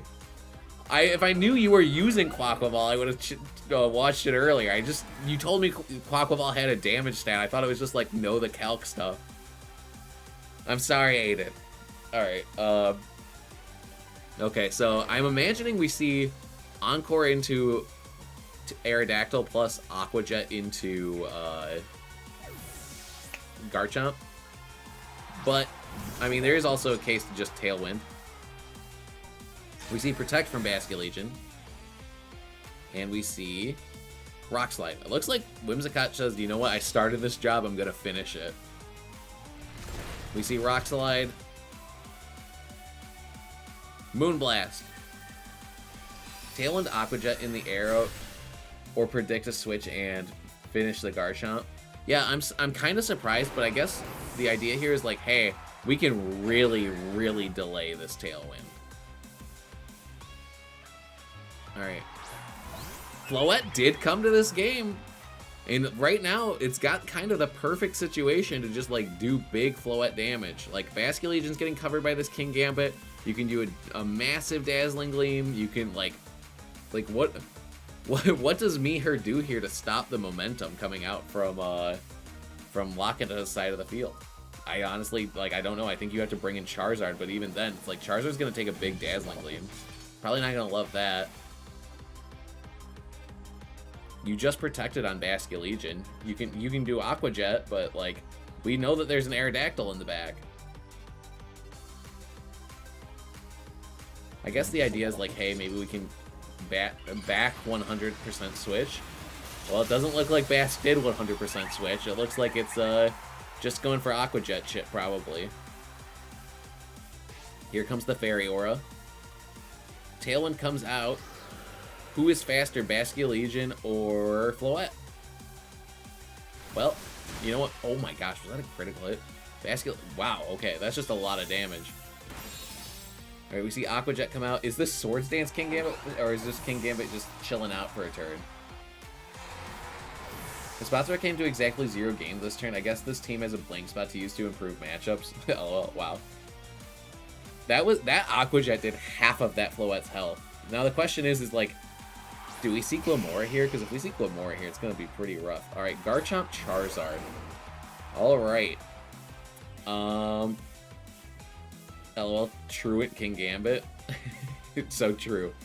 Alright, honestly, I mean, it took that much damage from an Aqua Jet. That has to be a fast Floette, right? Do you ever just Dazzling Gleam and hope that you outspeed this Garchomp and one-shot it? Because the Garchomp on this side of the field, is there turns of Tailwind left or no? This Garchomp has no Protect. So who's the fastest Pokemon here is the question. Sucker Punch comes out into Charizard. Does over half. Moonblast comes out from Floette. Guys, I think we're entering into another Aerodactyl has to click double protect endgame. I feel like I'm already seeing the writing on the wall. Alright, Heat Wave. It connects on both. Removes both. Alright, Gojo. Can you be the enlightened one? Can you dodge all? Alright, Tailwind runs out. He who Tailwinds last wins? Is that what I'm seeing here? Alright, here comes Gojo. Alright, how many? 2 turns of Tailwind. Alright. Alright, Aerodactyl. We've done this before, right? How many endgames can we get to come down to Aerodactyl has to click double protect? Alright, it didn't happen last time. It's gotta happen this time, right? Come on, Aerodactyl. No! Alright, well, they just use Weather Ball, right? Yeah. Gojo, I'm sorry, bud. Aerodactyl was like, I'll win. Nope. Both players played it well. Honestly, I'm sure Lakenta was scared there. Like,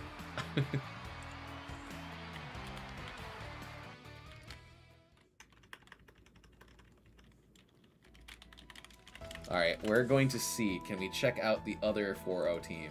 Nope, the other 4-0 team has concluded already, but we can jump into another set to watch. Now, even if Arrow got it, it would have missed the Rock Slide Trust. Come on, Arrow, not locked in. Arrow really was not locked in there. He just was like, yeah, let's fumble it. GG, awesome set. It wasn't really fun one to watch.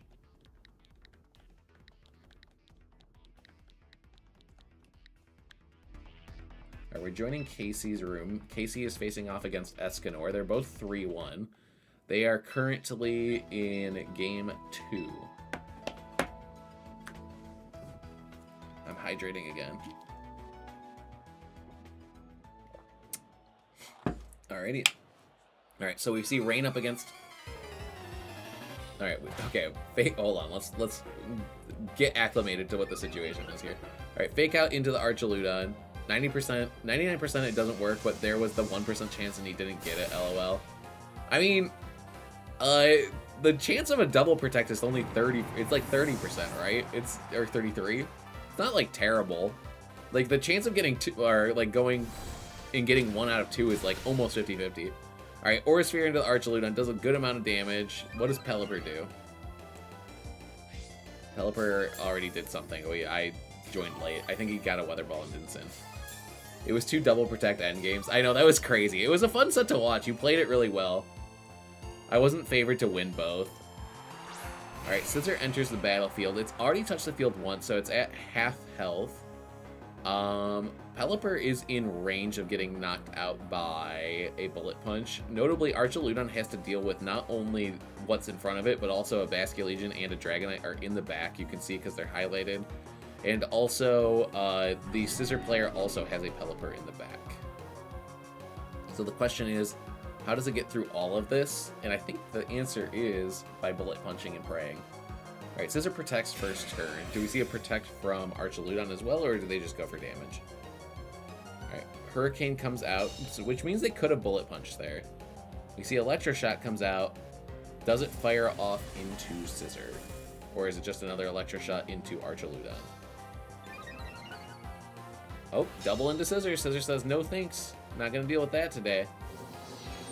You see a Dragon Pulse come out into Archaludon. Can Pelipper protect?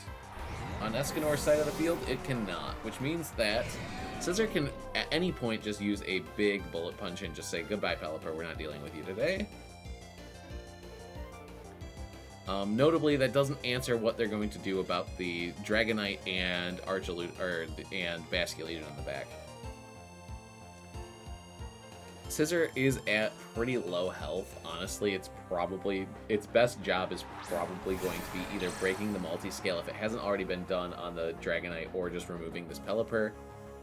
This Basculegion most likely isn't going to be able to remove Archaludon in one hit, but the question is can an Aqua Jet remove Scizor in one hit? And I'm in the rain with adaptability. I think the answer is maybe. Like, I think that it is a possibility, but the thing is that the Basculegion will have to lock into that for the remainder of the game. Alright, Scizor switches out. An interesting play. We're going to see Pelipper come in here. They go for Last Respects. I like this play because Last Respects is actually not even going to be boosted for Archaludon if they had gone into there. They're going to also Hurricane into Pelipper. They hate Scizor. I guess I can't complain going 4-1. Oh no, you shouldn't complain going 4-1. 4-1 is a really, really good record. Alright, Electroshot is going to fire off into this Basculegion, most likely. And remove one more threat from KC's side of the field. Bye-bye, Bask. Now it is going to be Dragonite and Pelipper versus Pelipper, Archaludon, and Scizor. And the rain has stopped. I think the idea here was like, hey, if I remove Rain from Dragonite, then it can't use Hurricane, Thunder, or Draco Meteor. Well, I mean, Draco Meteor it can use, but it can't use Hurricane and Thunder very freely. Also notably, Dragonite did already get tapped by something, which means it's already lost its multi-scale. So this +1 Archaludon could potentially fire back with something like a Dragon, or does it have Dragon Pulse? It does have Dragon Pulse. So the question is, could this Dragonite with a Dragon Pulse or a Draco Meteor remove Archaludon in one hit? Alright, we see Draco Meteor come out. Will it remove Archaludon? It's going to do most of its health, but it will not remove it. Archaludon remains for one more turn. Stamina up. Who's the next fastest Pokemon? It is Pelipper. Pelipper Hurricanes into other Pelipper. And that's one more Pokemon that KC does not have to worry, or Escanor does not have to worry about. Dragon Pulse is going to fire back. It is more than +1. Bye-bye Dragonite. And now with 2 Pokemon remaining against Escanor, I do not know how... Or sorry, against KC, I don't know how Escanor is going to win this one. Especially because Bullet Punch from Scizor will be enough to pick up this Pelipper.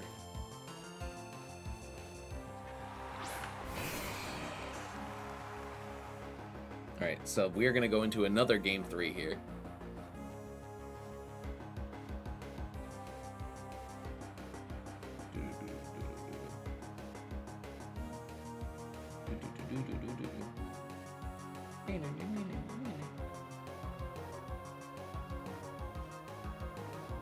Alright, Scissor decides to Mega in the late game. Says, you know what?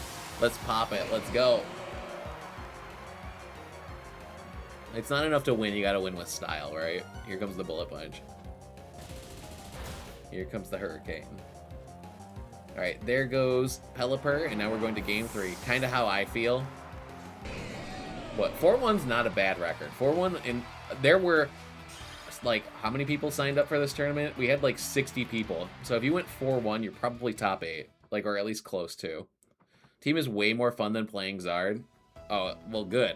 I haven't even played Zard yet. Twisted Scissor has arrived. He has. Alrighty. The winner of this set will probably also go 4-1, so we got some interesting things ahead of us. Let's see.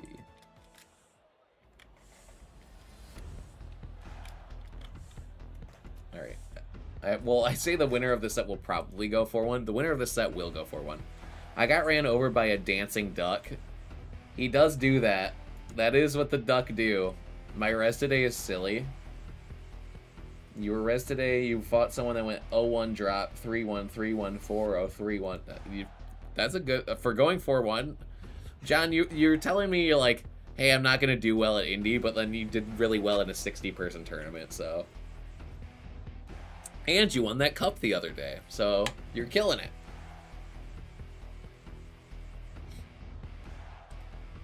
Alrighty.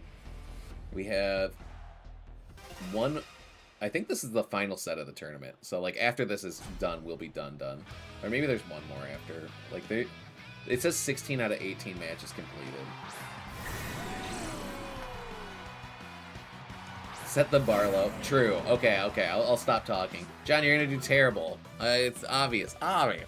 Does Mega Meganium survive a Bullet Punch? From Mega Scissor, I'm sure it survives at least a Bullet Punch. I don't think it wants to fight Mega Scissor too much, though. I think it's like, hey, I mean, it obviously can Weather Ball it, but like, ugh. No, John, I gotta be your hype man. I mean, Scissor doesn't like take a Weather Ball. True, it's true. But does Mega Meganium have redirection on the team? Probably. It's a weird matchup. Like, I don't think Meganium's bad into this team. Alright, so we see Mega Scovillain. I think the bigger problem for the Meganium players, they don't want to fight Scovillain.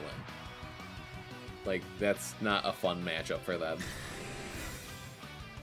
Alright, we see Protect from Dragonite. We see Protect from Archaludon. Me, when I want to throw away a rain team, 8 out of 279th happened for me. That's crazy. Well, apparently that's the saucy rain team. You gotta tell people what the secret sauce is.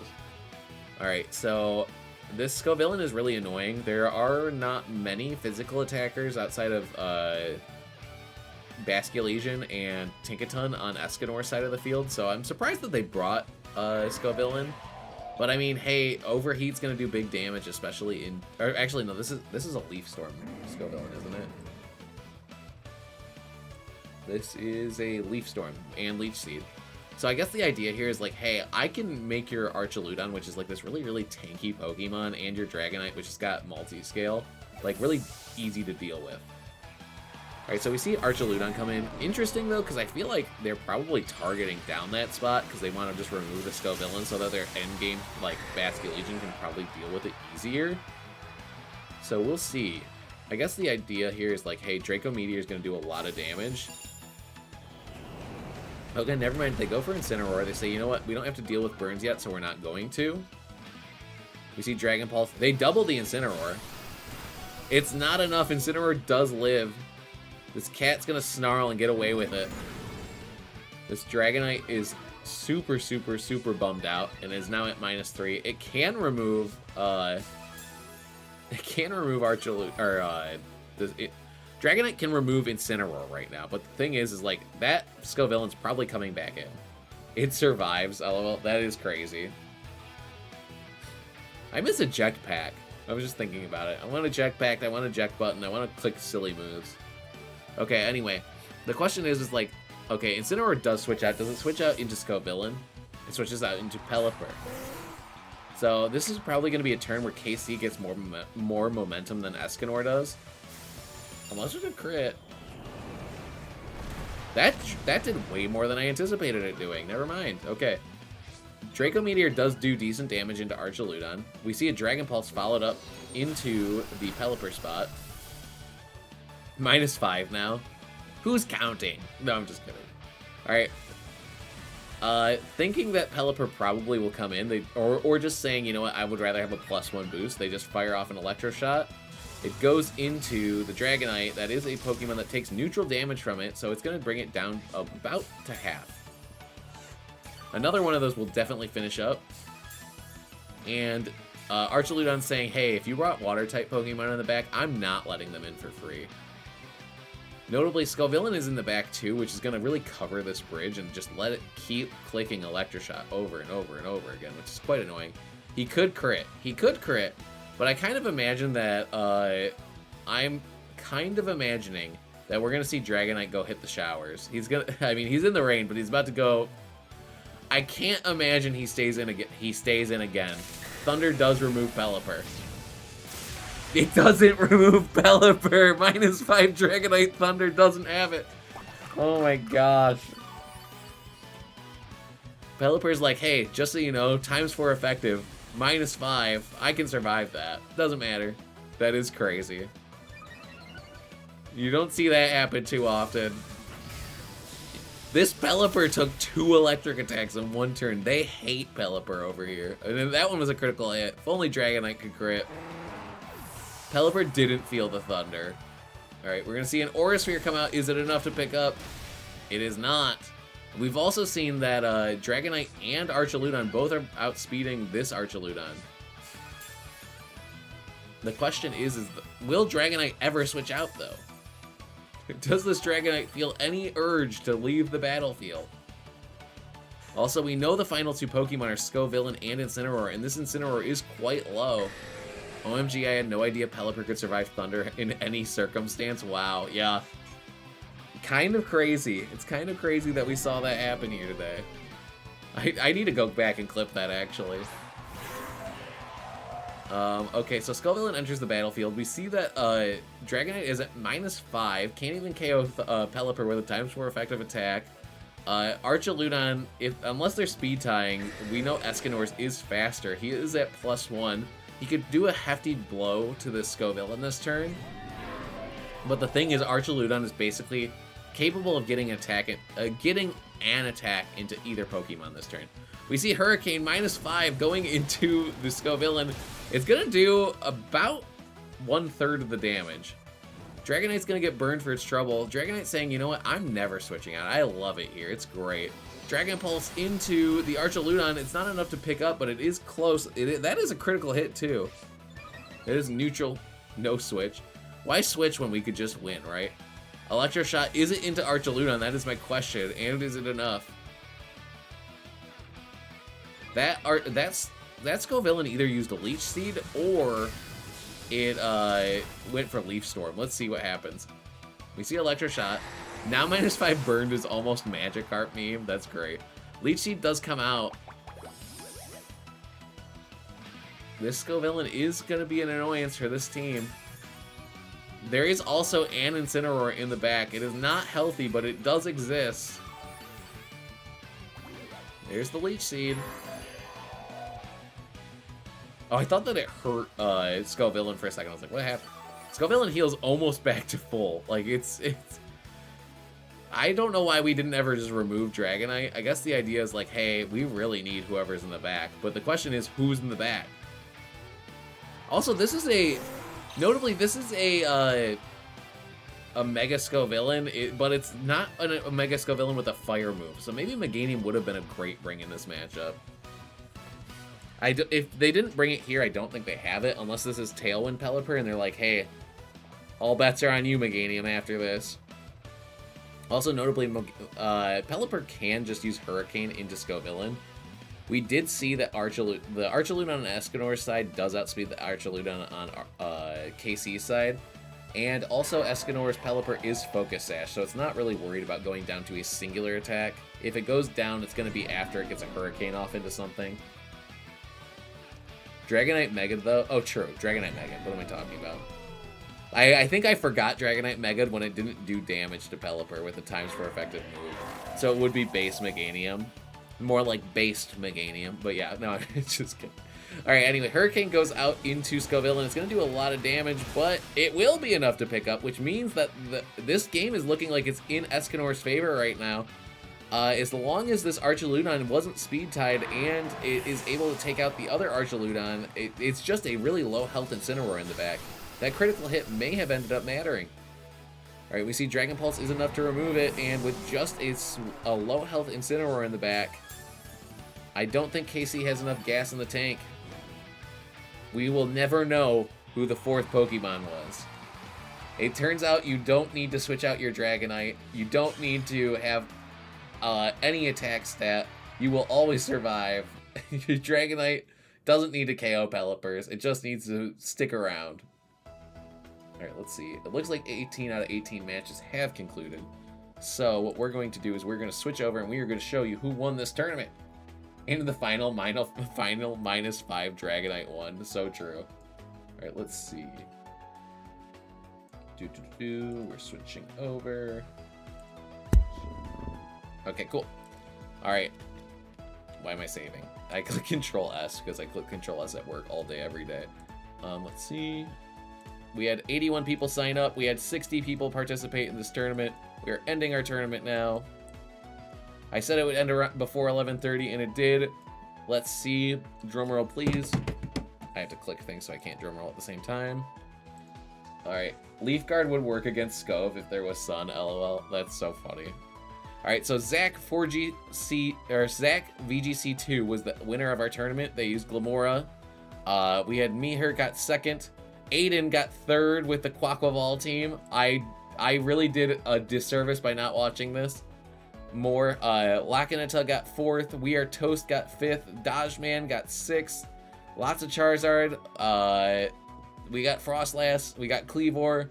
We got Izzy Wooperstein. And we got Escanor. So there is a good amount of variety. I will send a metagame breakdown of what's been going on in PokePals tomorrow. But hey, Zach VGC, if you're in the Discord, shoot me a message. I will give you the flair, and congratulations to everyone. I hope you had a great time watching. I know I had a great time casting.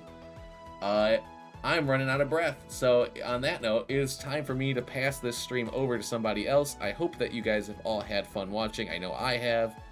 So thank you all for everything that you do. Thank you all for everything. I hope that you had a great time watching, and let's shoot you guys over to someone else. Great service to the community, always fun. Well, not enough for top 8. Close enough, though. If you enjoyed, follow. Also, join the Discord, because we have tournaments every single Monday. So let's raid these other people. Bye-bye. DM'd you on Discord. Thanks, Zach.